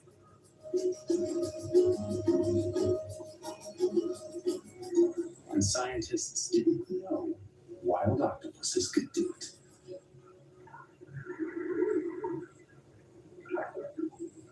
The young man is still on his quest for love. But now he's got a new strategy. Best to go for a female who's not already taken. He starts the conversation. His tens of thousands of color-changing skin cells send a message. Scientists call this passing cloud display.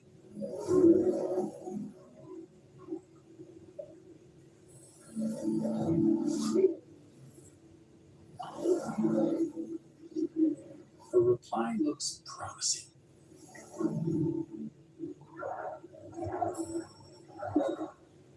He moves in.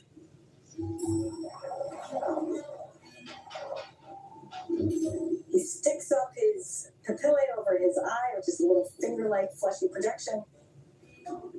He looks as big as he can be.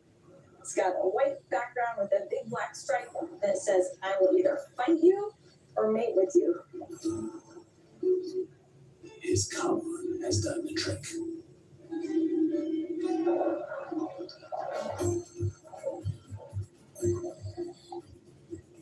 He extends his specialized mating arm.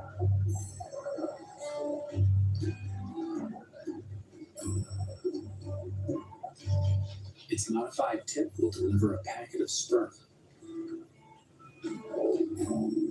If he can just find the right spot. No, still not it.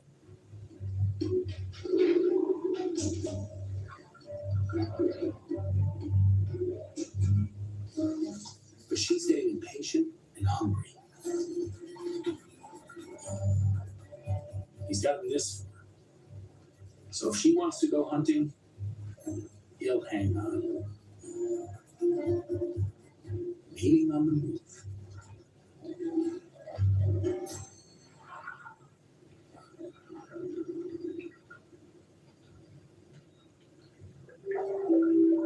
It's been a steep learning curve for this little guy. But his decision to interact with others, whether fighting, communicating, or mating, has made him smarter and more successful. But is the algae octopus a one-off?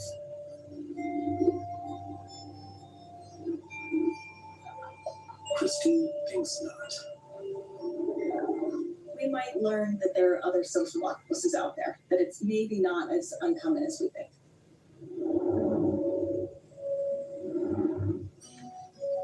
Algae octopuses are forced to interact.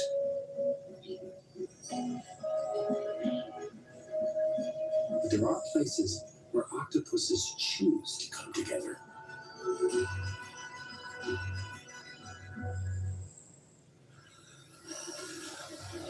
Over 100 miles off the coast of Costa Rica,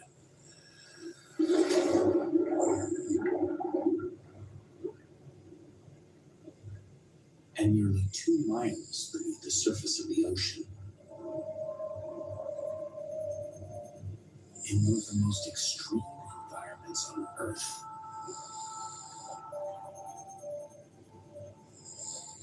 a team of scientists made a remarkable discovery.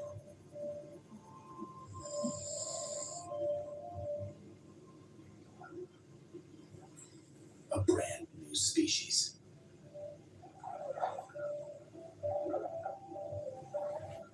Nicknamed the Dorado octopus, though so new to science, they're yet to be given an official name.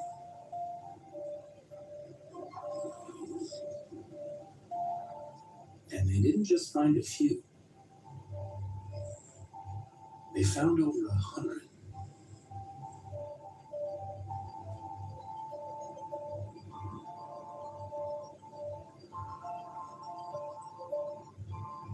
Almost all females, caring for their eggs. This is one of only 4 deep-sea octopus nurseries known to exist on our planet.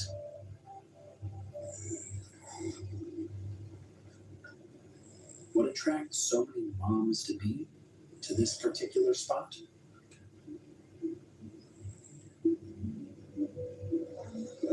A deep-sea spring, where warm water flows out of cracks in the sea floor, speeding up the development of their eggs.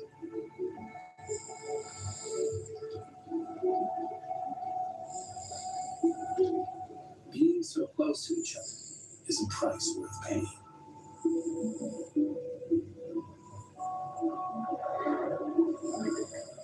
These moms will be down here together for almost 2 years as their babies grow.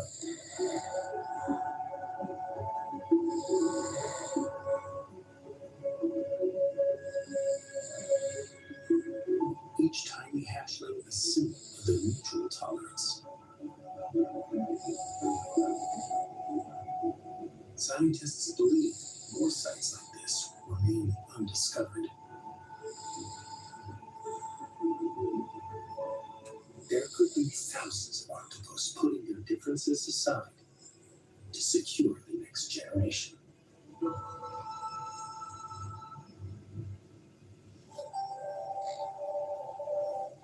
But what happens when octopuses of different species meet?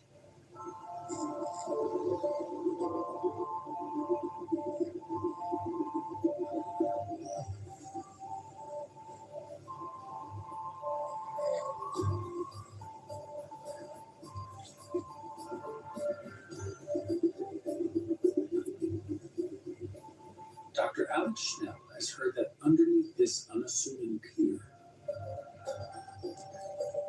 something highly unusual is happening.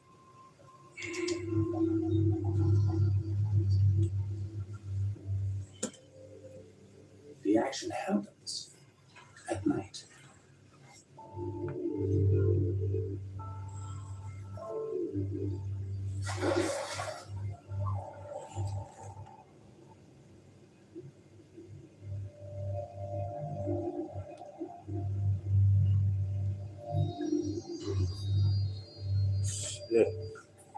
I only have the tiny light from my torch to guide me.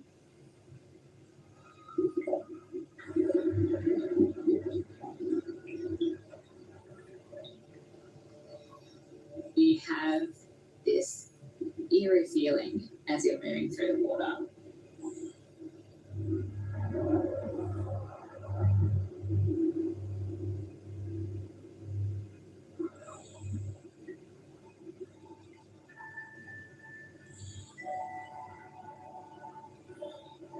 I notice 2 little eyes popping out.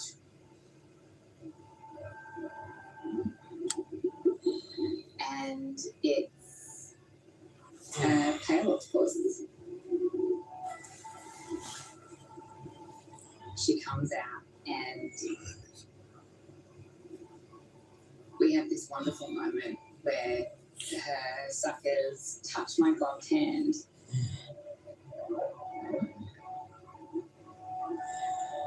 It felt like she was inviting me to go on a swim with her.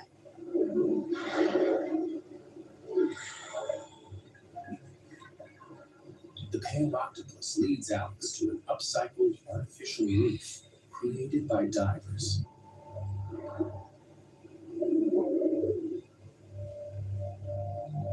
It may not look like much, but it offers octopuses everything they need to feel at home.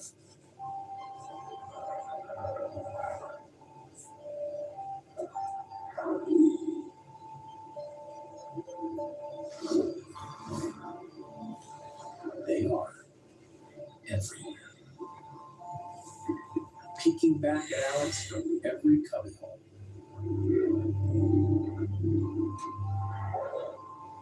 But that's not the only thing that caught Alex's attention.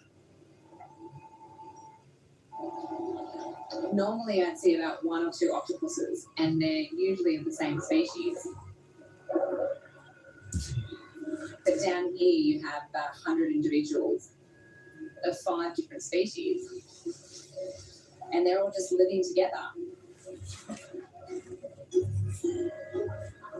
From octopuses as small as a golf ball to octopuses as big as a beach ball. That is an extraordinary octopus oasis down there, with several species coexisting.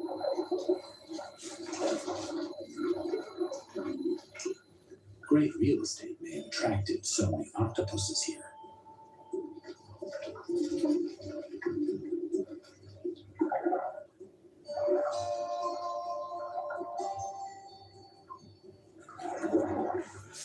But it doesn't explain how animals that would normally fight, even kill each other, are living harmoniously.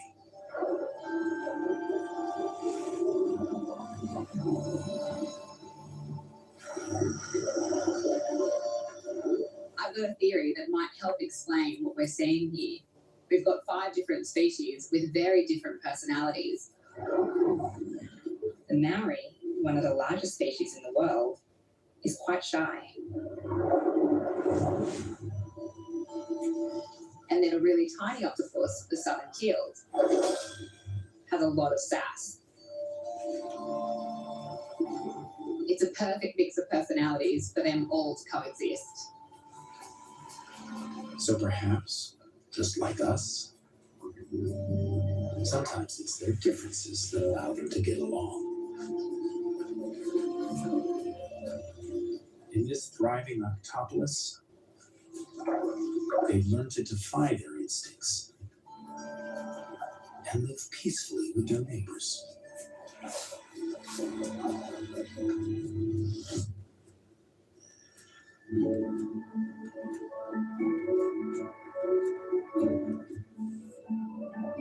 Octopuses are smart enough to choose companionship when it counts. But are there any limits to who they'll cooperate with?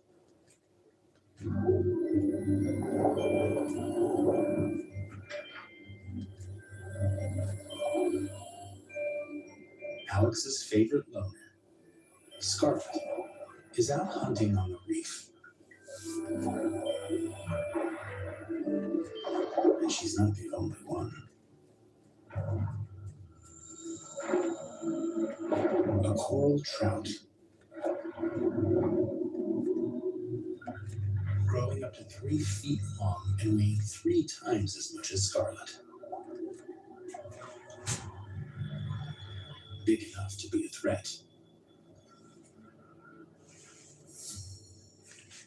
Scarlet is certainly keeping an eye on him. But not because she's scared.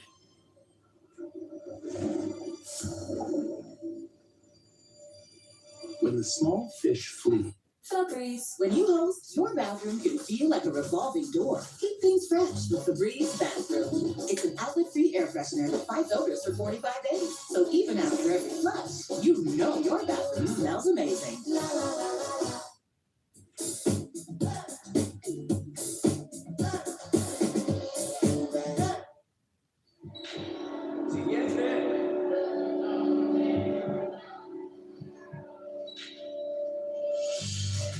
Sonreír primero puede ayudarle a alguien a encontrar el valor de sonreír también.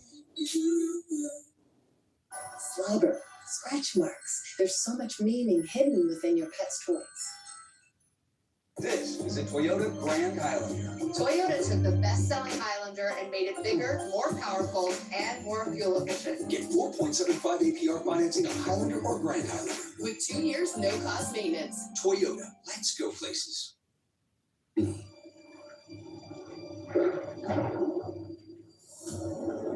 They're out of his reach. Not Scarlett, though. He needs to call in the Octopus Cavalry and changes his body color from patterned to pale. It's the beginning of a signal Scarlett's been waiting for. Because this trout is now her hunting buddy.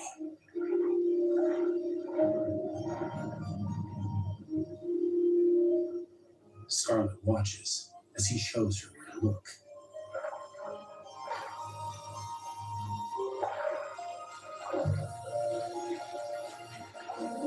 Then begins the sweep search.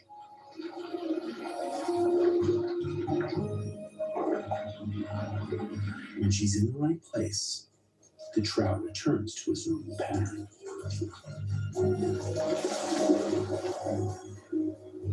They appear to be using their bodies to talk to each other.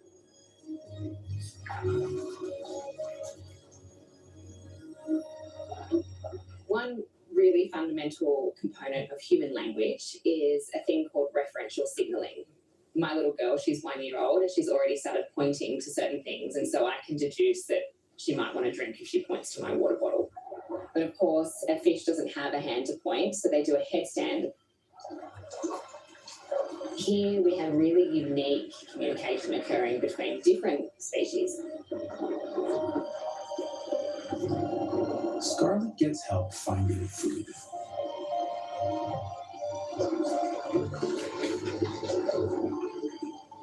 If she misses,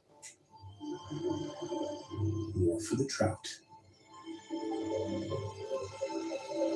It's teamwork.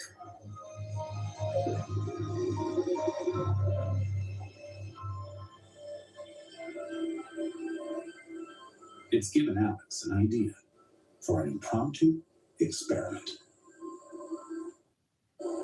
Science often starts with an idea, even if they're crazy ideas. After witnessing the octopus hunting with the fish, I decided to try something. Today, Scarlett is hunting alone.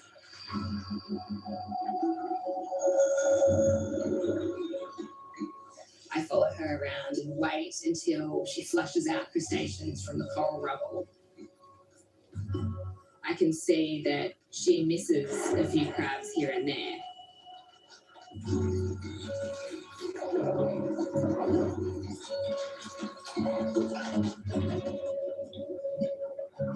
I start pointing towards them.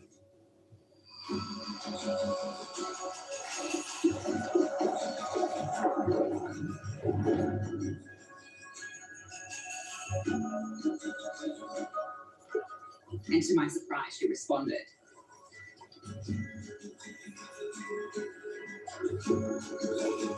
She had an understanding of what I was trying to communicate to her.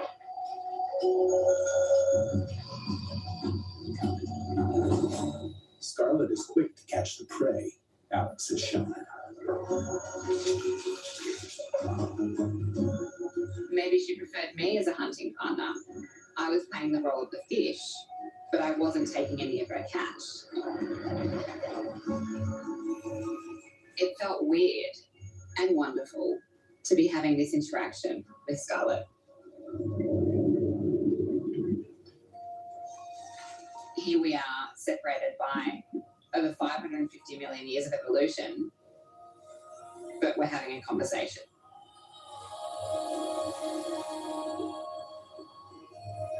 It just felt like magic.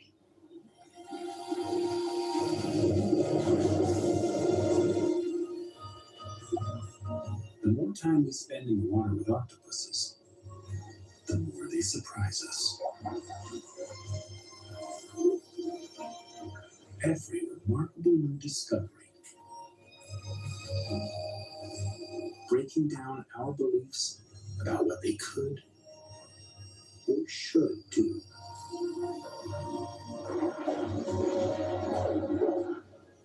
Far from being lifelong loners, they can be social animals.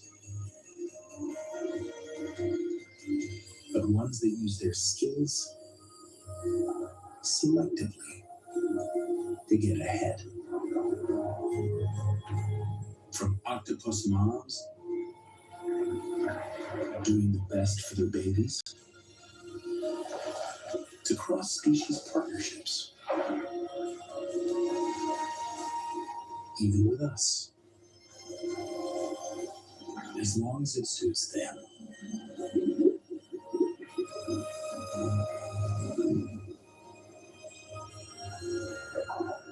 What more secrets are yet to be revealed? Only time will tell.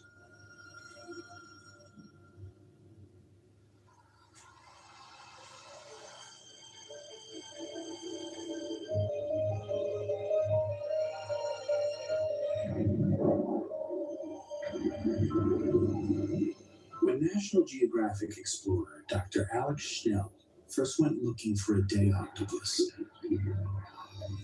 she couldn't have imagined the journey she'd begun, or the friend she would make.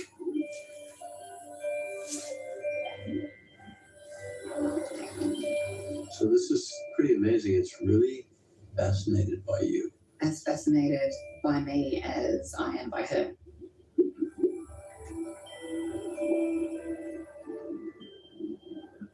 But what do you think it is? You think it's the eyes that it recognizes a thinking being? I feel like they're driven by so much curiosity. Yeah. Now you can really sense her curiosity about you.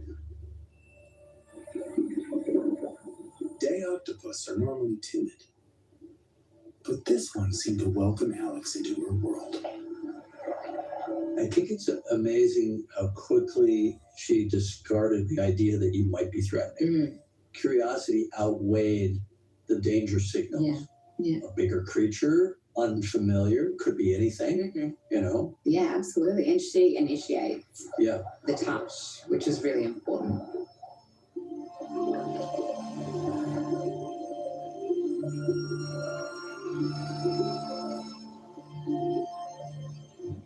Alex never dreamt that an animal so alien, so different, would reach out to her. How could she have any basis for that? There wouldn't have been any kind of innate memory of that. I ask myself that question all the time. Yeah. There's a lot going on in that brain. Yeah.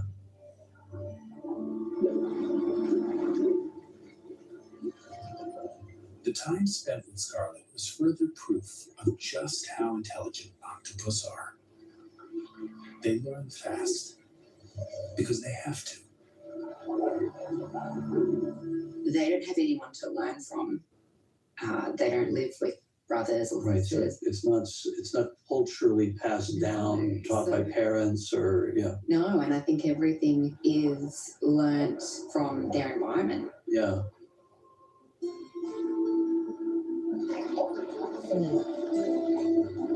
Don't their brains develop very rapidly compared to say ours, just physiologically? Yeah, so it's life in the fast lane. The stakes are high. They don't have anyone to protect them. Right. So they have to learn really quickly. Yeah, and they don't have any natural protection like shell, teeth, claws, anything like that. So they can hide, they can plan, they can watch, they can strategize. Exactly. Their mind is their weapon. Yeah. They're kind of scientists, like the way kids are scientists. Kids just want to know how things work, right? So that these young, curious minds that are figuring out a theory of how their world works around them. Yeah, it's a completely alternative pathway to intelligence, and that what draws me to studying these animals. And these guys are just breaking all the rules. With their remarkable intelligence and curiosity, octopuses overcome almost any obstacle their habitat throws at them.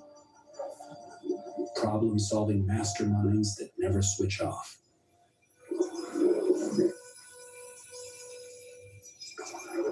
She's out. She's sleeping. She's sleeping, yeah. Octopus snoring. It's really interesting because she goes through quite a still sleep cycle here, but then she'll have a moment where she starts to move quite a bit. This is what we call an active phase of sleep. Yeah, like REM sleep. Absolutely. Yeah. And what happens when humans have an active phase of sleep is we dream. Right.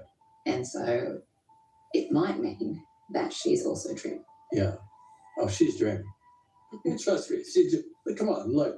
I mean, it's like a dog's paws, you know, when they're chasing rabbits and they're Absolutely. Because we don't know dogs are dreaming, but we know dogs are dreaming. We know it. Well, dreams are really important to me. I mean, I do a lot of my creative work, I think, in dreams, you know. I mean, I always said it's my own private streaming channel. It's free. But, you know, Avatar was based on dream imagery. Terminator was based on dream imagery. Scenes in Aliens were based on dream imagery. Seems pretty obvious she's dreaming to me. Now, what's she dreaming about? That we can't answer. That we can't answer. You'll notice during the active phase, she's twitching and also She's doing color. it. She's doing it right now. Yeah. That could mean that she's processing memory. Yeah. So that could be experience, could be location, could be building, you know, some kind of geographic map, Exactly. memory map. Building a mental map of her Yeah. habitat, which could save her life in a future encounter. Even looking at their behaviors and the way that their skin changes, that in itself is a window into their mind. While we can't talk to them, their skin tells the stories. It does tell a story. If octopuses do dream, it is one of many secrets that scientists have yet to discover. The more time we spend in their world, the more we learn about the intelligent ways they survive. Just 10 years ago, a large gathering of Dorado females was discovered 10,000 feet deep. So this is more your territory. Well, I've seen these guys plenty of times, but I haven't seen this kind of aggregating behavior where you see a bunch of them in one place. They're usually solo acts. Out of the 300 species of octopus, most of them are loners. Right. But you have a handful of species where you will see them aggregate into these small communities. They've come together here collectively to take advantage of the hot water that's seeping out of the vents. Right. And you're thinking that the warmth of that hydrothermal flow, that warm water coming up, is causing the eggs to develop faster. Yeah. Like a bird keeping its eggs warm. Exactly. Right? Otherwise, it would just take too long. We don't even have a name for an octopus root. Well, what would you call it? A flock of octopuses. Flocktopus. Octopus.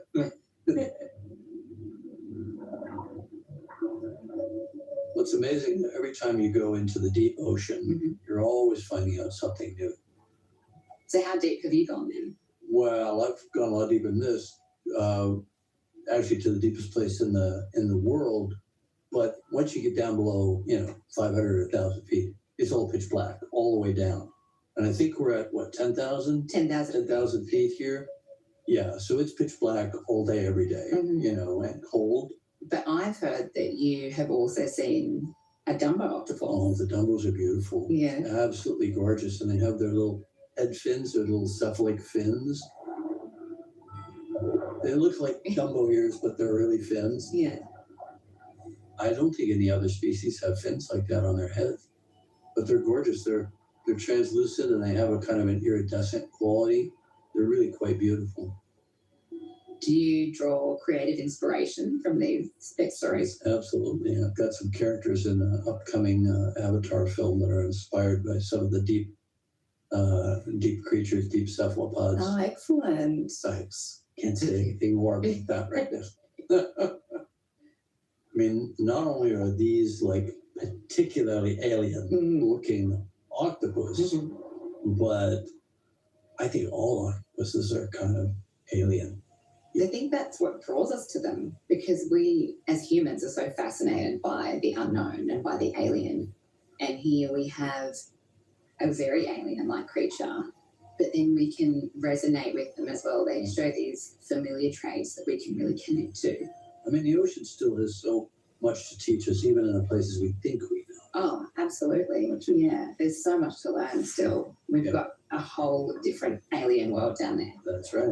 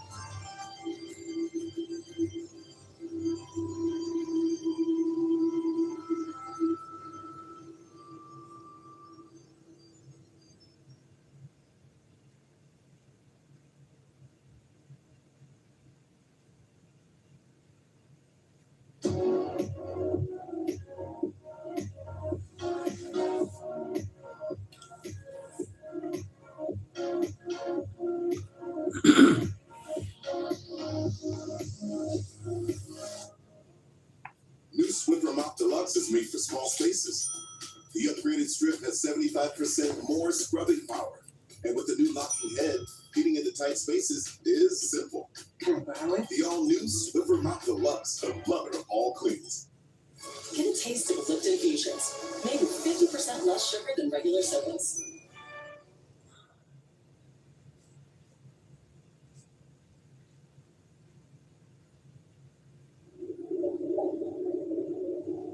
Over half of all animals in the open ocean drift in currents.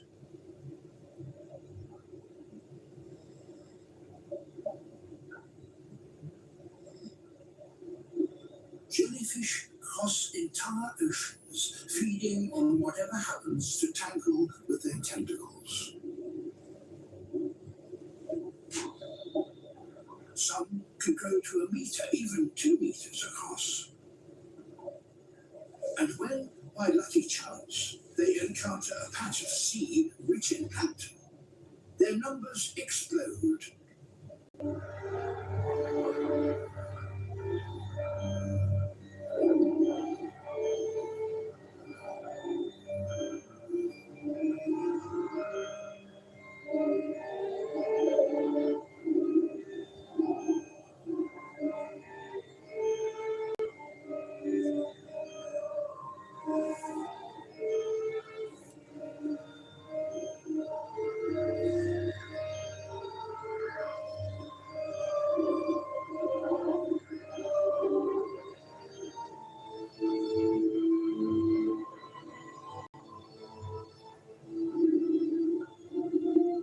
It's such a successful strategy that jellies are one of the most common life forms on the planet.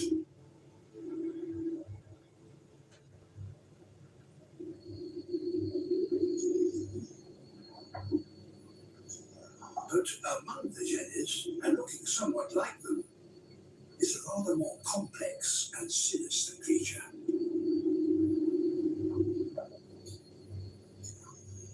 The Portuguese Malamor.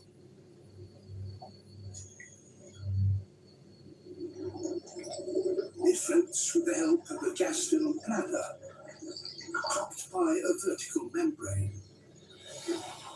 With that serving as a sail, it maintains a steady course through the waves.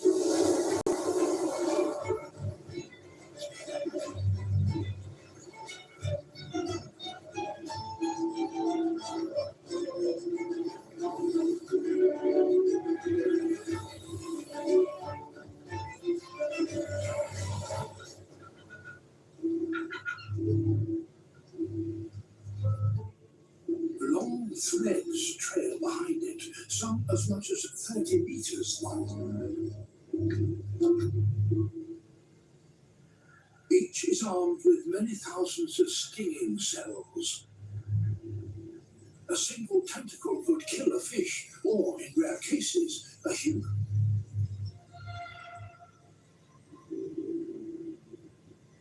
But among its lethal tentacles lurks a man-o'-war fish that feeds by nibbling them.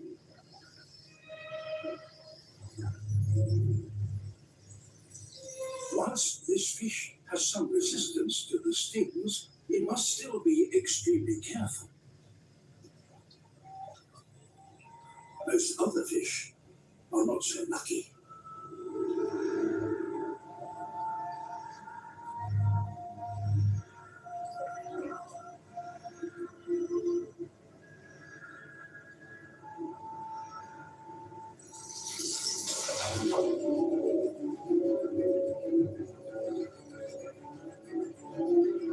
A tentacle has caught this one and reels it in.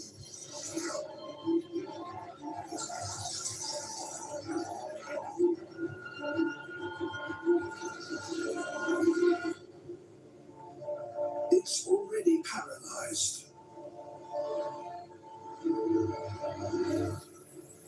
Specialized muscular tentacles transfer the victim to others that digest the catch, liquefying it with powerful chemicals.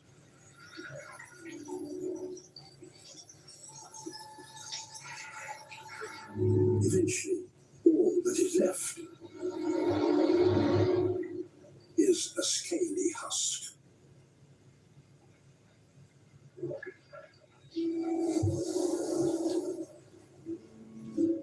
This voracious man-o'-war may collect over 100 small fish in a day.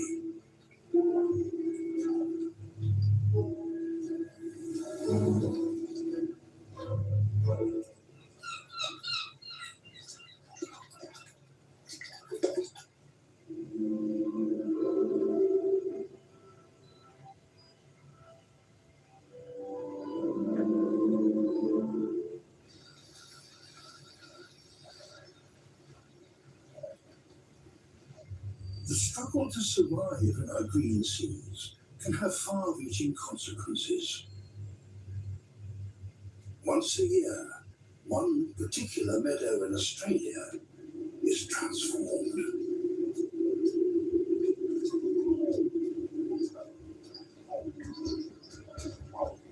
Around the first full moon of winter, an army materializes.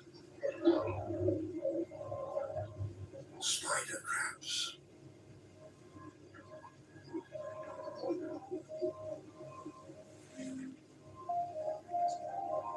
For the past year, they've been feeding in deeper waters.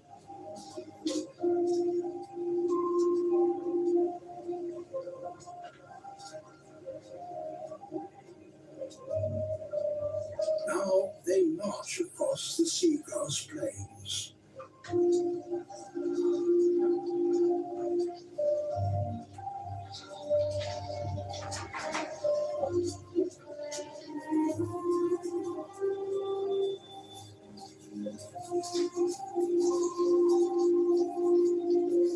Hundreds of thousands of them.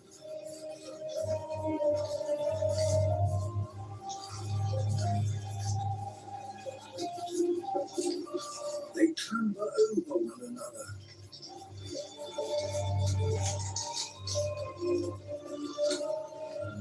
Creating great mounds.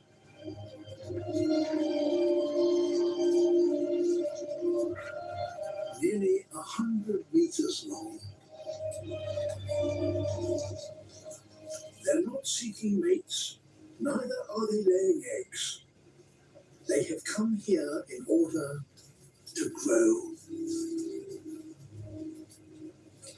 Like all crabs, their bodies are enclosed in a hard, unexpandable shell. So to grow, they have to break out of it.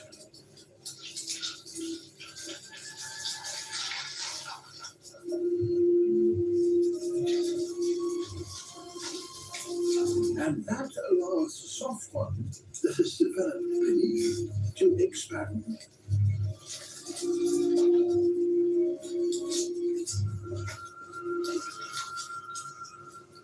It will take days for the new shell to harden.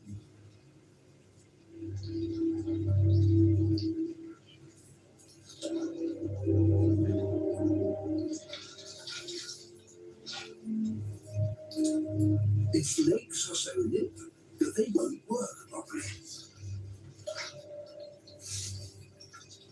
The crab is unprotected and in great danger.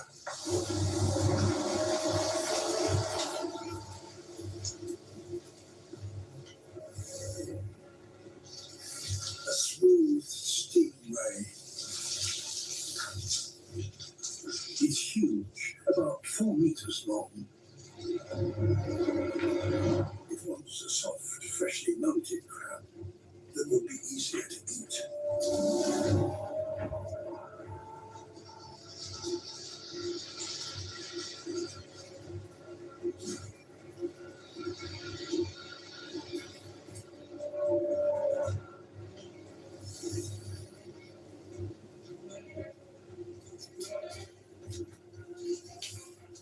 The crabs try to stick together.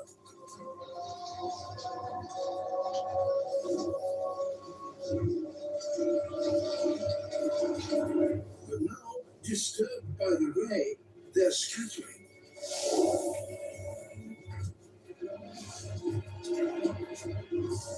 A newly molted crab is too weak to keep up with the crowd.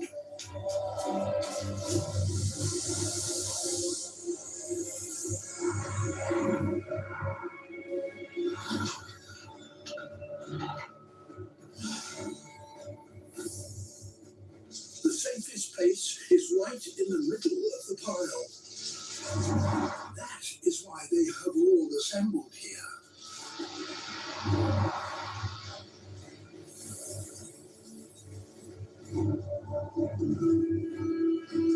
There is safety in numbers.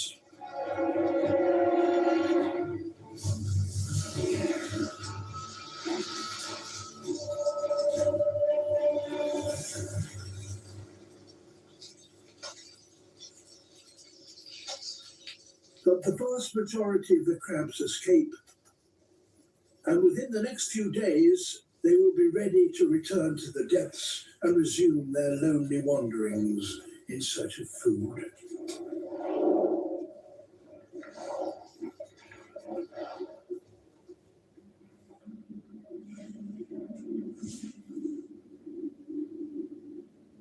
This is no graveyard,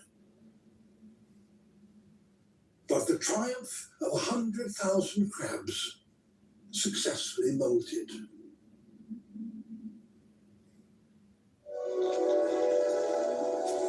The Sally Lightfoot crab, one of thousands of shore crabs just waiting for their moment. Every day they gather on the tropical shores of Brazil, waiting for the tide to go out.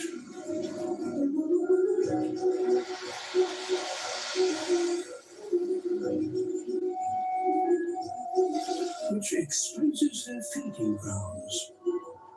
Seaweed-covered rocks 100 meters from the shore.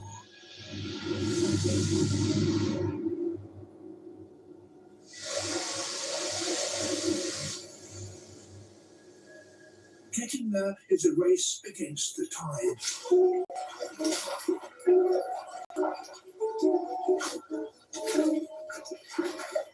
They leap from rock to rock.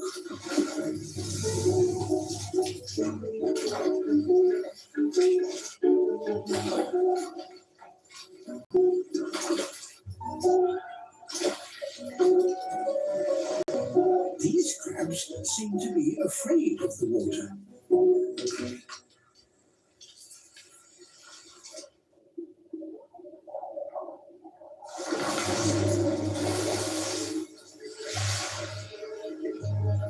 And for good reason.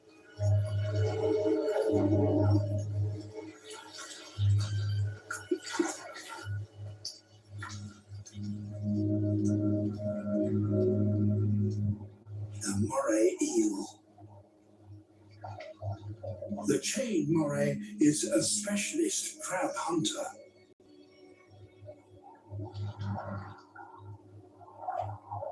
Its blunt teeth can easily grip and crush a crab's shell.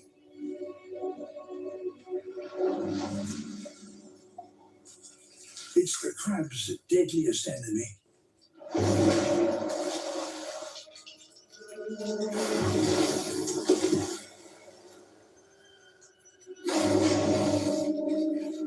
But the crab's feeding grounds are still a long way off.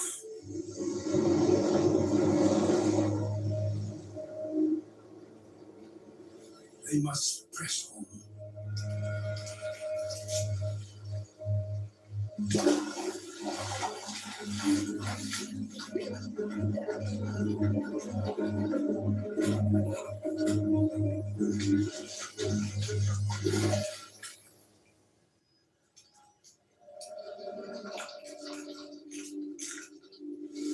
Halfway.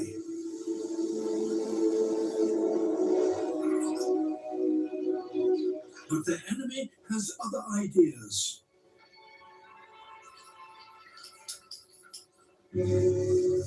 Crossing the land.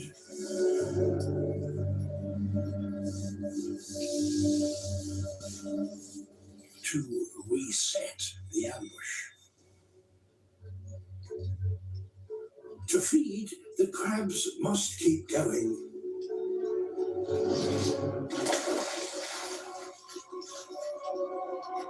But nowhere is safe. An octopus, also a crab killer.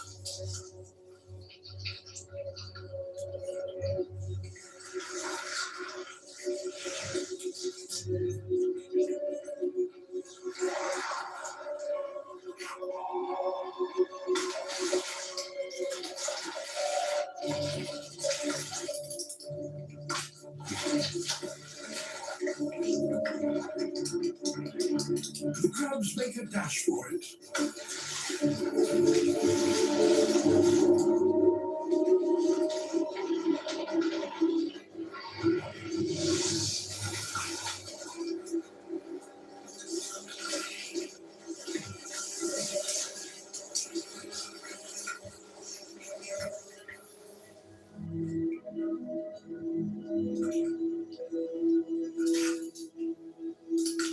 Made it.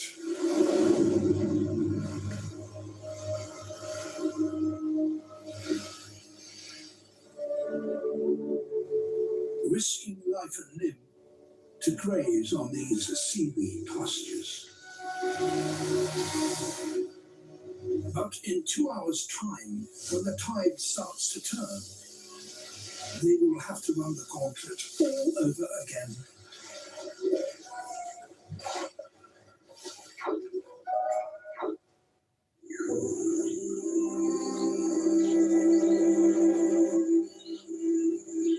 In a far corner of Southeast Asia lies the Coral Triangle. A cluster of the richest coral reefs in the world.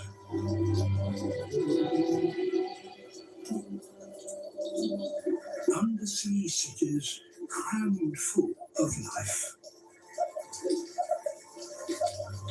This Charmin Ultra Soft Smooth Tear has wavy edges. It's no ordinary square. Charmin Ultra Soft Smooth Tear has wavy perforations that tear so much better, with more cushiony softness. Enjoy the go with Charmin.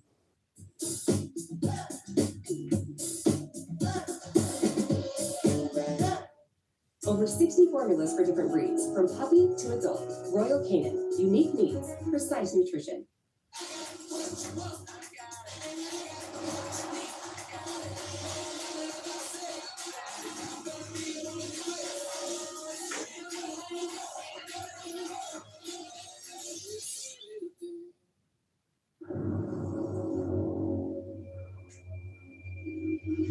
Stop advertising to your servers to archaeologists on site surveys. Start marketing to the right people by targeting industries and functions on LinkedIn ads.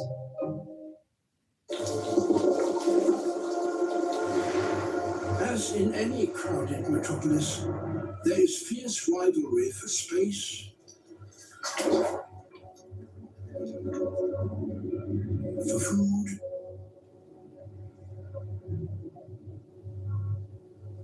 and for a partner. But the reef is also a place full of opportunity.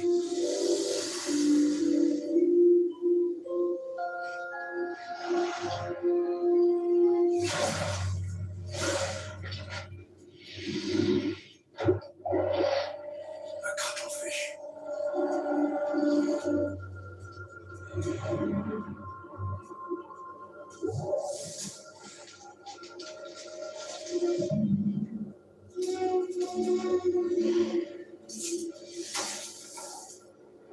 It specializes in hunting crabs.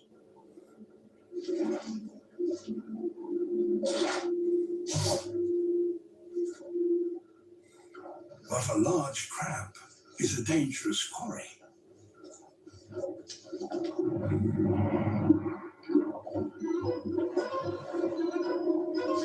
It has powerful claws. The cuttlefish, however, has a remarkable talent.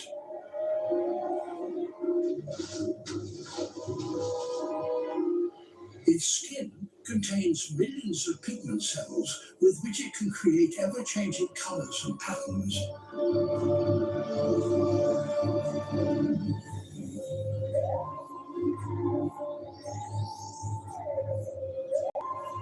And that, apparently, hypnotizes the crab.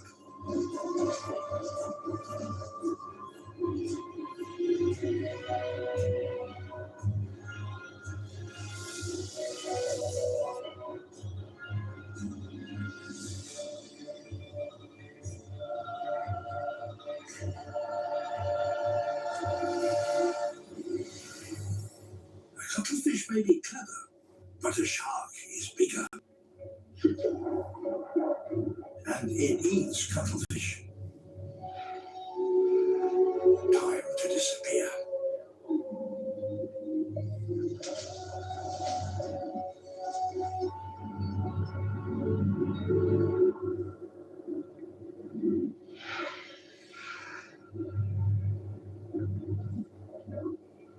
Back to the hunt. A new target, but the same mesmerizing technique.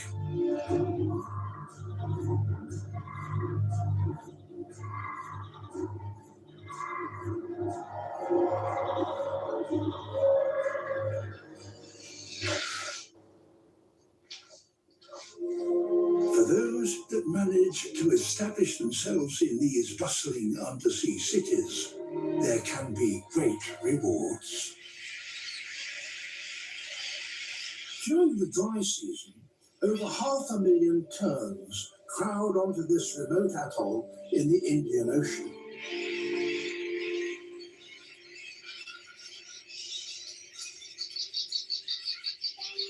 Their chicks are still in their dark juvenile plumage.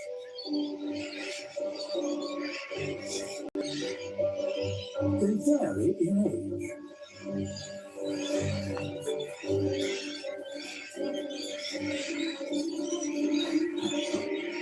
Whilst the more advanced chicks take to the air,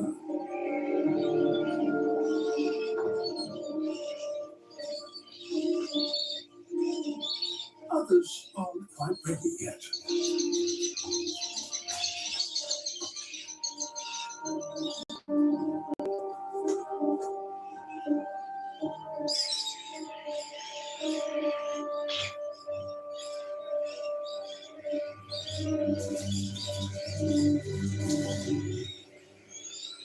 Those just starting to learn to fly use the shallow lagoon that occupies the center of the atoll as their training ground.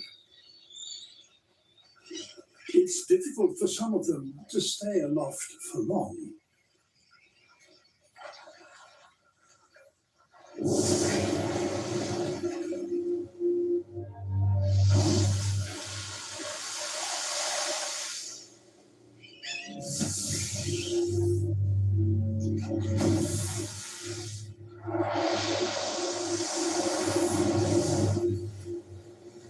Giant trevallies.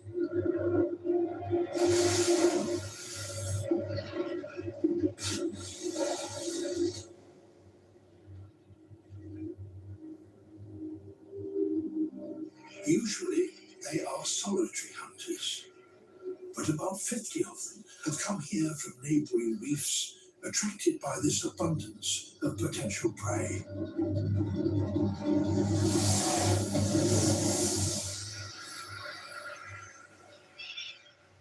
The fledglings stay out of the water if they can. They even drink on the wing.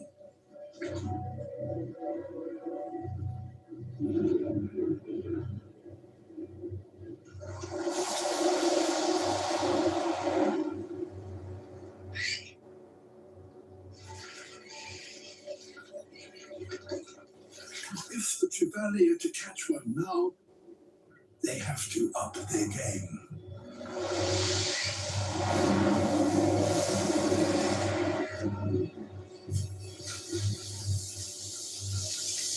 So there is a fish here that amazingly has a brain capable of calculating the airspeed, altitude, and trajectory of a bird.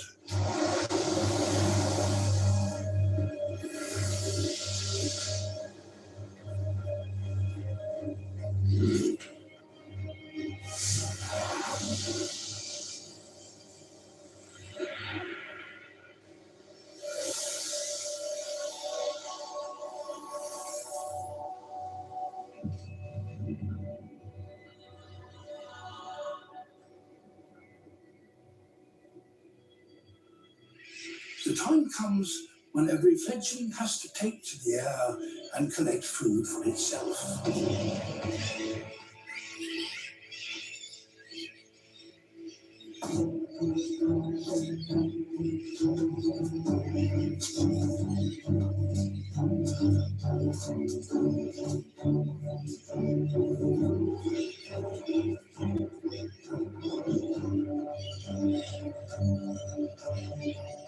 Their parents lead them to the training grounds.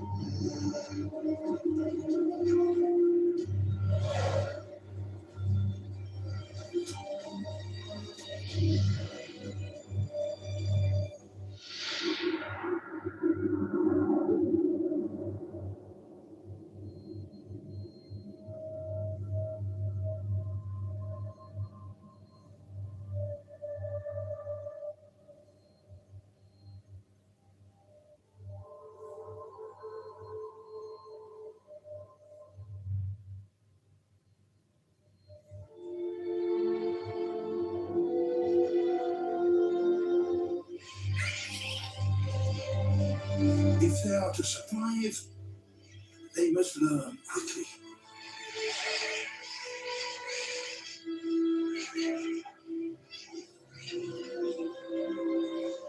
After a month of practicing over the lagoon, the youngsters start to leave and take their chances out over the open sea.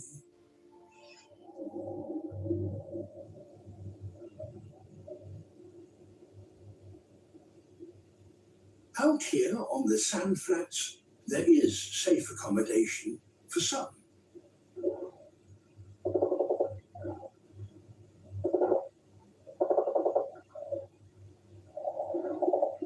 A family of saddleback clownfish have found an excellent home.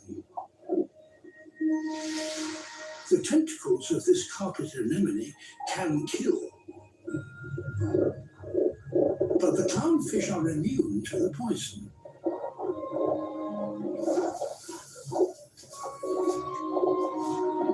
So they can shelter from danger.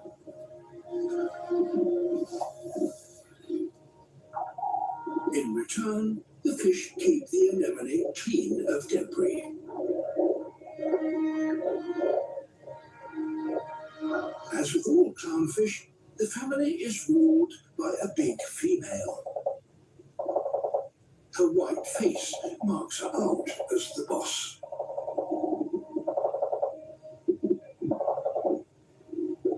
The diminutive male has to prove his worth, so he works tirelessly, removing debris and generally keeping on top of the housework.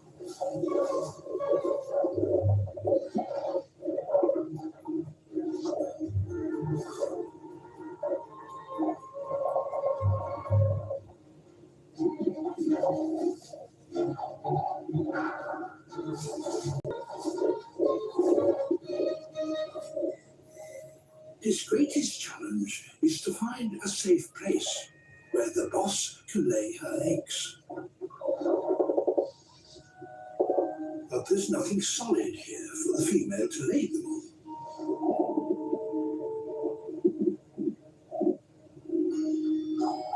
A nearby shell could be the solution.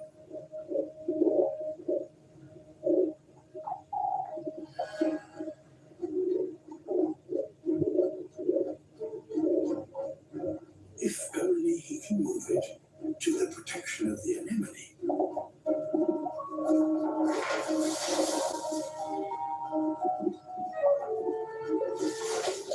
Too heavy. Besides, it has a mind of its own. Hermit crab.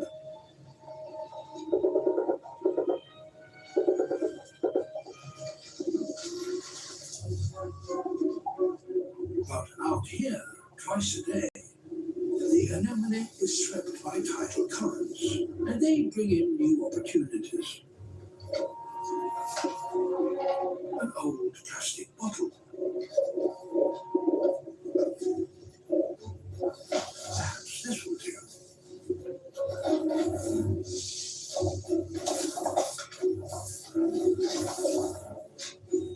Not heavy enough.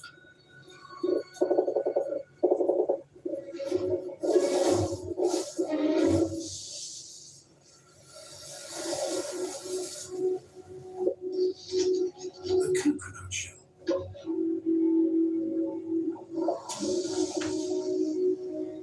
It looks just right, but it's a long way from home.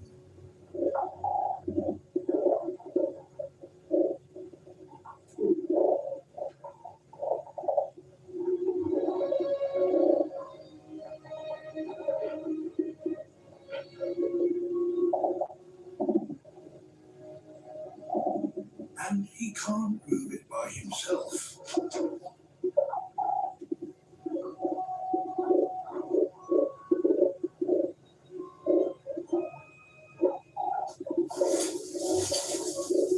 So the pair now work together.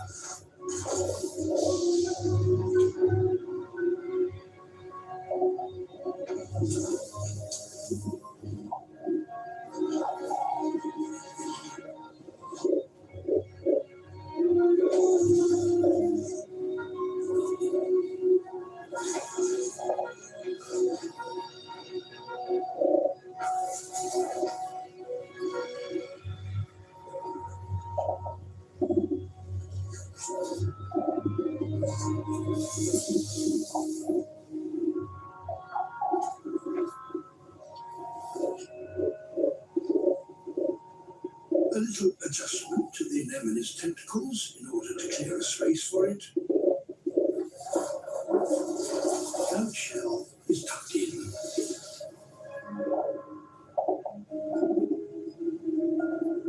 The female lays. A safe nursery at last.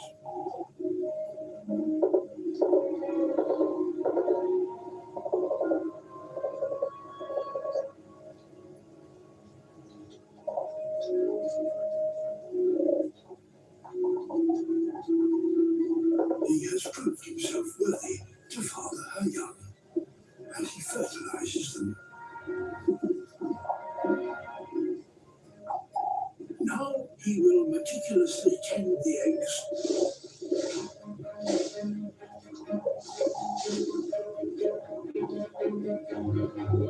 Keeping them clean and healthy until they hatch in 10 days' time.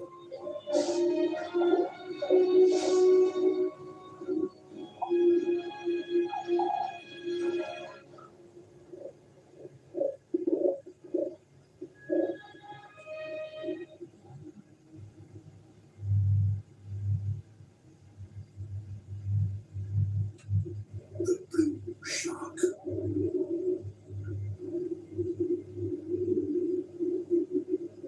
It travels over 8,000 kilometers a year, riding on the currents, supported by its broad wing-shaped fins.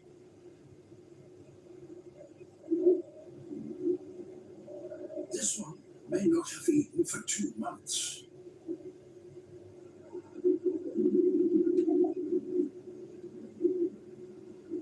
But the currents can carry promising traces of fatty oils from many kilometers away and will lead it to its next meal.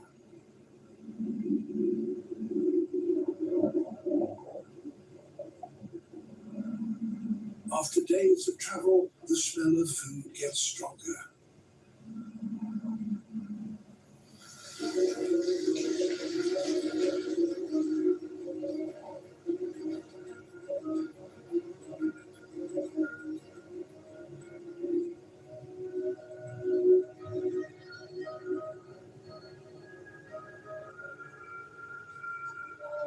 A dead whale recently struck by a ship.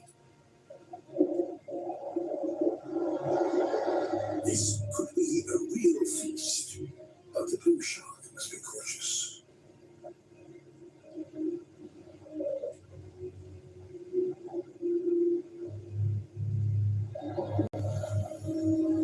Great white sharks,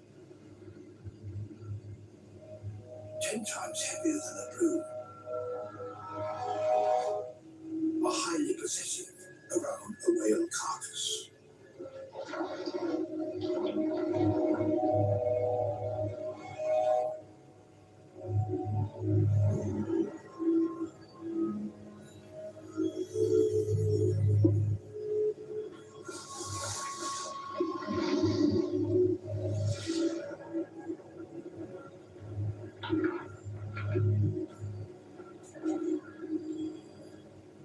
Great whites are eager to feed on energy-rich whale blubber, which we now know forms a major part of their diet.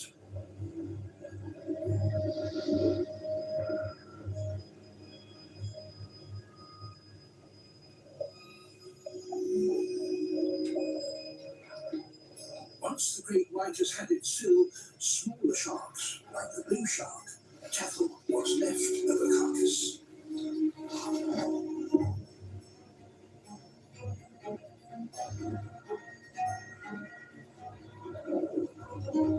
As the oils from this dead whale spread more widely, more and more blue sharks appear.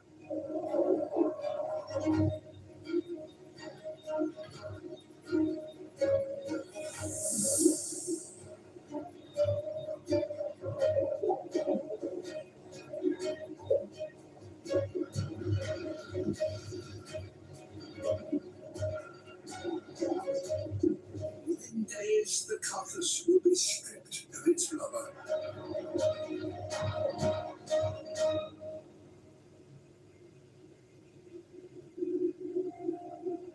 Then, no longer kept buoyant by its oil, it will sink into the depths below.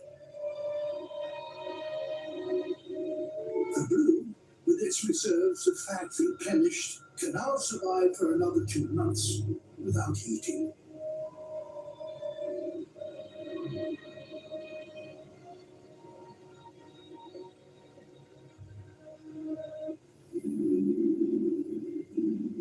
But most of the creatures come together for a very different reason.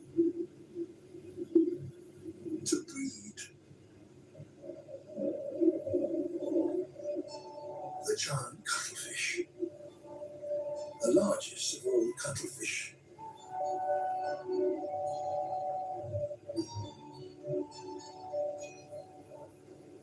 They live for just 1 or 2 years.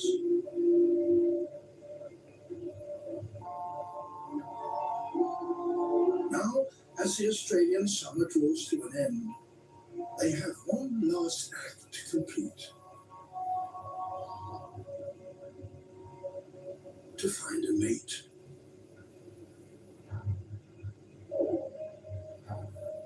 But there are over 100,000 males competing for the arriving females in this one bay.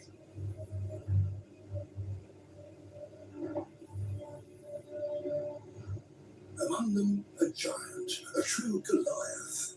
He probably weighs about 10 kilos.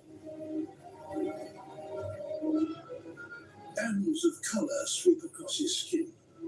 That's how cuttlefish communicate.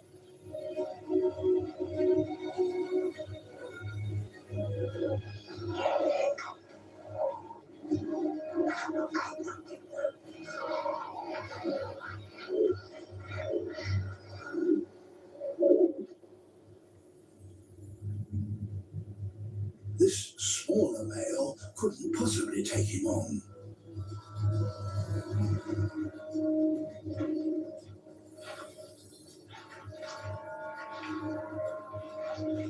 Beside Goliath and under his protection, a female who has just mated with him. But other rivals are still interested. It seems a small male wouldn't stand a chance. The female is now displaying a white stripe along her side nearest Goliath. It's a clear signal that she no longer wants to mate with him.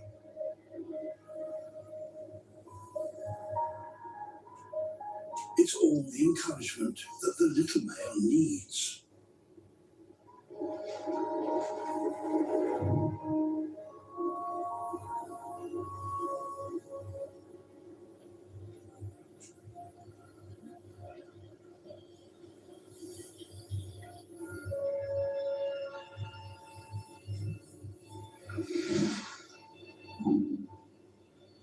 He's going to have to use trickery.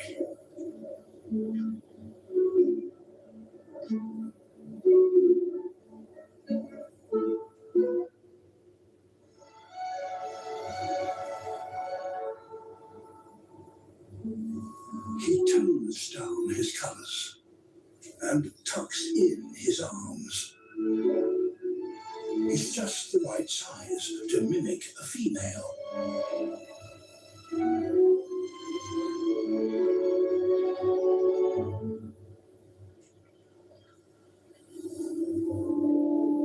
Goliath is deceived.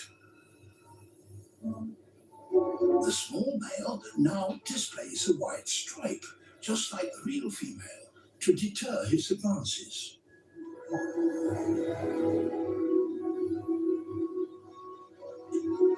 He slips beside her, and they mate.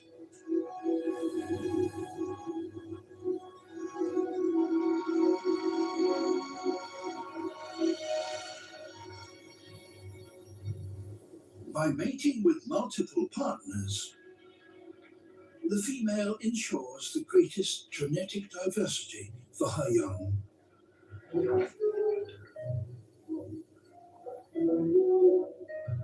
The sneaky male leaves, his final act complete.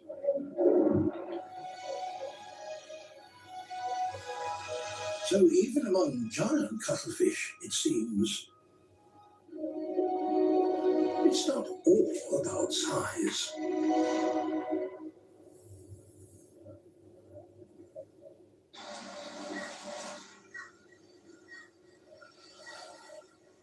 In the underwater forests off northern Japan, the residents of this sunken wreck are waiting for the summer temperatures to reach 16 degrees Celsius.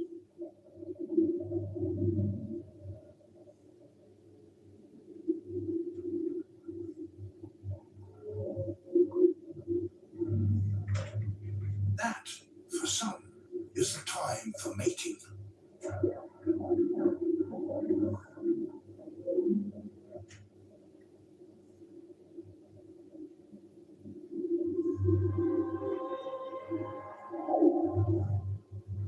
A kind of giant grass called a copodie.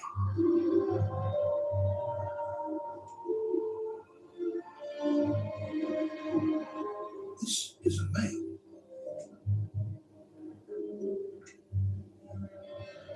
And in female terms, he's particularly handsome.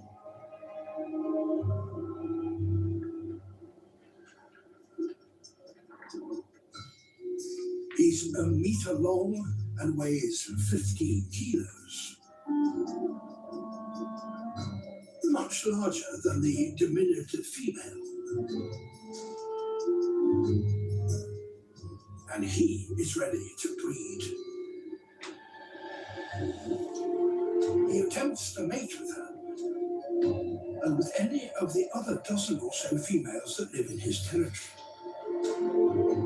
whenever he gets the chance.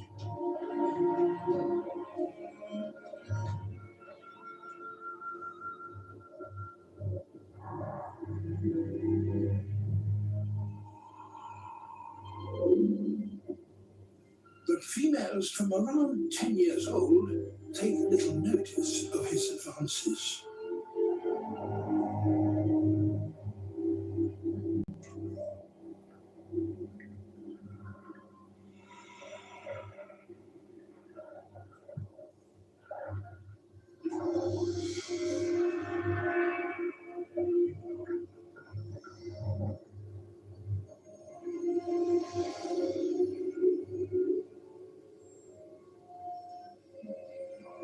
This is because when any large female reaches a critical body size, she can begin a dramatic transformation.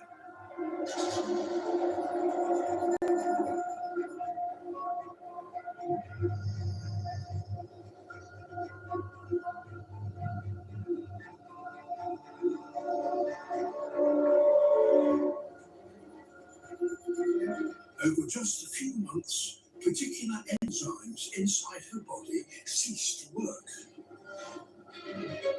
And male hormones start to circulate. As time passes, her head expands and her chin gets longer. A she has changed into a he.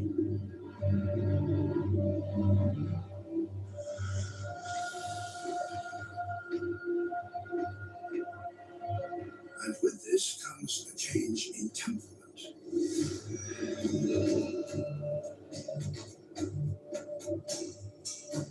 The old male who ruled all the females here is challenged to a face-off.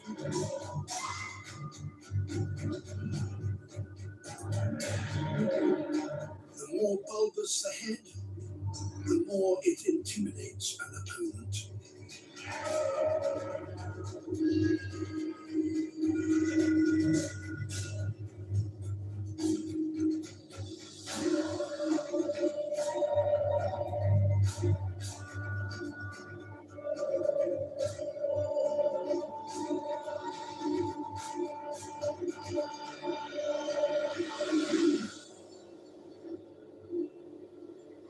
The territory has a new ruler.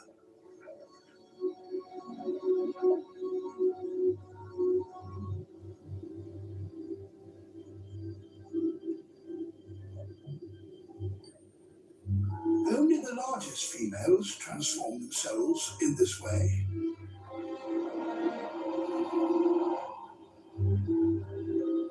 But the change enables them to have more mates, so they will have many more offspring carrying their genes.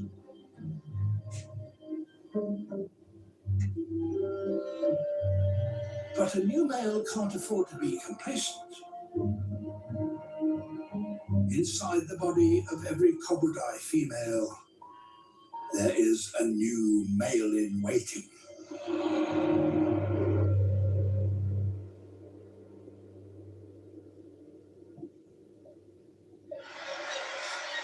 And wave power creates towering fortresses like these cliffs in the Arctic, home to tens of thousands of breeding seabirds. The faces of the cliffs are accessible only from the air and have plenty of nooks and crannies for those that can get there.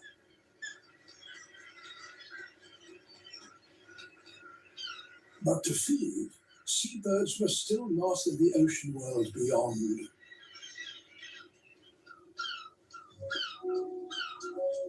A puffin. He's a fisherman and a father. He has a mate for life.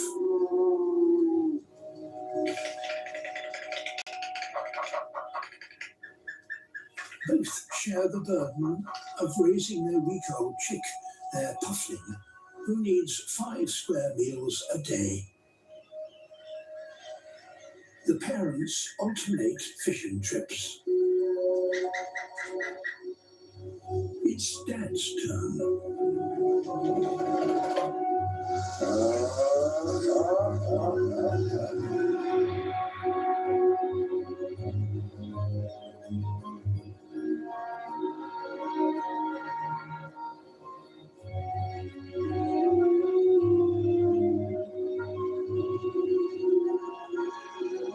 When fish stocks are low, puffins must fly as much as 50 kilometers out to sea to reach the good fishing grounds.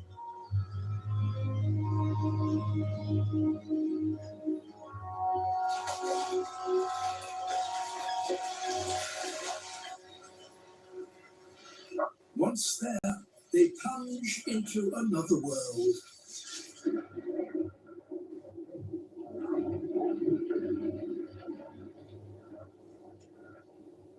Good fishing spots are hard to come by, and they have company. Guillemots.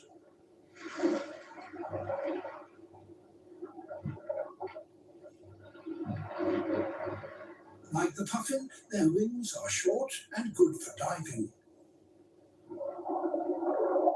Puffins can hold their breath for over a minute and dive as deep as 40 meters.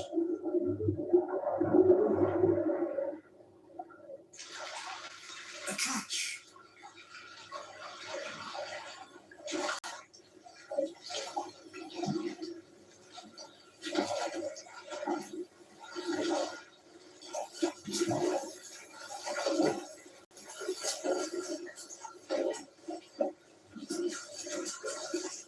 But it's a long way home.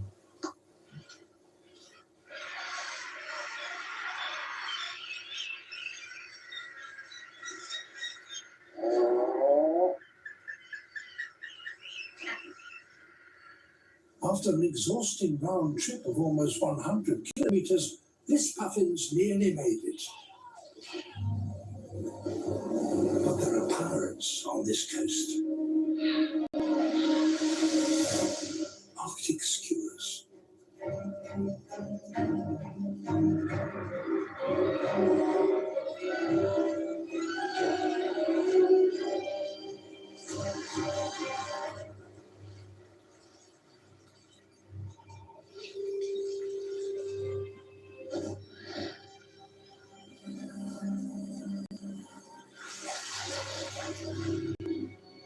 All around, returning parents are being robbed.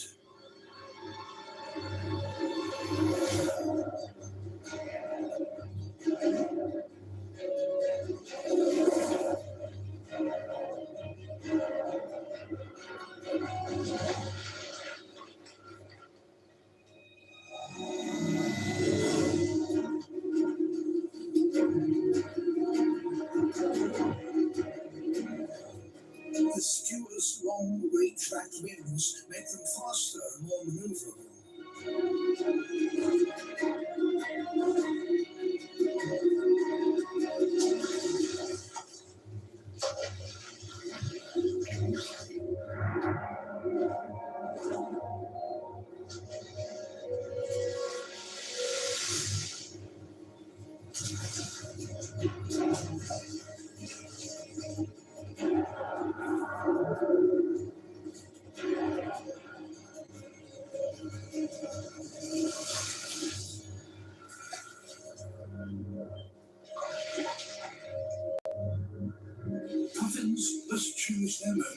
precisely.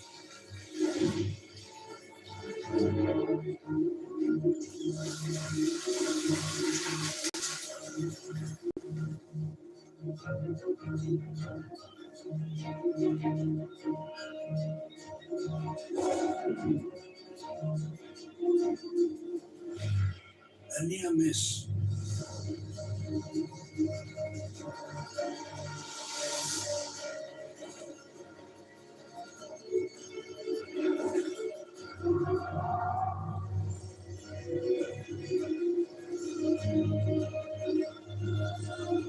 A last desperate burst of speed, and he's made it.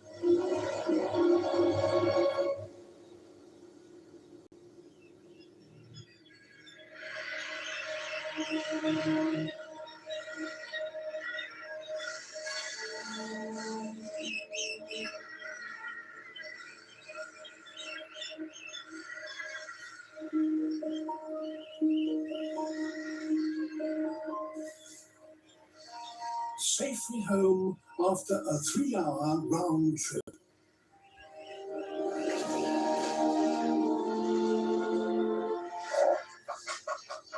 Where his patient partner is waiting.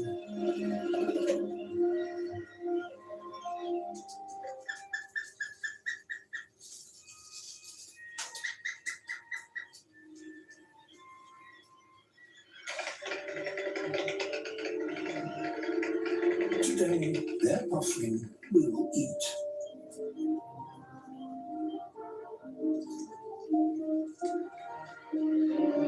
But where fish numbers are in decline, many puffins now find it hard to get enough food for their chicks.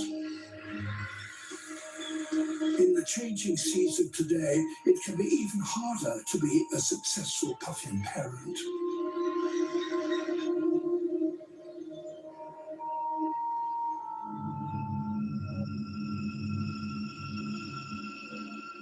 A kilometre from the surface, beyond the reach of the sun.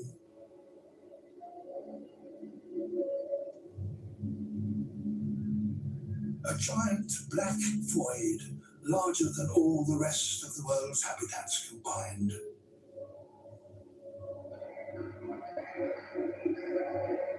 There's life here, but not as we know it.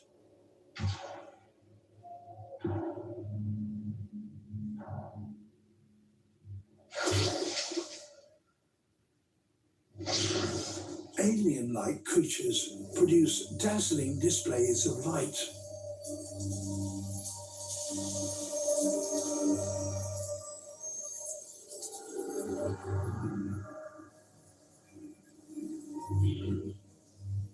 Nearly all animals need to attract mates and repel predators.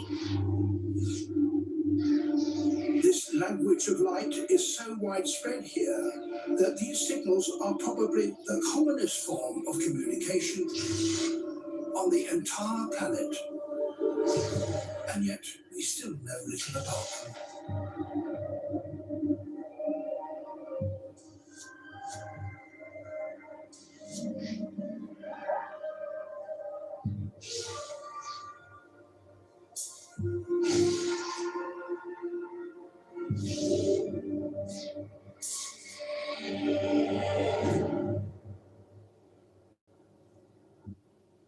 Hunters illuminate themselves and, by doing so, attract inquisitive prey.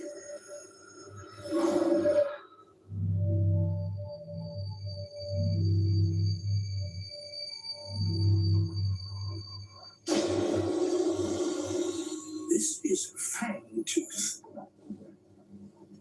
It has the largest teeth for its size of any fish. There are pressure sensors all over its head and body, which can detect anything moving in the surrounding water.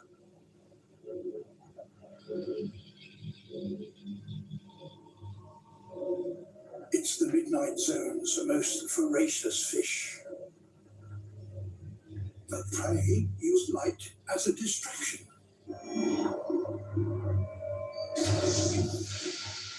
A decoy of luminous ink.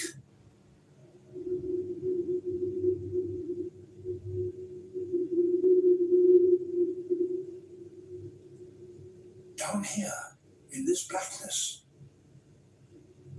creatures live beyond the normal rules of time.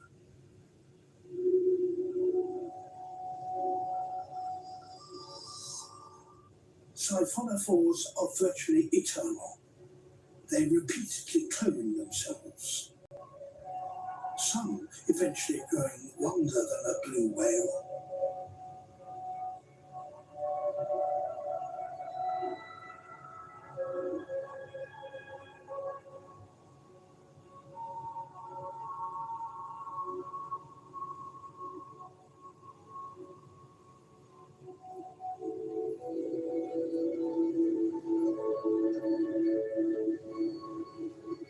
Down here, it snows.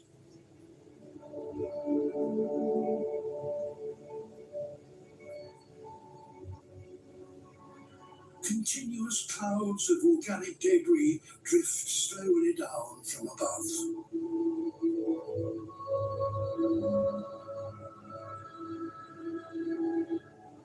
This is food, and a whole variety of filter feeders depend on it. Jellyfish.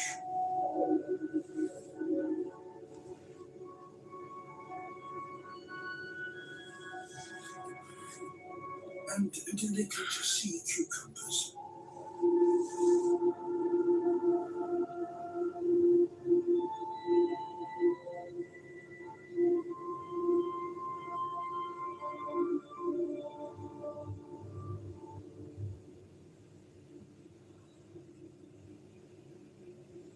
The 1% of marine snow they miss eventually settles on the sea floor.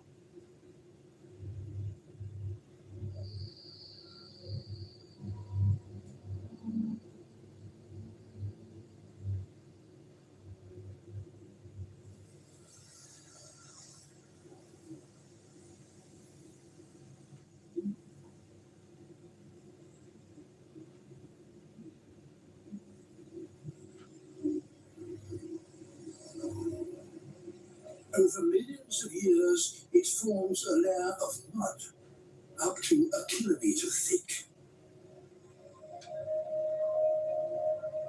It's an empty plain that covers half the surface of our planet.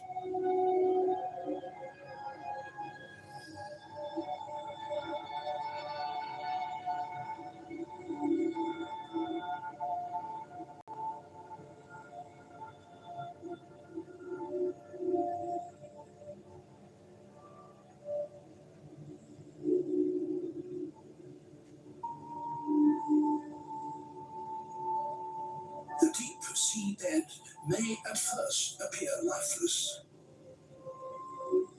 but it's home to a unique caste of mud dwellers. The sea toad. It is an ambush predator with an enormous mouth and infinite patience.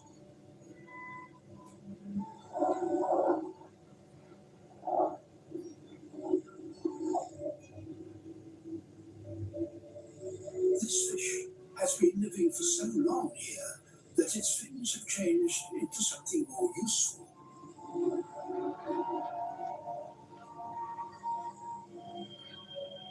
Feet.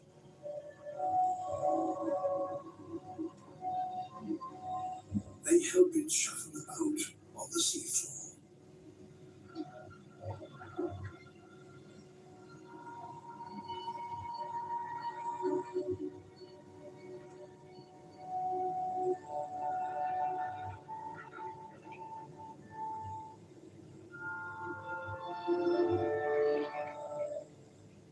The flapjack octopus.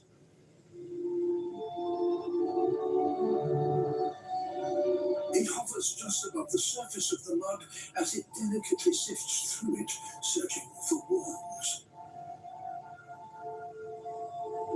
But it can jet away at the first sign of danger.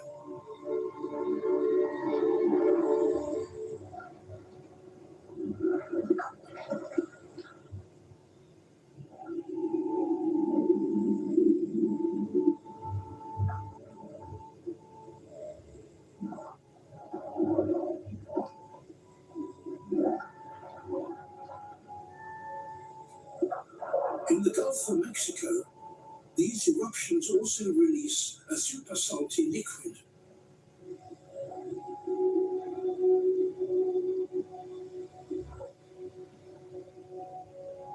Brine.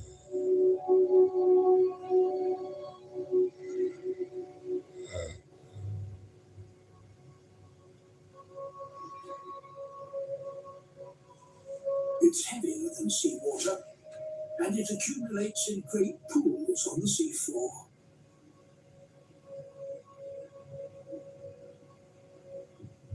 It's difficult to make sense of the sight.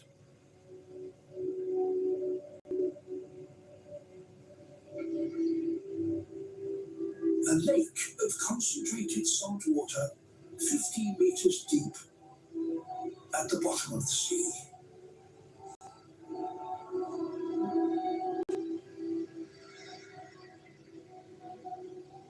Around its margin, perhaps even more strangely, there is a profusion of life.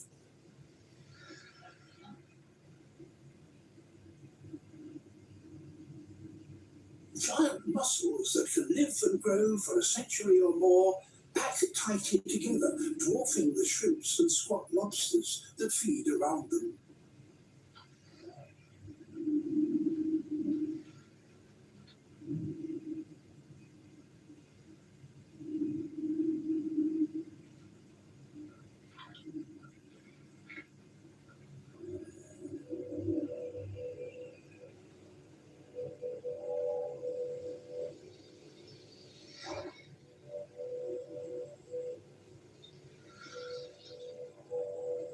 Cutthroat eels, scavengers, come to the shores of the Bryan Lake in search of something edible.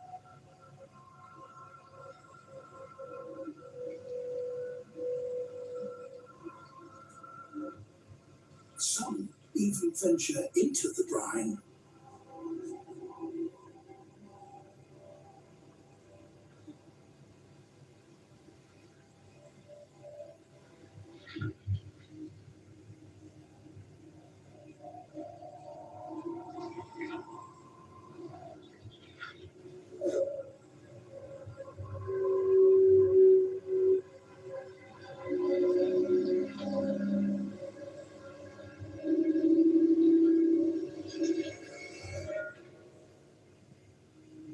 Spending too long in it can send an eel into toxic shock.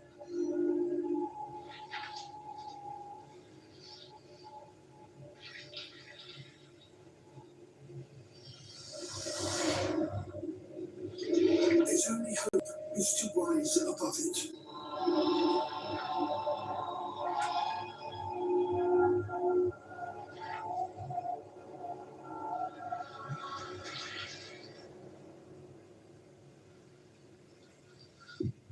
It manages to escape.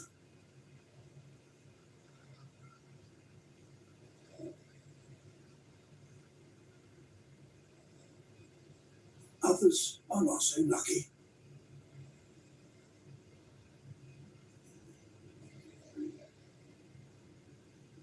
The brine embalms their bodies, and the casualties of decades accumulate around the margins.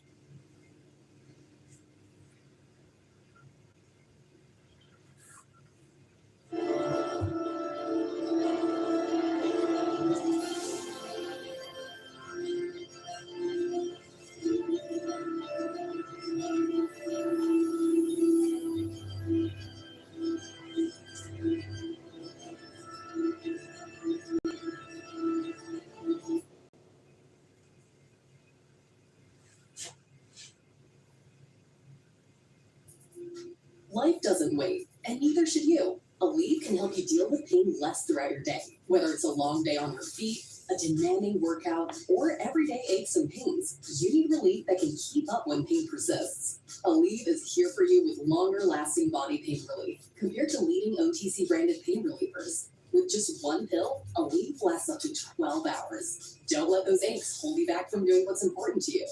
Use as directed. I'm rebuilding an actual winless school today, and I might have made things a little too challenging. Sam Houston, currently sitting at 0-6, is located in Texas, so I thought, what would happen if I only recruited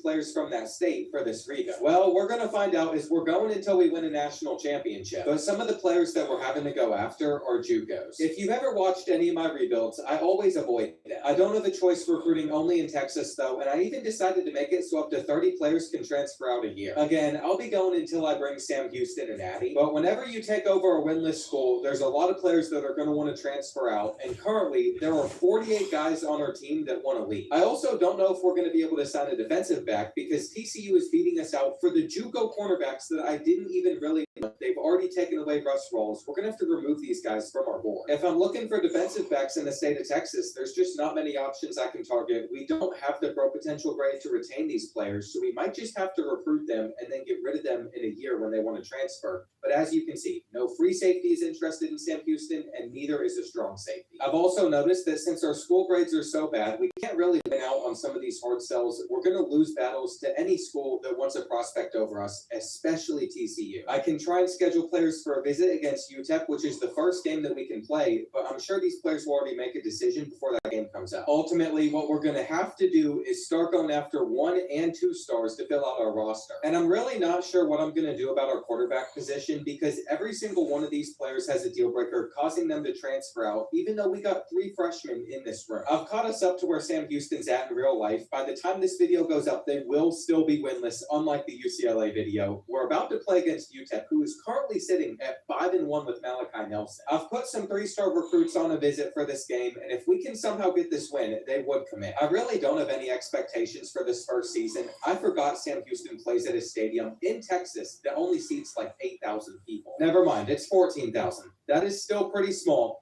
But look at how we just beat them off of the line. This is on Heisman difficulty too, so Humphreys must be a good receiver. We needed that touchdown in the final 5 minutes. We were in a stalemate with UTEP, tied up at 10-10, and they're going to get the first. But ideally, we can keep the Miners out of the end zone, and that is a big hit. I really don't want to get too attached to many players on this team because I know